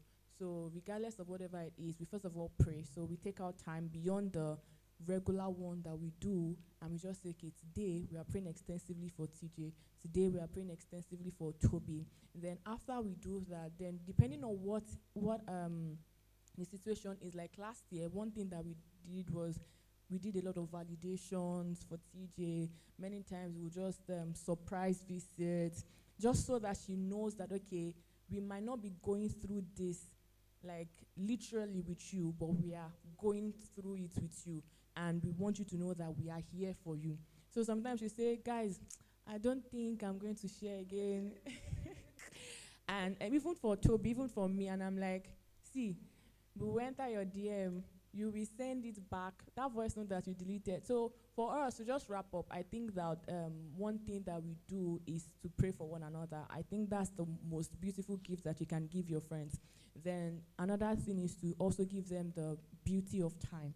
So it also depends, and it also, like for me now, if I'm going through situations or going through tough times, like Toby said, I can be the ad girl. I can be the ad girl that I feel like, oh, don't worry, I like to pour out into people, but to receive, it's kind of like, okay, no problem. It's an added advantage and all. But I had to learn how to let other people also be there for me. It was like a very intentional step for me, because I'm like, why are you the one that is always like shouldering responsibilities and shouldering the cares of everybody? Let people also be your own friend. Yeah. So I think that prayers, then knowing that particular person and knowing what works for the person. So I think that. Yeah, also. So from this particular question, I've learned that vulnerability is very key in friendship. If you want to be helped, if you want to receive that help, there are some people that they cannot tell you what they are going through, but they expect you to be there. I'm not a witch. Okay, maybe I have the Holy Spirit. Yes, I have the Holy Spirit to tell me things. But I also need you to open up so that I don't come to say I want to help you and they're like, who sent you? So that's really beautiful. So yeah, less emotions. Everywhere is cool. So there's also the space for that. There are some times that maybe your friend has not. I believe that if you consistently pray for somebody, God can speak to you about that person. So there is also that balance. So yes, you're not like, you don't read minds. So if you don't really pour out, I would not categorically know what is going on with you. But sometimes the Holy Spirit can just minister to you and say, this is your friend. Do more digging. And you just knock, and it feels like, oh, thank you so much. I didn't know how to say it, and it's just like, yeah. Believers' friends, they are actually very, very interesting to have. I can say that over and over again. Okay, so the question we asked earlier was, do you guys have rituals or traditions that you do, maybe monthly, yearly, or something?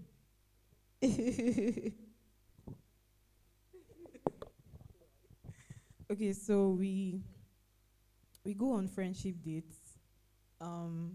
So one of the things, so the little or a lot that Taiwo said she was going through last year. So and also points to what Oinda said. I can't remember. Sometime last year, I just finished praying actually, and I called Oinda out of the blue and I said, "We need to do more digging. Something is wrong with Taiwo Jackson."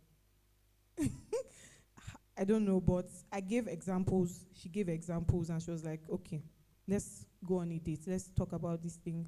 And that's like one of the most vulnerable moments we've ever had that sealed this friendship forever. We cried. In Coldstone, we cried. Oh. We cried. We hugged. We talked. It was one of like, it just sealed it, and I knew that this was like a covenant friendship that I had with them, and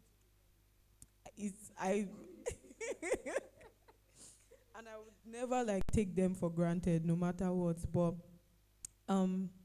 yeah, that's vulnerability is key. Oh, sorry, the rituals. Okay, so we have the friendship date, so we pray as well for each other, and also just surprise visits. I think I used to do that a lot when I was single, but like I'm trying. I'll try my best. Surprise visits and just another thing is, and that way we support each other. Whatever we're doing, we always show up. Taiwo Oyinda are doing like birthday portraits. You know, you see us come from wherever we are. No matter where the studio is, we'll come, we'll show up, and we're just always there for important events. Awesome, beautiful. Female friendships are very beautiful. Taiwo, do you want to say something? Okay. Just two more questions, and then we'll take questions from the audience. There is this thing people talk about, particularly on social media. Their friends traveled out, and they didn't tell them until 6 months after, or or their friend was pregnant, and they did not know until the friend gave birth, and all of that. If it happens in this your friendship, how would you handle it? It cannot happen. It cannot happen. It cannot happen. So let's assume. It can't actually happen. We hold each other to that much vulnerability and trust and accountability. So with everything you're applying for, even if it's for a job, I will send you whatever I send to the hiring manager. You are applying for a grant, you are applying for a scholarship, you are applying for anything. Oh, something happened in my relationship. Oh, something happened in this. It cannot happen. That is actually the beauty of friendship. I mean, why should I call you my friend, like close friend, and I'm probably an open book to you? And now, well, it happened to me, but I was very happy for the person. I didn't even react. You know, when they're expecting you to react, because they know that I'm the reaction person. And I was like, oh, wow, amazing, congratulations. I was telling the leader, I'm supposed to be asking of your baby, I'm not asking of you. But I'll ask of you because I knew you before I got to know the baby. So I want to say something. So TJ has made it categorically clear that with us it cannot happen. But now, for the sake of maybe you are maybe it happened to you or maybe somebody you know, one thing that I would say is that for many people that do that, it's from a place of fear. Or most times from a place of fear. Maybe, okay, people have told you that the less people that know about this process, the better for you. Don't blow your trumpet, or all those things that people say that seems like very wise counsel and all. So, but one thing that I want to say is, if you're here, most likely you are a believer. And for us, we don't walk with fear. God has not given you the spirit of fear. So if you've chosen somebody to be your friend, you know that this person shares the same values with you, same principles, and you know that this person loves you. why would you not want to share important details with them? So that's the first thing that I want you. If you're the person that is thinking about, oh, I want to get proposed to, I want to japa, and maybe it's in pictures that your friends will see it on Facebook, I just want you to know that give them the benefit of the doubt. Let them be your friends. Yeah, and nothing can happen to you. Nothing that is contrary to the will of God for you will happen to you. Then if you're on the receiving end and somebody has done it for you, first, my heart goes out to you. Because I know that that's one of the most painful things. That can be very, very painful. But one thing that I would say is that you can make excuses for people. Yeah. Believe that they did not know better. Also, you can also question. It takes a lot of introspection and communication. So you can also have the conversation with your friend and know why the person did what they did. So maybe from that conversation, you can now know that this person doesn't rate me as much as I rate this person. Or it's not a case of this person doesn't rate me. It's just a case of maybe a lot of noise came into their head, and then you guys can then re-strategize on how you want your friendship to proceed. But I will not just say cut the person off immediately. Okay, one question. There is somebody here and the person's friend is getting married and she cannot afford the ashwebi. How is she supposed to tell her friend? So that the friend will not be thinking that, you not buy my ashwebi, we are not friends again. You can just answer in few minutes, in few seconds rather. It's very, okay. So first, I think that your friend would know your earning power. So, and first, before your earning power self, it depends. If you're my shoko, when I say shoko, like you are TJ to me or Toby to me, that means you're like my very, very close friend. It's different. But if you're just like a friend, but you're not like inner circle, I wouldn't even feel bad. I'll just let you know that, see, I'm happy for you, I love you and all, but I wouldn't be able to afford this ashwebi, and I'll be coming to your wedding, but I'll be coming like this. So I don't think I owe you so much. But if you're like my close-knit friend, I would have a conversation with you. And the conversation would be, guy, you know my earning power. I don't think that I can afford this right now. So after that conversation, it can now be, do you need more time to pay up? Or maybe you buy lesser material? Or the person can now think of maybe other ways where they can support you. And I'm sure that you have other friends as well. And if you are a good friend, I'm sure they also want to be a good friend to you, and they don't want you to feel left out in the wedding. So your friends, the circle can decide to do something for you to be able to afford to. All right, thank you. Thank you. It was beautiful speaking to you guys. Final tips. What are those tips you give out to people who are looking forward to fruitful female friendships, aside from communication and vulnerability? Pray that, like Toby said, Toby prayed us into her life, and you're reaping the benefits, aren't you? So pray to God to direct you to your kind, to your own. That's what I'll tell you. Thank you. So we're going to take just one question, right? One or two, can we? Okay, one. Sorry, ma. Okay. You have a question?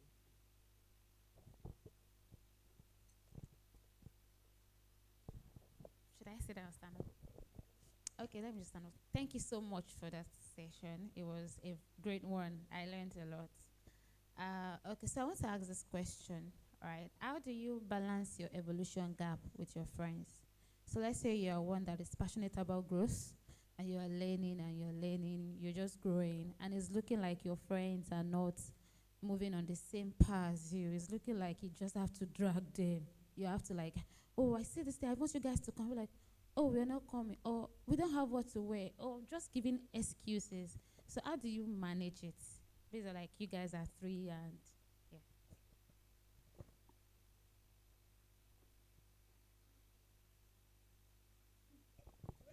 All right. I think Mrs. Jex already answered that though. So I'm just going to recap. Maybe you just didn't. Yeah. So it happens.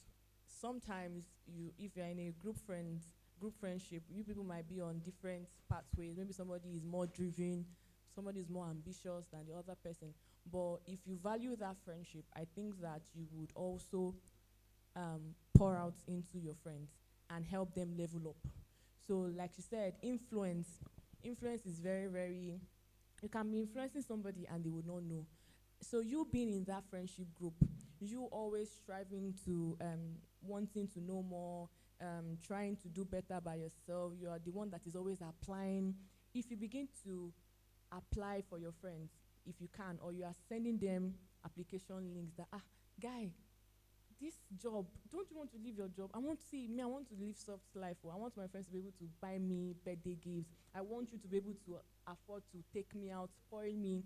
So little by little, you're not telling them outrightly, and you can also tell them outrightly that, guy, I think that you should want more for yourself. Be ambitious for a selfless cause, right? And so because that ambitiousness sometimes also has to do with how you were brought up. Maybe, let me not give scenarios, but it also can be because of your background and all. So you can have the direct conversation with them with grace. Yeah, so it doesn't feel like, oh, you're loading it over them. And you can also, with little cues and tips, you're teaching them to want to step up. Thank you. I hope they answered your question. All right. So we have come to the end of this session. Thank you guys for listening, and we hope you had fun. Thank you.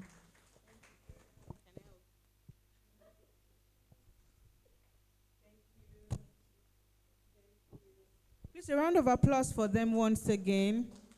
Thank you so much. That was very insightful. That was very insightful.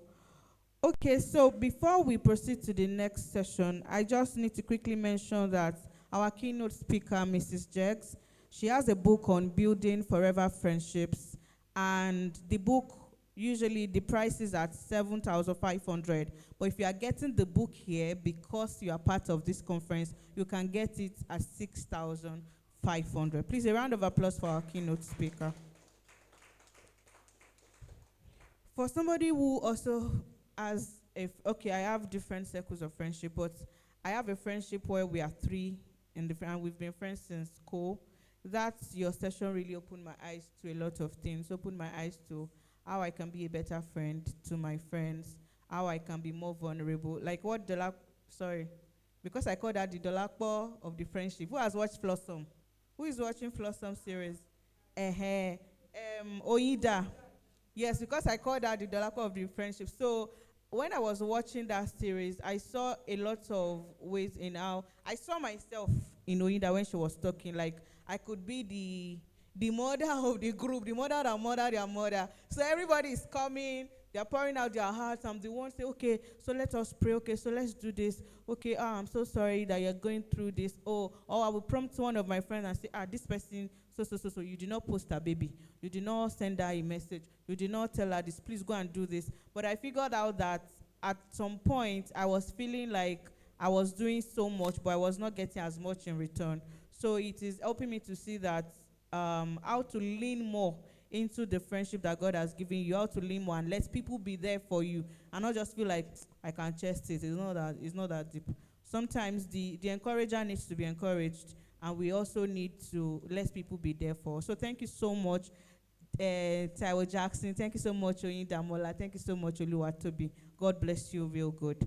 So at this point, we have one more panel session and then the last speaker for today. But before we do that, we want to have our refreshment, because we don't just want to feed your souls and your spirit. We want to feed your bellies. We are good like that. So we are going to be having our refreshment very quickly. I believe that the team is working on that already. So while they are getting ready, we did something the other time where I asked you guys to network, right? I like that this pair. You people are still seated the way you deserve a gift. Oh, a round of applause for Teju and... No, Teju, did I pair you with Ebolu Anime? A round of applause for Teju and Ebolu Anime. I love it. Who else did I... Oh, what I have... Okay, I did not join you together. Akim Busola and Oluwadamilola, a round of applause for them. I think the only pair that refused to continue to stay paired is Victor and who? Who did I pair you with? Auntie Layo. Okay. Is it because Victor is not single? Okay. There is God. All right. So, in the course of the networking and going out to meet one person. Okay, then I paired Isaac and Oluwadamilola. But you people have unpaired yourself. Anyway, so I would like for Teju and Ebolu Animi to please come outside. A round of applause for them. A resounding applause. Akin Busola and Oluwadamilola would also like for them to come forward. Please be seated. I want you to sit like the king and queen that you are. Be seated. I need one more chair. So I want to see whether you really networked or you work net. We will see now. Yeah, thank you so much. So this is Ebolu Animi, this is Teju, this is Oluwadamilola, and this is Akin Busola.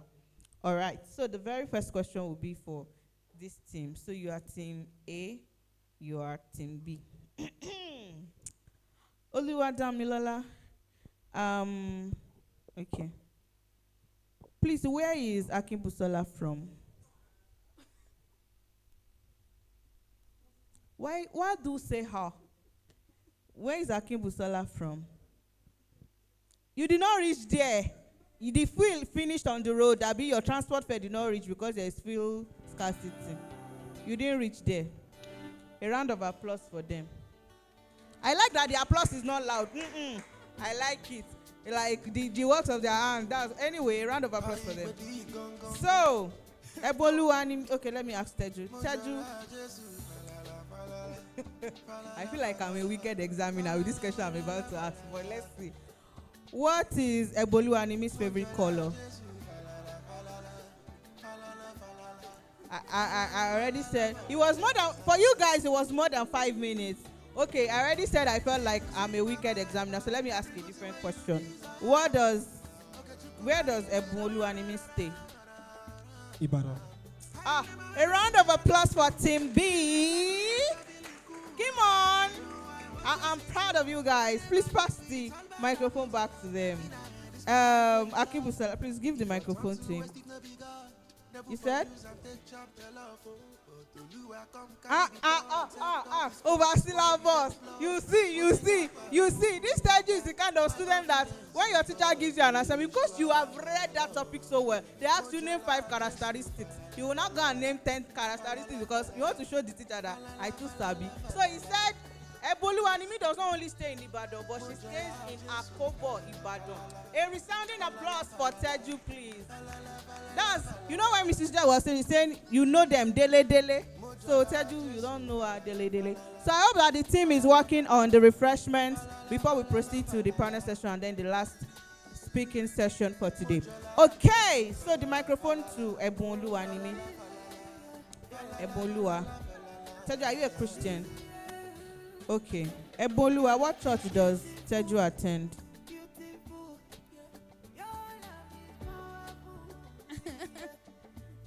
We did not reach there. You did not reach there. A round of applause. You did not reach there. So that means as you were going, something now come and call you and say, come down, don't go again. That's why you did not reach there. Okay. Please pass the microphone to them. Let me ask Dami now. Have I asked Akin Busola? How do you form? What did you do? How come I didn't ask? Oh, no. Okay, Akin Busola, what does Oluwadamilola, what does she do for work? She works in a pharmaceutical company. She works in Anthony. You gotta have talked down now. You want to show that. Okay, round of applause for Akin Busola. Yeah, that's good. Please pass the microphone to Teju. Teju has answered 2 questions or just one? One. Okay. Teju, what school did Ebolu Animi? Are you a student? What school did Ebolu Animi finish from? You didn't get there. All of you you did not get there. Anyway, please. I said, what school did she finish from? Yeah, come you from you. I mean, what were you people now talking about? You worked net, you didn't reach there. What did you people now talk about?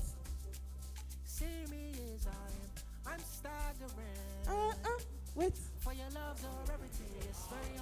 Sha, Eshokpe, You talked about our plans for the future. That's a futuristic networking.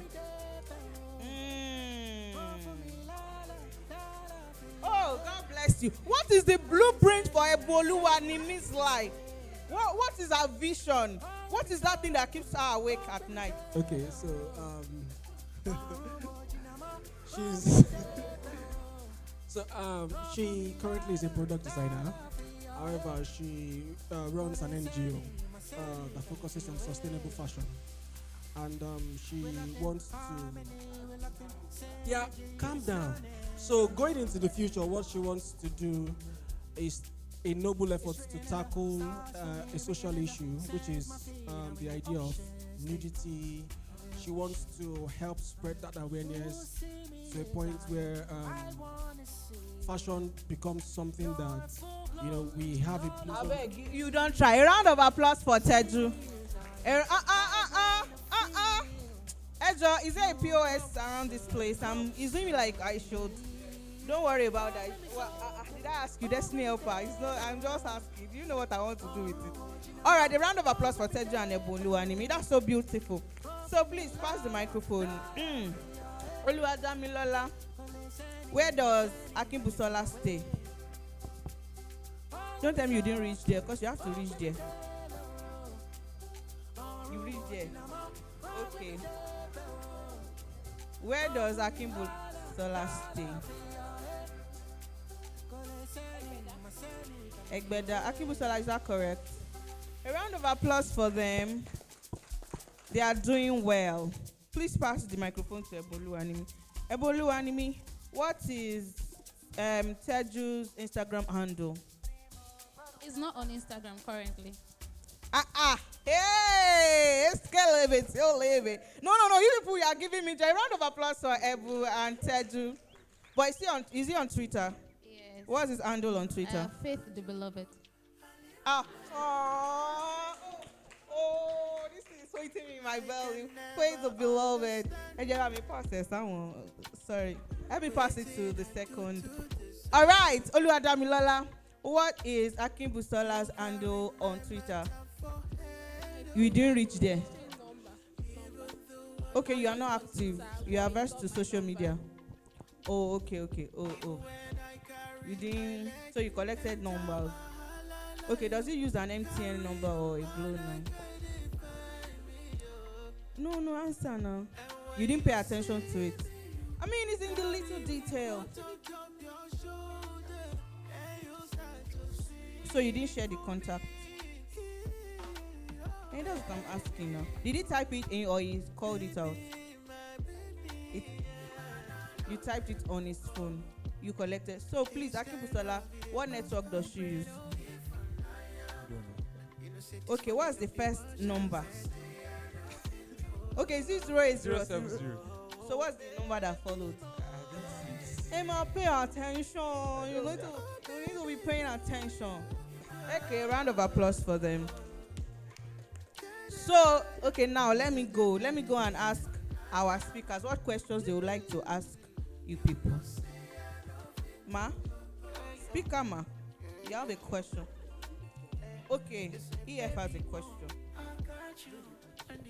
I don't have a question. I'm just really impressed that you guys are able to extract that kind of information in whatever short period that you guys had. If I had money, I would give you guys a round of applause for them. It's really inspiring. Well done.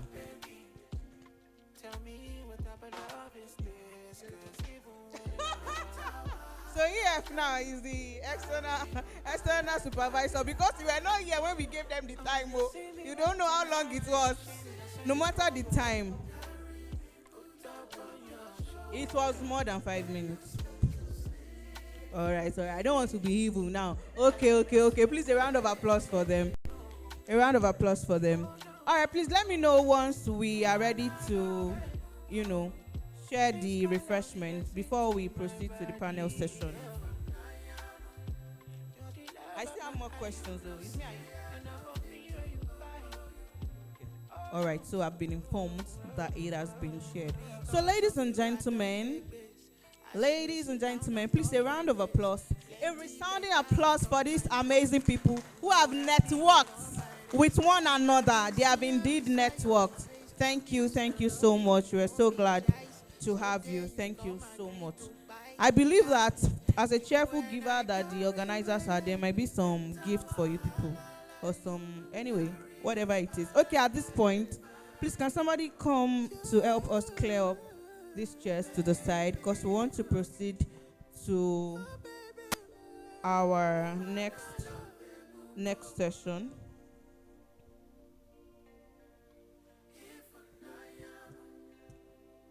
So the next session that we have,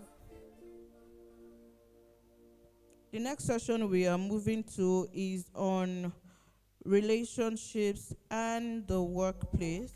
Remember the first panel session we had was about workplace relationships. So this next session is not a panel session, is a speaking session. So your favorite HR body, I hope that I'm correct, will be coming up. But no, don't wait. No, don't read the applause yet. We are going to be listening to his bio, his profile, and then I'm going to welcome him to the stand. Ladies and gentlemen, please sit back and relax as we prepare to listen to the profile of our last but not the least speaker for today, Emmanuel Faith. Introducing Emmanuel Faith. Emmanuel Faith is a globally certified human resource professional, capacity builder, and employability skills trainer. With a background in economics and cross-sectoral thought leadership experiences in HR, Faith has worked with major names in unique industries like Big Cabal Media as the head of talent management, Cowrywise, where he was the lead, people and culture, spearheading people-centric processes that position the organization as one of the top 10 startups to work in Nigeria, and General Electric, a Fortune 500 company where he managed different people and processes that accelerated the attainment of business goals and objectives. Last year, he launched HR Clinic, an initiative focused on providing people-centric advisory to startup founders, NGO founders, and SME owners. He also launched the Luminous Consult, a career hub focused on providing scalable career solutions for individuals and businesses. Faith is an SDG 5 advocate, 4 times TEDx speaker, a global member in Human Resources, GPHR, and associate of the Chartered Institute of Personnel Management, ACIPM, and an author of 2 ebooks, Chronicles of an Intern, a self-instructing book on mapping out a blossoming career through internships, and Luster, an easy guide to building a personal brand that attracts you to your desired opportunities. He has been nominated in different HR-related categories on LinkedIn and won multiple awards for his contribution as a thought leader in the HR community, including the HR/Talent Recruiter of the Year. One of the top 100 creators in Africa, as ranked by Stellar, the only HR in this category, and lots more. He has also been a contributing writer on major platforms like Pulse and Nairametrics, where he has shared expert opinions on employability and HR-related topics. You'll find Faith reading a new book, watching K-drama, or tweeting about female football at leisure. Ladies and gentlemen of the Pair Conference 2024, let us give a rousing welcome to Emmanuel Faith. Now, wow. Now, maybe that. I don't think I'll be using this. Okay. Hi, everyone. So, if you are not doing anything at the back, can you sort of come back to your seats? Thank you. Because I'll be looking straight, and then your handsome and beautiful faces will be distracting me. Thanks. Okay, so hi, everyone. I don't even know what to say like this. Okay, my name is Emmanuel Faith. That's always a good place to start. My name is a conversation starter, right? So like everywhere I go, I'm like, oh, my name is Emmanuel Faith. So the first question is your first name Faith or Emmanuel? And then I say, oh, my first name is Faith. How many of us attended Yen Forogi Grammar School? How many of us attended Dorigos, Corona, ISL, Queen's College, King's College? What school did you people attend? What did you say? Oh, yeah, that's true. I forgot that command, Navy. What school did you attend? Jesus. Okay. Okay, so I asked that because you know that, like your primary school, secondary school, it was your father's name, then your name, right? And then that's how I went. So I'm telling you the story today so that when you see me outside, you don't say which is your first name and the last name. So I attended, this kind of school, and then I went to uni with that, Emmanuel Faith. And then I graduated. I think it was my first place of work. And I made it was a tax, I was a tax trainee. So I met the tax partner and I was like, oh, what's your name? And then I said, oh, Emmanuel Faith. And he said, which is your first name? And I said, Faith. I just looked and said, who hired this person? What do they teach you in school these days? And then, that's how I knew that, like, it's supposed to be like Faith Emmanuel. But I've used Emmanuel Faith all my life, so I can't change it. What I do now is that I write Emmanuel Faith with a comma. And that's also a way to indicate that this is my surname and this is my name. So you write your surname and then put a comma. Whoever is reading it will know that, yeah. Okay, yes. So please, my slide ready. Don't worry, I actually can do without my slide. Yes, so, this has been an amazing event. How many of us agree? I came pretty late, but I learned a lot. A round of applause for the organizers. I think that I had a different idea in my head, but coming into this room, I really, really enjoyed the conversation that I met, and that last conversation was very, very needed. Right, very, very needed. Yeah, so I will be talking about networking at work, and it's an interesting time because there was still a tweet. I think the tweet is still blowing up at the moment, where someone said something about don't be friends with people at work. By the way, before I continue, I want to celebrate my very good friend, Ori Funkelawao. Please, a round of applause for her. We have been friends since 2011. Yeah, so that's 13 years and counting. Ekpatewoko easy. And then I'll celebrate my friend, Adebola Miriam. We've been friends since 100 level. That's 2014. So that's like 10 years and counting. So I'm a good person to be here, right? I'm fit to be here. Okay. So we are talking about like networking at work, and the first thing you need to realize that you cannot be a loner at work. Either you're working remotely, you're working hybrid, you're working physically. You cannot be a loner at work. It's actually very important that you have someone that is sort of. Oh, my slide is ready. Okay, you can move to the next one. It's very important that you have someone that is in your corner at work. Now, having established that, I'd said that the objective is to learn that networking is about exchanging value, one, and then the root of networking is being interested in other people and being an interesting person. And that's literally what I want you to take away from my session. That first, it's important that you are interested in other people. And then secondly, it's very important that you are also an interesting person. And we will narrow down. Okay, next slide. So a quick question. Who is that person that you want to connect with right now? Just throw names. Nice, thank you. You just made me feel important. We'll connect after. Throw names. If you don't have who you want to connect with, hey, Jesus, I want to meet Naomi Osaka and Assistant Shola. Or if Funkela, wow, cute. Popular, my popular friend. Where else? Throw names. Okay, so that's your first task. After this event, list 5 people that you genuinely want to connect with. I will teach you how to connect with them. But yeah, it's exciting. Like, I can mention like 10 people I want to connect with. Anyway, I asked that question because you would see why I asked in the next slide. Okay, next slide. This is a small task, and this is how we differentiate people that attended ISL from people that attended here for grammar school. So, is networking, what kind of word is networking? Is it a present tense? Is it a present continuous tense? Is it a gerund? How many of us remember gerund?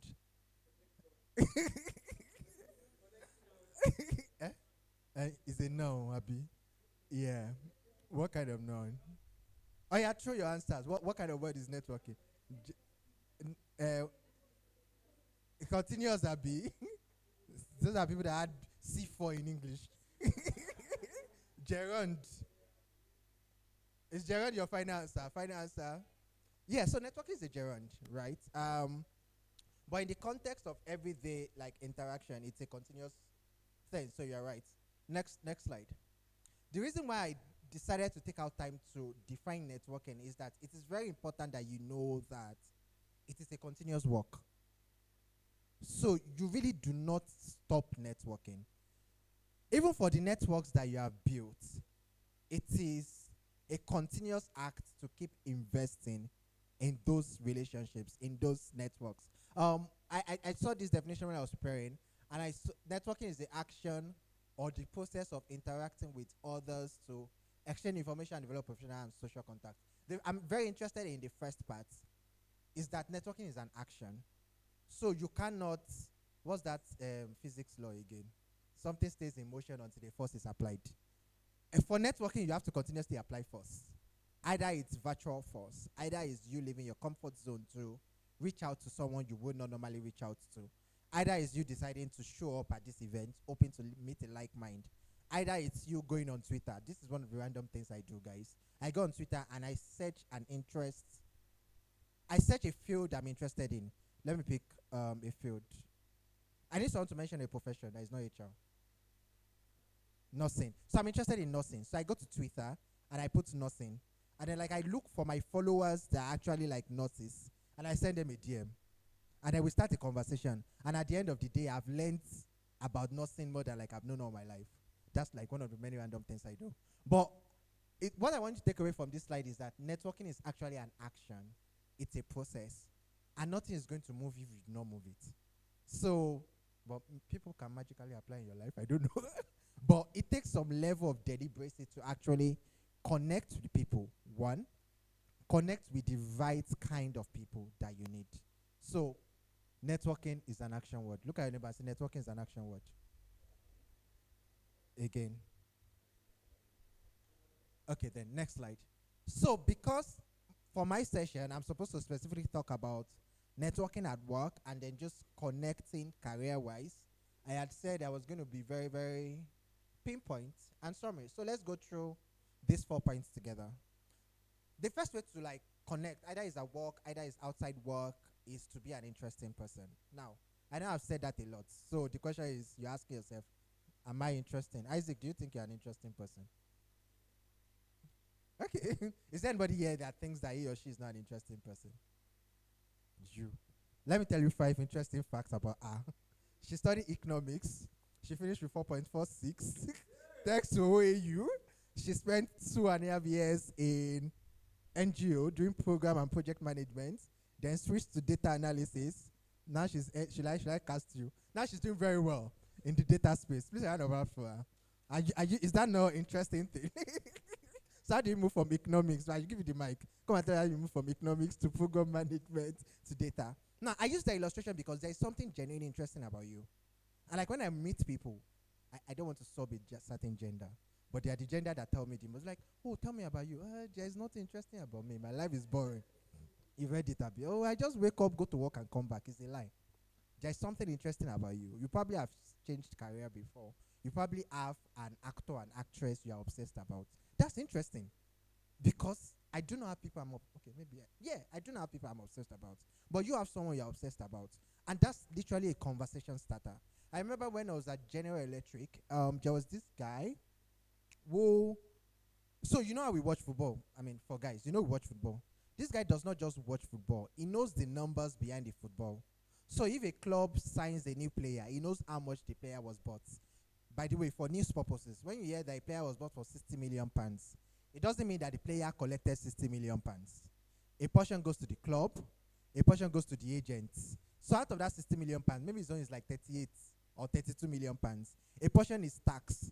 I don't know if you guys know that there was a time that Cristiano Ronaldo and Lionel Messi were jailed because they owed tax, right? So this guy knows everything about football beyond the football that we watch.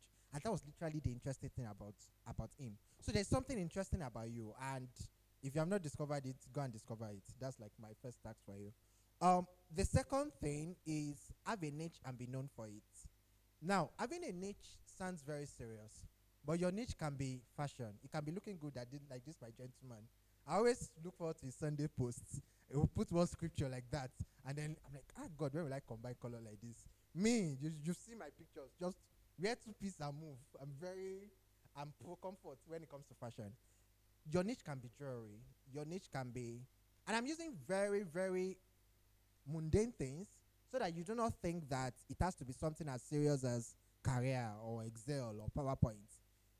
But are you like that go-to person when it comes to your niche? I remember that I worked in a place, I will not mention the name, where when ladies want to order makeup and skincare, everybody just go to her. Busola, what is the trending one? That's even too far. When people want to go to restaurants, oh, I have an hangout with my friend. Busola, come and give me a recommendation. Oh, do you want it mainland or island? Do you want island Lekki or island VI? Do you want mainland Ikeja or mainland Ogodo? Now, those things sounds mundane, but what the person has done is to establish a brand that people can remember a name for. Again, your brand might be something as serious as, oh, that's the person that can do the best presentation. That's the person that can do the best financial model. And that's fine. I'm just using these very day-to-day activities to let you know that it doesn't have to be something that serious. You can literally be known for the most mundane thing. But guess what? Guess who needs mundane thing? Me and you. And so when we remember that there is someone we can meet for mundane things, that person becomes our favorite. So when something bad is about to happen, or when you hear an information about the person, you are quick to share with the person because you don't want your skincare plug to leave the company, right? The next thing is be genuinely interested in other people. I learned this when I was just starting out my career. I had an HR business partner. Her name is Bethel. She was literally, it's not she was like a, she was an executive. And if you work in a multinational at GE, an executive literally means that you are not obliged to interact with mere men like us. You literally, I mean, you have your driver, you drive like, one of the biggest cars. Your office is in the penthouse, the tallest part of the building. Guess what? Every day Bethel comes in. Bethel greets everybody on her floor. Hi, Funke, how are you? How is your daughter? Hi, Shego. Oh my God. How was your children's inter-house sport? Did your daughter come first again? I'm like, Ma, how did you even gather all this information? But it literally, that act of being interested in people, like, was one of the things that contributed to my career. Like, I would always make reference to that if an executive can make deliberate decision to interact with people to the extent that she knows their family, she knows things that are going on outside work. If someone's club lost over the weekend, she'll come and sit there like, don't be grumpy at work today. I know they beat your club. Right? And it was just that level of genuineness. Guess what? Just a time that a merger was going on, like, at GE, and business were moving, and some business were going to be merged, and some roles were going to be impacted. And there was like a public anonymous survey, right? People wanted to know the HR business partner that should stay. It wasn't even that the second person was leaving, so someone had to move to Kenya from Nigeria. Everybody voted her to stay, right? And she probably did not know that it was the employees that kept the job for her. She probably knew, she probably just didn't. But when she was exhibiting that act of kindness, when she was showing like that genuine interest in people, she did not think that like 1 year or 2 years down the line, there will be a merger and acquisition, and then she will now need the help of people to pull through for her. So like, be genuinely interested in people, be interested in what people wear, what people use, what their conversations, their children, if they have children. Don't be that person that says, oh, I just come to do my work in the office and go. They said someone is having a birthday party, you are not showing up. Someone is having a wedding anniversary, it's not you, they can never find you. There is after work something, you have something with your friends, or you have ad hoc cafe to go to. Like, just show up. The exciting thing about showing up is also that a lot of conversations about work happens beyond work. That's deep. A lot of conversation about work actually happens like beyond work, happens after work. So people get promoted. I mean, Oga HR is there. People get promoted. People learn about performances. People get on new projects. Is there anybody that is studying law here or like a lawyer? Nobody. Accounting, finance, investment banking. Okay. Like, the places where deals get closed, right, is all those meetings after work. So be genuinely interested in people. I like, the last part is really to be dependable and valuable. Let people know that if Shegun says, you are going to get this slide by 6 p.m. 6 p.m. is 6 p.m. And if for any reason you will not get it by 6 p.m., Shegun will send an email well ahead of time, that lets the receiving party know that this email, this presentation is not going to get by 6 p.m. Like, be that person that can be dependable, be valuable too. There are people that, I like to say that there's a way that being valuable also attracts you to the kind of network that you want to meet. When people genuinely know that this person has an iota of value to offer, either is the person is a badass writer, the person writes the best emails. There have been places I worked that when I was teasing one of them yesterday, when market team want to send out an email, they come to meet me, like, because they just trust my judgment about words, right? There are places. I had a friend, she's now in Canada, when one of the things that got her full-time role was because she was super good with preparing decks. So she was in another department, right? It's very funny because the department she did her NYC with did not even have the budget to retain her. But because she had continuously done presentation for another, she was in audit. She studied accounting, she was in audit, but she was also doing like, is it ACC or CFA? I can't even remember now. So she also had knowledge of tax and advisory and all that. And it was a department that she was not working with, but she had done a lot of decks for either their senior managers or their managers. A manager present a deck at a meeting, and they were like, oh, I like the deck. Who did it? Is that intern? Right? And then she did so much presentation that by the time she needed a full-time role, and her department could not retain her, 2 other departments were fighting to retain her because they had a budget. So be very, very valuable. The biggest thing, before you move to the next slide, the biggest thing I want you to take away, I don't know, I feel like going back there, is literally that you are an interesting person. And maybe you have not discovered that interesting thing about you. But it's very important that you know that you're an interesting person. And if you want to test it out, strike a conversation with a stranger, right? And see if the stranger gets bored. If the stranger does not get bored for 5 minutes, that means that you're an interesting person. Because if you are boring, nobody will listen to you for 5 minutes. Do we all agree? Right. Okay, next slide. I think the next slide is about, yeah. So everyone, like, I used to say that kindness is a key. There's a proverb. Is it the gift of men? Like, if there is someone, and just like free tip, if there is someone in your workplace or someone in your environment, or even it might not be your 9 to 5 workplace, your NGO or your church unit. Have you met those SUNT? Like, yes, ma'am. Give the person a gift and see how the person reacts after. There's a way that kindness unlocks key, right? Everybody reacts to like a display of kindness, even the most wicked, most reserved, most unopenable person. So one of the keys to also network is actually to demonstrate kindness. And kindness sometimes is not just gift. Kindness is taking the summary of a meeting for someone and sharing with the person. Kindness is nudging someone 10 minutes to a meeting to say, hey, did you get an invite to this meeting? Oh, I did. Oh, I didn't. It's not on my calendar. Oh, your managers were copied, so I think that you might have been copied. Oh, did you miss out on this email? You didn't respond to this email, and I see that your manager was copied. Can you check? Kindness is telling someone that a cafe has closed or that food will not be served because of XYZ. It's the most minute things. Kindness is texting someone that is coming from an area that you know that someone is going to pass or Tinubu is going to come. That, sorry, there's going to be traffic on your area. So, are you going to wake up early today? Or do you have plans to sleep in the office? Are you going to stay on the island? So, sometimes kindness is not just gift, it's just deliberate acts, that helps the other person get better. I know a lot has been said today about daily interactions, friendships, but I want you to know that you can also meet your best people at work. It has happened. Like, when I was at Catalyse, there were people that did not know each other before Catalyse, and Catalyse changed their lives. There are like 3 people that got technician by the virtue of the fact that they were in Catalyse. Someone got technician and then walked the other 2 people through the technician process, and the 3 of them are in London today. Like, something very interesting. One of them had known about technician before. So for those that know, technician is like one of the most reputable way to go to UK, because when you have a technician visa, you're like on a tier 1. So you don't need a company to sponsor you.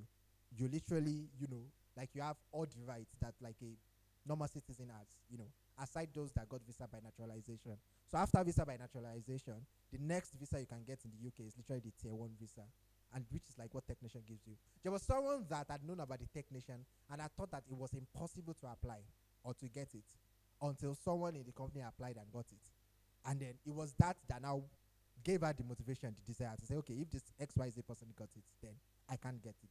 The summary is that like you can make your best, your covenant friendships, as some people have used at work, and you should not overlook the opportunity that workplace gives you. And the key to literally relating with people at work, again, like I said, is like being an interesting person, being interested in other people, and just being valuable and dependable. Last slide. Thank you very much for having me. I know that I still have time on my clock, so if you have a question, I think I'll take one or two. I probably have like 5 minutes, right? Yeah, so any question about workplace interactions or workplace networking? I've said everything. Thank you very much. Over to you. Thank you so much. Please let's give EF a resounding applause. Thank you so much. You have a question? Okay. They just brought it. Translate to Yoruba. All right.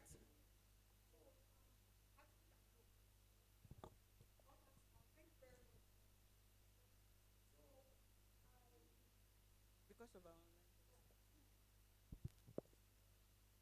I want to really ask about being a reliable person. So, you were talking about someone that they could really rely on at work, but then I'll be talking from a very practical experience that many times it's not like I do not want to do it, but 1,000 other things comes up because, well, lean structure at work and does not, I wouldn't like 80% of the time. I mean, things that it is help, not really my deliverables or anything. But then, I mean, if you show up for me, I can show up for you later on. It really does not work because there are 1,000 other things that they are drawing your attention to. There was a day that a manager, in fact, I really felt bad. The manager asked me to send him something. I'll go to my laptop and I'll do it. Then while I was walking, somebody called me that he was at the hospital. I mean, HMO related stuff. And to make sure that he was attended to in time, I totally forgot about it. It was the next morning. The other person he reached out to was not reaching out to me back for that same thing. I felt bad is a very good word. I felt awful. I mean, how can I manage it? Does that really make me not an interesting person? And thank you. Yeah, hi. Thanks for asking. Are you an HR person? Okay. It's when you mentioned HMO. HMO is one of the trickiest things you can manage. Shegun can Shegun can bear me witness. So one is act, attitude, and priority. So one is like the person, like the act, like the people know you that you are dependable, right? What that does is that even times that you do not come true, there's a if when I'm teaching career related stuff, there's a terminology I use called career capital. Career capital is the aggregation of excellence that you have displayed over time, right? What happens, why it's exciting to build a career capital is that on days where men are men and women are women, and you're unable to like meet expectations, people are able to vouch for you that, oh, she's not that kind of person. She has done excellent work over time.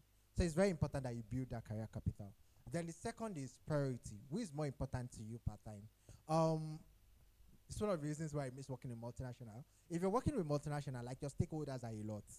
When I was at GE, like I reported to HRs in Nigeria, HRs in Ghana, South Africa, Kenya, and I was reporting to all of them because I was literally HR support. So my duty is to support all of them. So I knew who my most important priorities were, those that sit with me in Nigeria. Next, the HR business partner of Sub-Saharan Africa. Next, the sub-businesses that I was hoping that I would be able to move into. Now, if I have conflicting tasks, right? For example, I'm working for, Better was my HR business partner and HR business partner of Sub-Saharan Africa. And then someone from, say, Ghana or Kenya brings something in. I acknowledge and I say, hey, I am working on this for this person. Even when the person hears that this is the person that is keeping me busy, he knows that like, oh, it's not Emmanuel's fault, right? He's working on something. Sometimes I don't even mention the person, but I mention the project. I'm working on this employee experience for healthcare in Kenya. So you know that that's priority. or I'm working on this talent acquisition process for Sub-Saharan Africa with focus on WCA. That's West Central Africa. So one is first you being that act, that dependable person. Second is there like priority. People can know that, oh, it's because you are swamped. That's why you did not pull through, at this point. So I think that those two things are very, very important so that you don't feel overwhelmed as a person. Interesting. A round of applause for Emmanuel Faith once again. Have we learned anything so far today? Have we learned a lot? Please let's give a shout out to our online participants. Do it better like somebody that has learned something intentionally. All right, our online participants, we love you. Thank you for staying with us till this time. And so we are going to proceed very quickly to the last session for today, and that is the session on male friendships. So that is the last thing we are doing before we now do, we cap it up. All right, has it been an interesting day today? Have you had fun? Have you learned? Have you gained value? Have you gained insights? All right, a big thanks once again to our speakers, Orifunke Lawal and Emmanuel Faith. And you see now, purposeful and intentional relationship. They've been friends since 2011. That's 13 years, and they are still doing great things for the world. Please, a round of applause for them once again, ladies and gentlemen. Okay, so the next, we already had that session on female friendships. So we are going to have on male friendships, and it's going to last for just like 15 minutes, 15 to 20 minutes, and then we'll call it a day. So please welcome with me, ladies and gentlemen. Welcome with me, Teju and Akin Busola. A round of applause for them, please. A resounding applause for Teju and Akin Busola. Male friendships come with a different dynamic, so I'm very interested in this session and what it's going to be like. And of course, our moderator for this session is Olutola. She has been our amazing moderator for all the sessions we've had today. Please, a round of applause for Olutola as she comes forward.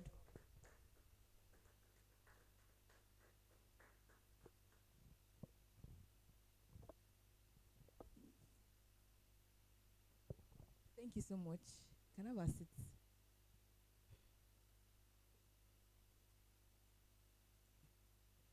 Okay, so we are moving to the final panel for today, and we'll be spotlighting these two male friends. They'll be telling us about their journey as friends and how they've been able to be with themselves. We are going to start with the introduction, of course, so please tell us your name and something cool about you. Something cool. My name is Akin Busola. Something cool about me. It's not that deep. Okay, my name is Akin Busola. I'm a business manager in Lagos. I think that's that. I'm interesting. Okay. Hi, my name is Faith. I share the same name with. My name is Teju Faith. Something interesting about me. I like to cook and swim. Nice. So, so your wife will not have issues of it cook for me, not cook for me. Also, and we just go straight into it. We have just a few minutes, and I would start with who are those that we can really call friends? Are we supposed to just throw that word around? Is my friend? I'm his friend. Okay, I think, especially for me, the word friendship is deep. And that's a mistake a lot of us make when we suffer heartbreaks from people that we thought they were friends. So I feel we have, just like Emmanuel Faith has mentioned to us, we have workplace, I believe we have workplace bodies. They are different from church bodies, that are different from colleagues, and different from acquaintances. But when you say friends, it means, I think the keynote speaker has mentioned some things about friendship and what constitutes being friends with someone. So if you say this is my friend, it's deeper than I just know this person casually. And that's why I think during the panel session you were mentioning you can't be friends with someone and you jackpot from the country and the person is getting to know on social media just like everybody else. So I feel that person might just be an acquaintance to you, not really about. If it's your friend, you know that this is my friend. So a follow-up question, and you can also answer, is what are the qualities that we should then look out for? You know, these questions, they look very simple, but some of us, there are some people that we call friends. We don't even know how it happened. We just call them friends. We're not really looking out for anything, but we just became friends. Okay, I'll start from what you said about we're not looking out for friends. It just happened. The truth is, there are sensors, right? There are things that trigger when you meet someone. You know, either you know it or you do not know it. When you meet, let me give you a scenario. You say you meet someone and you say it's in quotes love at first sight. The thing is that there are some triggers that you saw or that resonate with you unconsciously that you immediately click with that person. So you want to be friends with someone. It starts with first understanding yourself, knowing your values, knowing the things that you hold dear. Those will now lead you to attraction. So when you now see someone who shares the same values, it becomes easy for you guys to attract each other. Do you understand? So I think that's the first thing. So you have to first set your value, define yourself first before you look for others, to join you. So that's Awesome. So talking about male friendship, there is this thing that they talk about that males, the way they do their friendship is different from females. No hugs, no I love you. You'll be wondering that I love you from where to where, and those mushy things. Are these things, are they real? Do you is it that you guys don't like that love expression, or you don't see it as something masculine? Okay, I think everybody. And sorry, do you guys do it in your friendships? Do you tell yourself that you love yourselves? Well, he knows very much how much I appreciate value. But and do you love say it? Do you express it? Okay, Do you say it? Okay, but something happened yesterday. I was coming from work. I didn't drive out because of the fuel issue. So I was coming. I used keke. I had a long day at work. I was already stressed. You were coming, so he met me at the gate. He was escorting someone out, and he wanted to hug me. Oga, from where to where? And he was, don't keep your hug to yourself. We don't do all of those mushy stuff. But when it comes to we are expressive when it comes to appreciating one another. Oftentimes, but it's not as regular as you're not my babe. So it's not as often as I love you. No, don't keep that to yourself. If you tell me I love you, self, I will look at you. But oftentimes, we express ourselves how much we appreciate and value one another, how much we love one another. But it's not like keep your. Let him answer. Yes. So I want to say that it's people are different, and this is actually something that's actually very important. You have to understand the dynamics of everybody. I'm a hugger, right? Has he ever given you a hug? Yes, actually, but they come very rarely. I'm a very expressive person about affection, about love. I'm a very expressive person. I want you to know in words. I want you to know in actions. I want you to know. But then I also understand that people are different.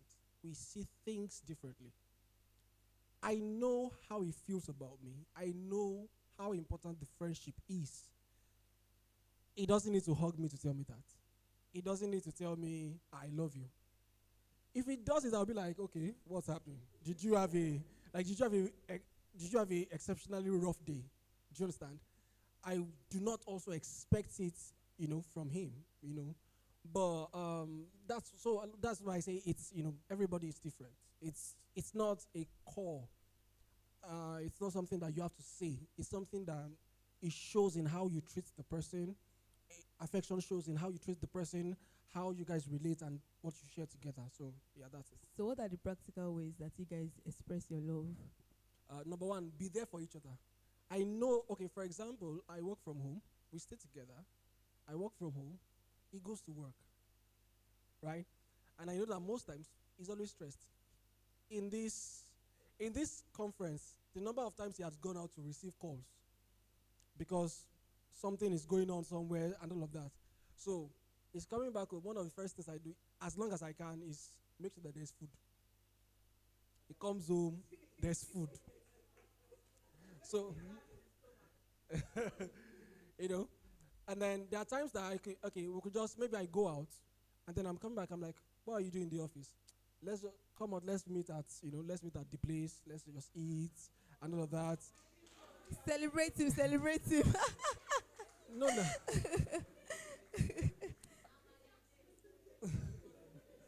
Then it's also looking out for each other. There is you're doing a program. Okay, both of us are involved in the ministry. Separately and together. You're doing something, then I have to show up. I make sure that I'm contributing somehow to that. I want to be there. We look out for each other. He's doing something, and I feel like, okay, you should not be doing this, or I'm doing something, and okay, guy, we need to talk. And then we have that conversation, and all of those things happen. It's finding ways to make sure that you are constantly in each other's lives. So. So is he missing out anything? Okay, I think I wanted to correct something. Their expression and all of those things, I show it, but it has to be now when it comes to hug, telling you I love you, I believe it's exclusive for my babe. If you are a woman, I would like to tell you I love you, I love you. That's on the side.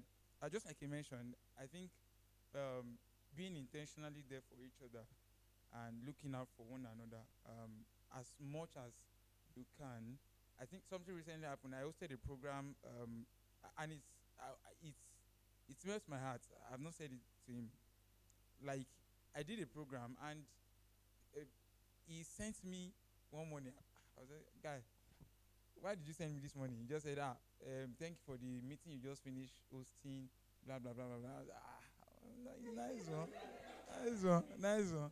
And I think it's very important, and I believe there would have been things that I've done for him too that shows that, oh, I value him, and he knows how much I value the friendship and all of those things. I cook, mind you, even though when I don't like his onions, plenty onions in food, I still appreciate it as much as I could, and all of that. So I think just being there intentionally for each other, looking out for each other when you know that there's a job opening, or maybe it's not, you have to, guy, alpha, this your relationship with this person, I don't think you are talking too much. Is there anything, so that one babe will not call you out on Twitter and say, because Yoruba will say there's no how they will call the head of the dog and not call the pot that they used to cook it. So before they tag me in I don't like drama. So alpha, can you date her? Is there light there? There's no light. Please, all these night calls.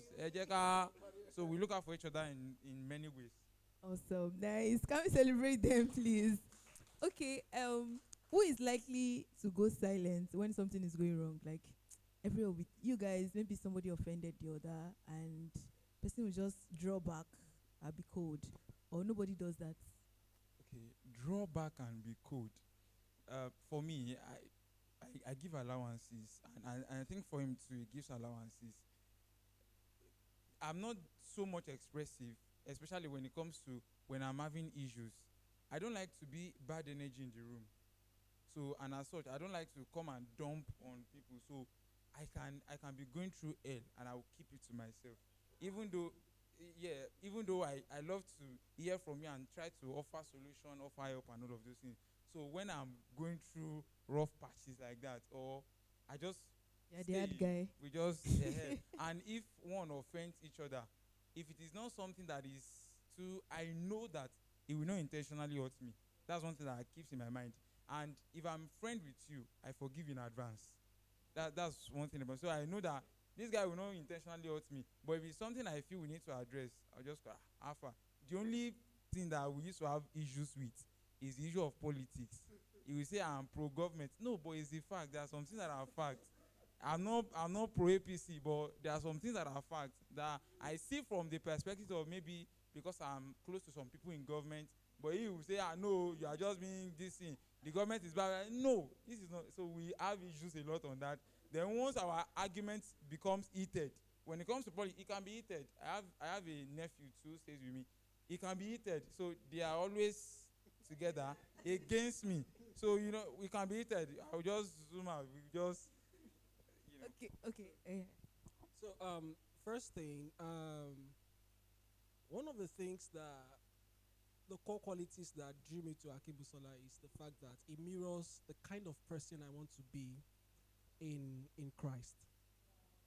Is I say this everywhere. I say this everywhere. If anybody has a 2-day conversation with me, I'll mention Akibusola and I would mention this character.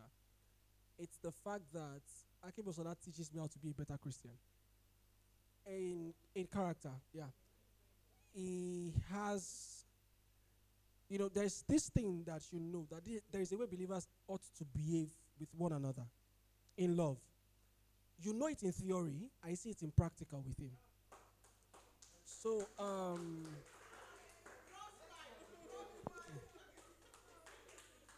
so,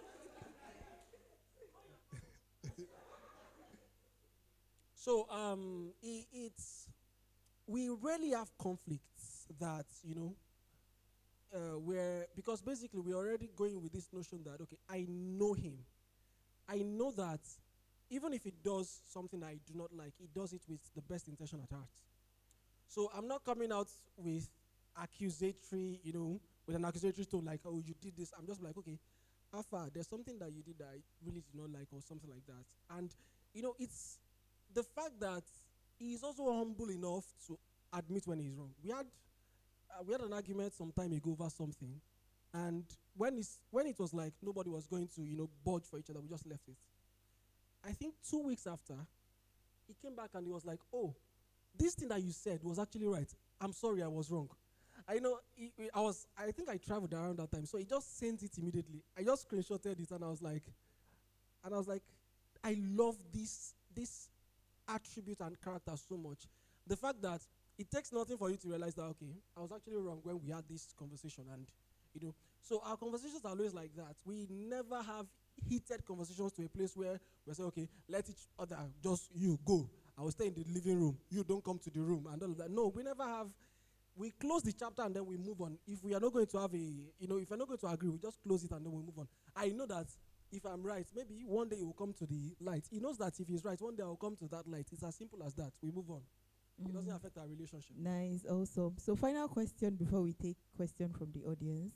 Can you tell us 2 things that you think have helped you in your friendship so far, and that has made it solid and would keep it going even in years to come? Number one has to be our faith in God and our love for the ministry. It's a unifying thing. We can have bad days, but when it comes to we need to talk about this, or we need to study the scriptures together, or pray, there's no way you can be in quotes. There are some things that you can't do, or there's some things that prayer and the word take away from you. So we're studying the Bible together, and there's a way it unifies us. There's a way it brings us, makes that bond, stronger. So if I'm going to pick one thing, that will be the first thing I'll pick.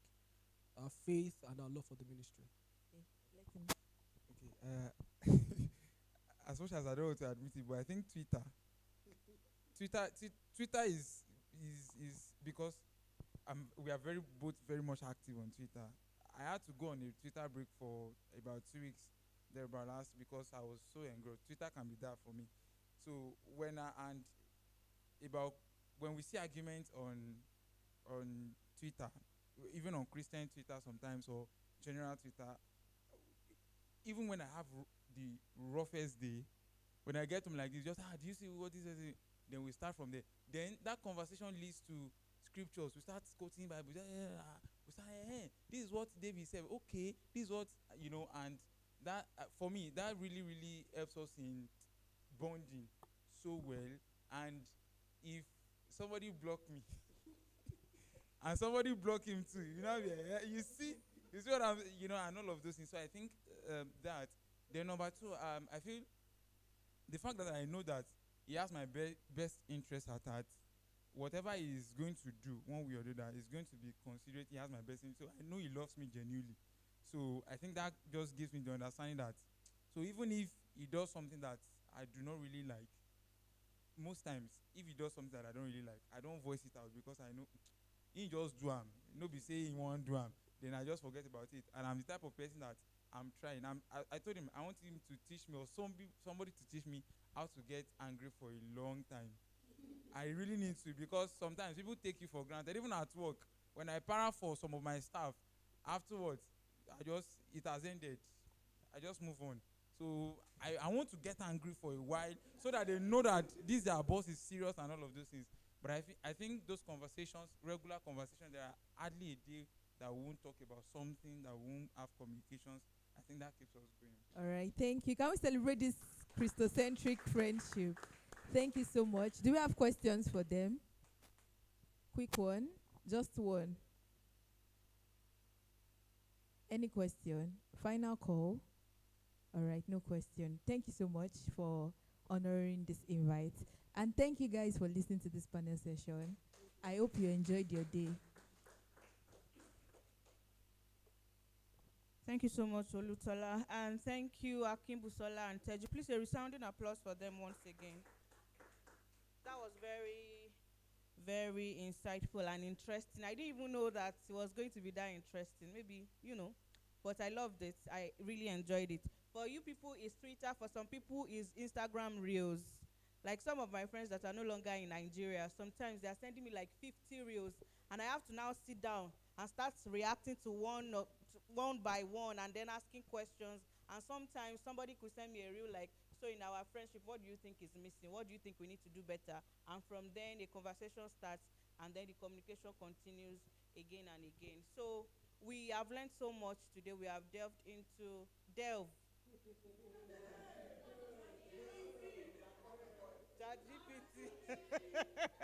we have delved into learning about how to build and nurture purposeful and intentional relationships. And you would agree with me that it's been such a valuable time of learning today. If you agree with me, say I. Have you had fun today? Have you gained value today? All right, thank you. Okay, shout out to our online participants. Thank you for staying with us till this time. So before the final call and before we close this event officially, I would like for am I correct if I call you a DJ now? But our makeshift DJ. Please, I'd like for you to play How Are You, My Friend? And then everybody, please turn on your cameras. Make a video with somebody seated next to you. You can take it a step further and make a groupie, make a video, and we are going to be singing that song. We are going to post it on our Insta stories. We'll tag at the pair community. And so we want How Are You, My Friend? We want that song. We are going to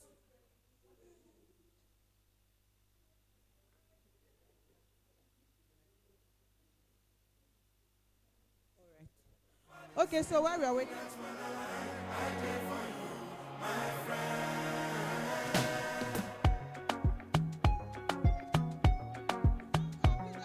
We are going to be dancing and making videos. Party no vex for me. Say I never call you since, but I hope that you are well. I hope your market sell. Every day I dey pray for you. Make you Baba God bless you. I never forget you. How I gon' forget you? See my shoulder, make you rest up on me. You know I got you. Now me be your friend indeed. The money don't show now. I don't keep some for you. You know go so far, cause anything I get now for me and you. How are you, my friend? How do you do, my friend? I know sometimes it be like say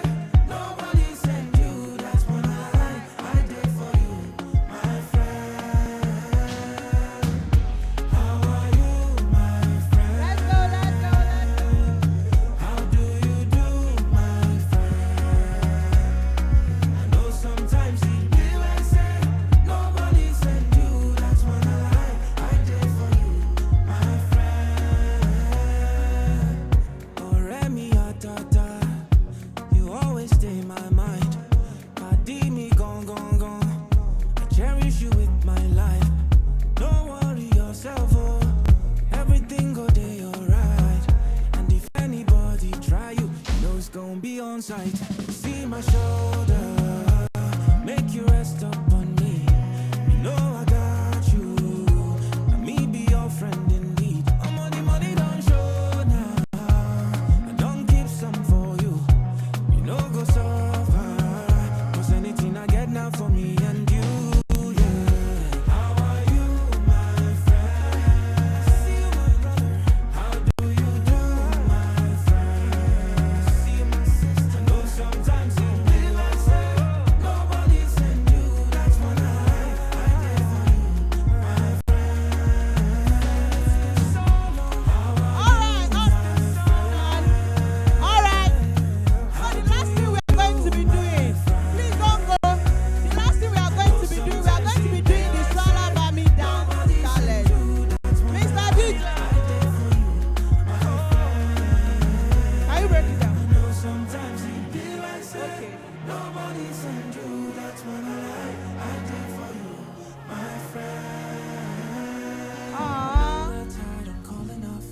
Okay, so the last thing we are going to do.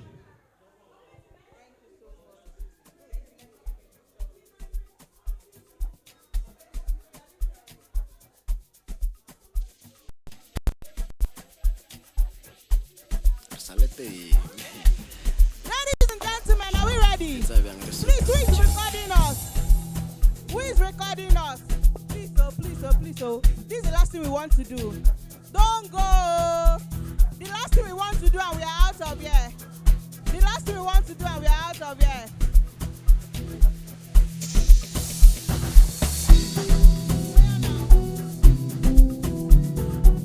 Please, let us come and do this. We'll do photo sessions after.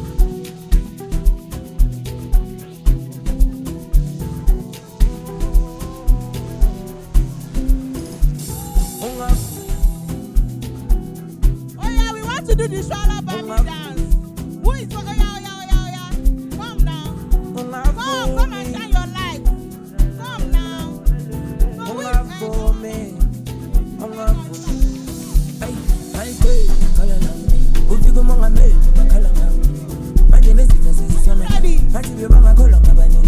Are you ready? Oh yeah, let's go. Are you ready? This is in my head, but it's not coming out. The dance is bad, but let's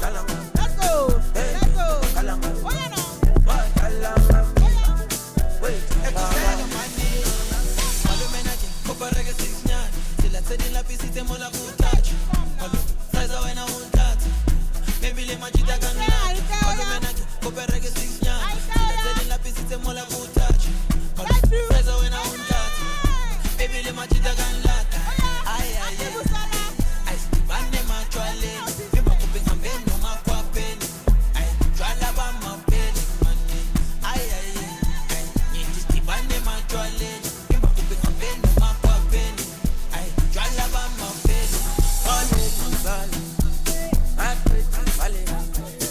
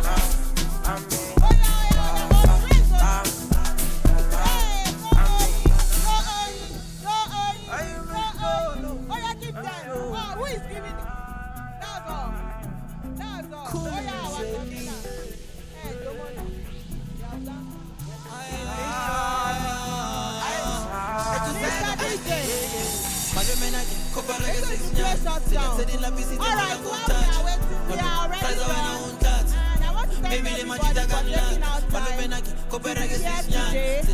Thank you so much for coming. Thank you so much for making it to the maiden edition of the Pair Conference.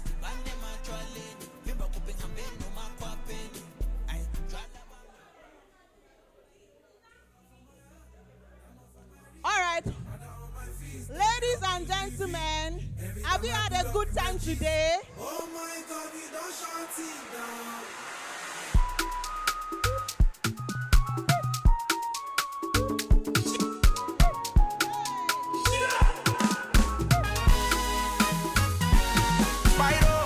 I say kid, mama tell me I be star boy. Prophet tell her say oh go yen loud, go loud. So I think say it go easy, but oju any mala, Ari enter industry like bagang break is over. Me I think say I go blow it on the ginger, cause everywhere I go they tell me say I too sabi. Why I never blow, me self I no sabi. So I shout Holy Ghost, save my soul, give me lamba, make I blow. See me so, my mates don't go. Hello everyone. Hello everyone. Hello Pair Conference 2024. So we want to quickly do something, everybody. So you're going to say with me, you're going to echo what I'm going to say. Okay. So just say with me, the Pair Conference 2024. The Pair Conference 2024. Have you had fun today? Have you gained value today? Will you come again when we invite you? Everybody says thank you, Deborah Olugbade. Thank you, our world best convener. Thank you so much. Thank you, Orifunka Lawal. Oh yeah, thank yourself. Thank you, myself. Oh yeah, thank me too. Thank you, the on-point MC. Woo! Thank you, everybody. Thank you. Thank you for coming.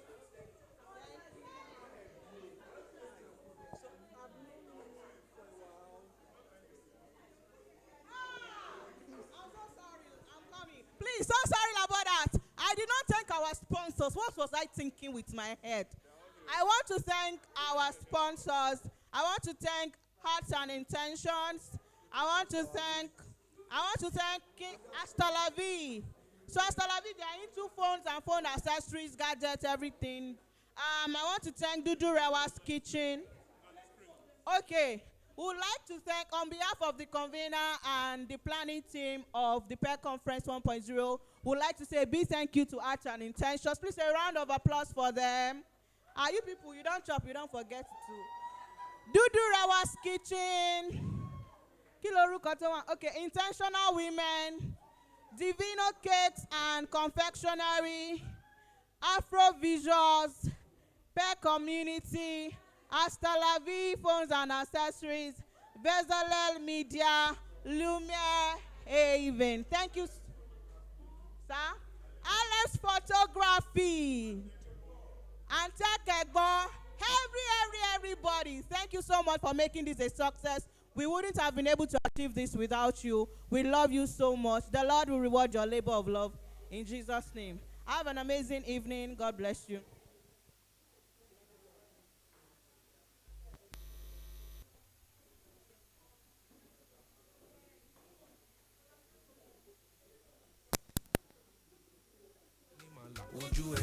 Ari enter industry like bagang break is over.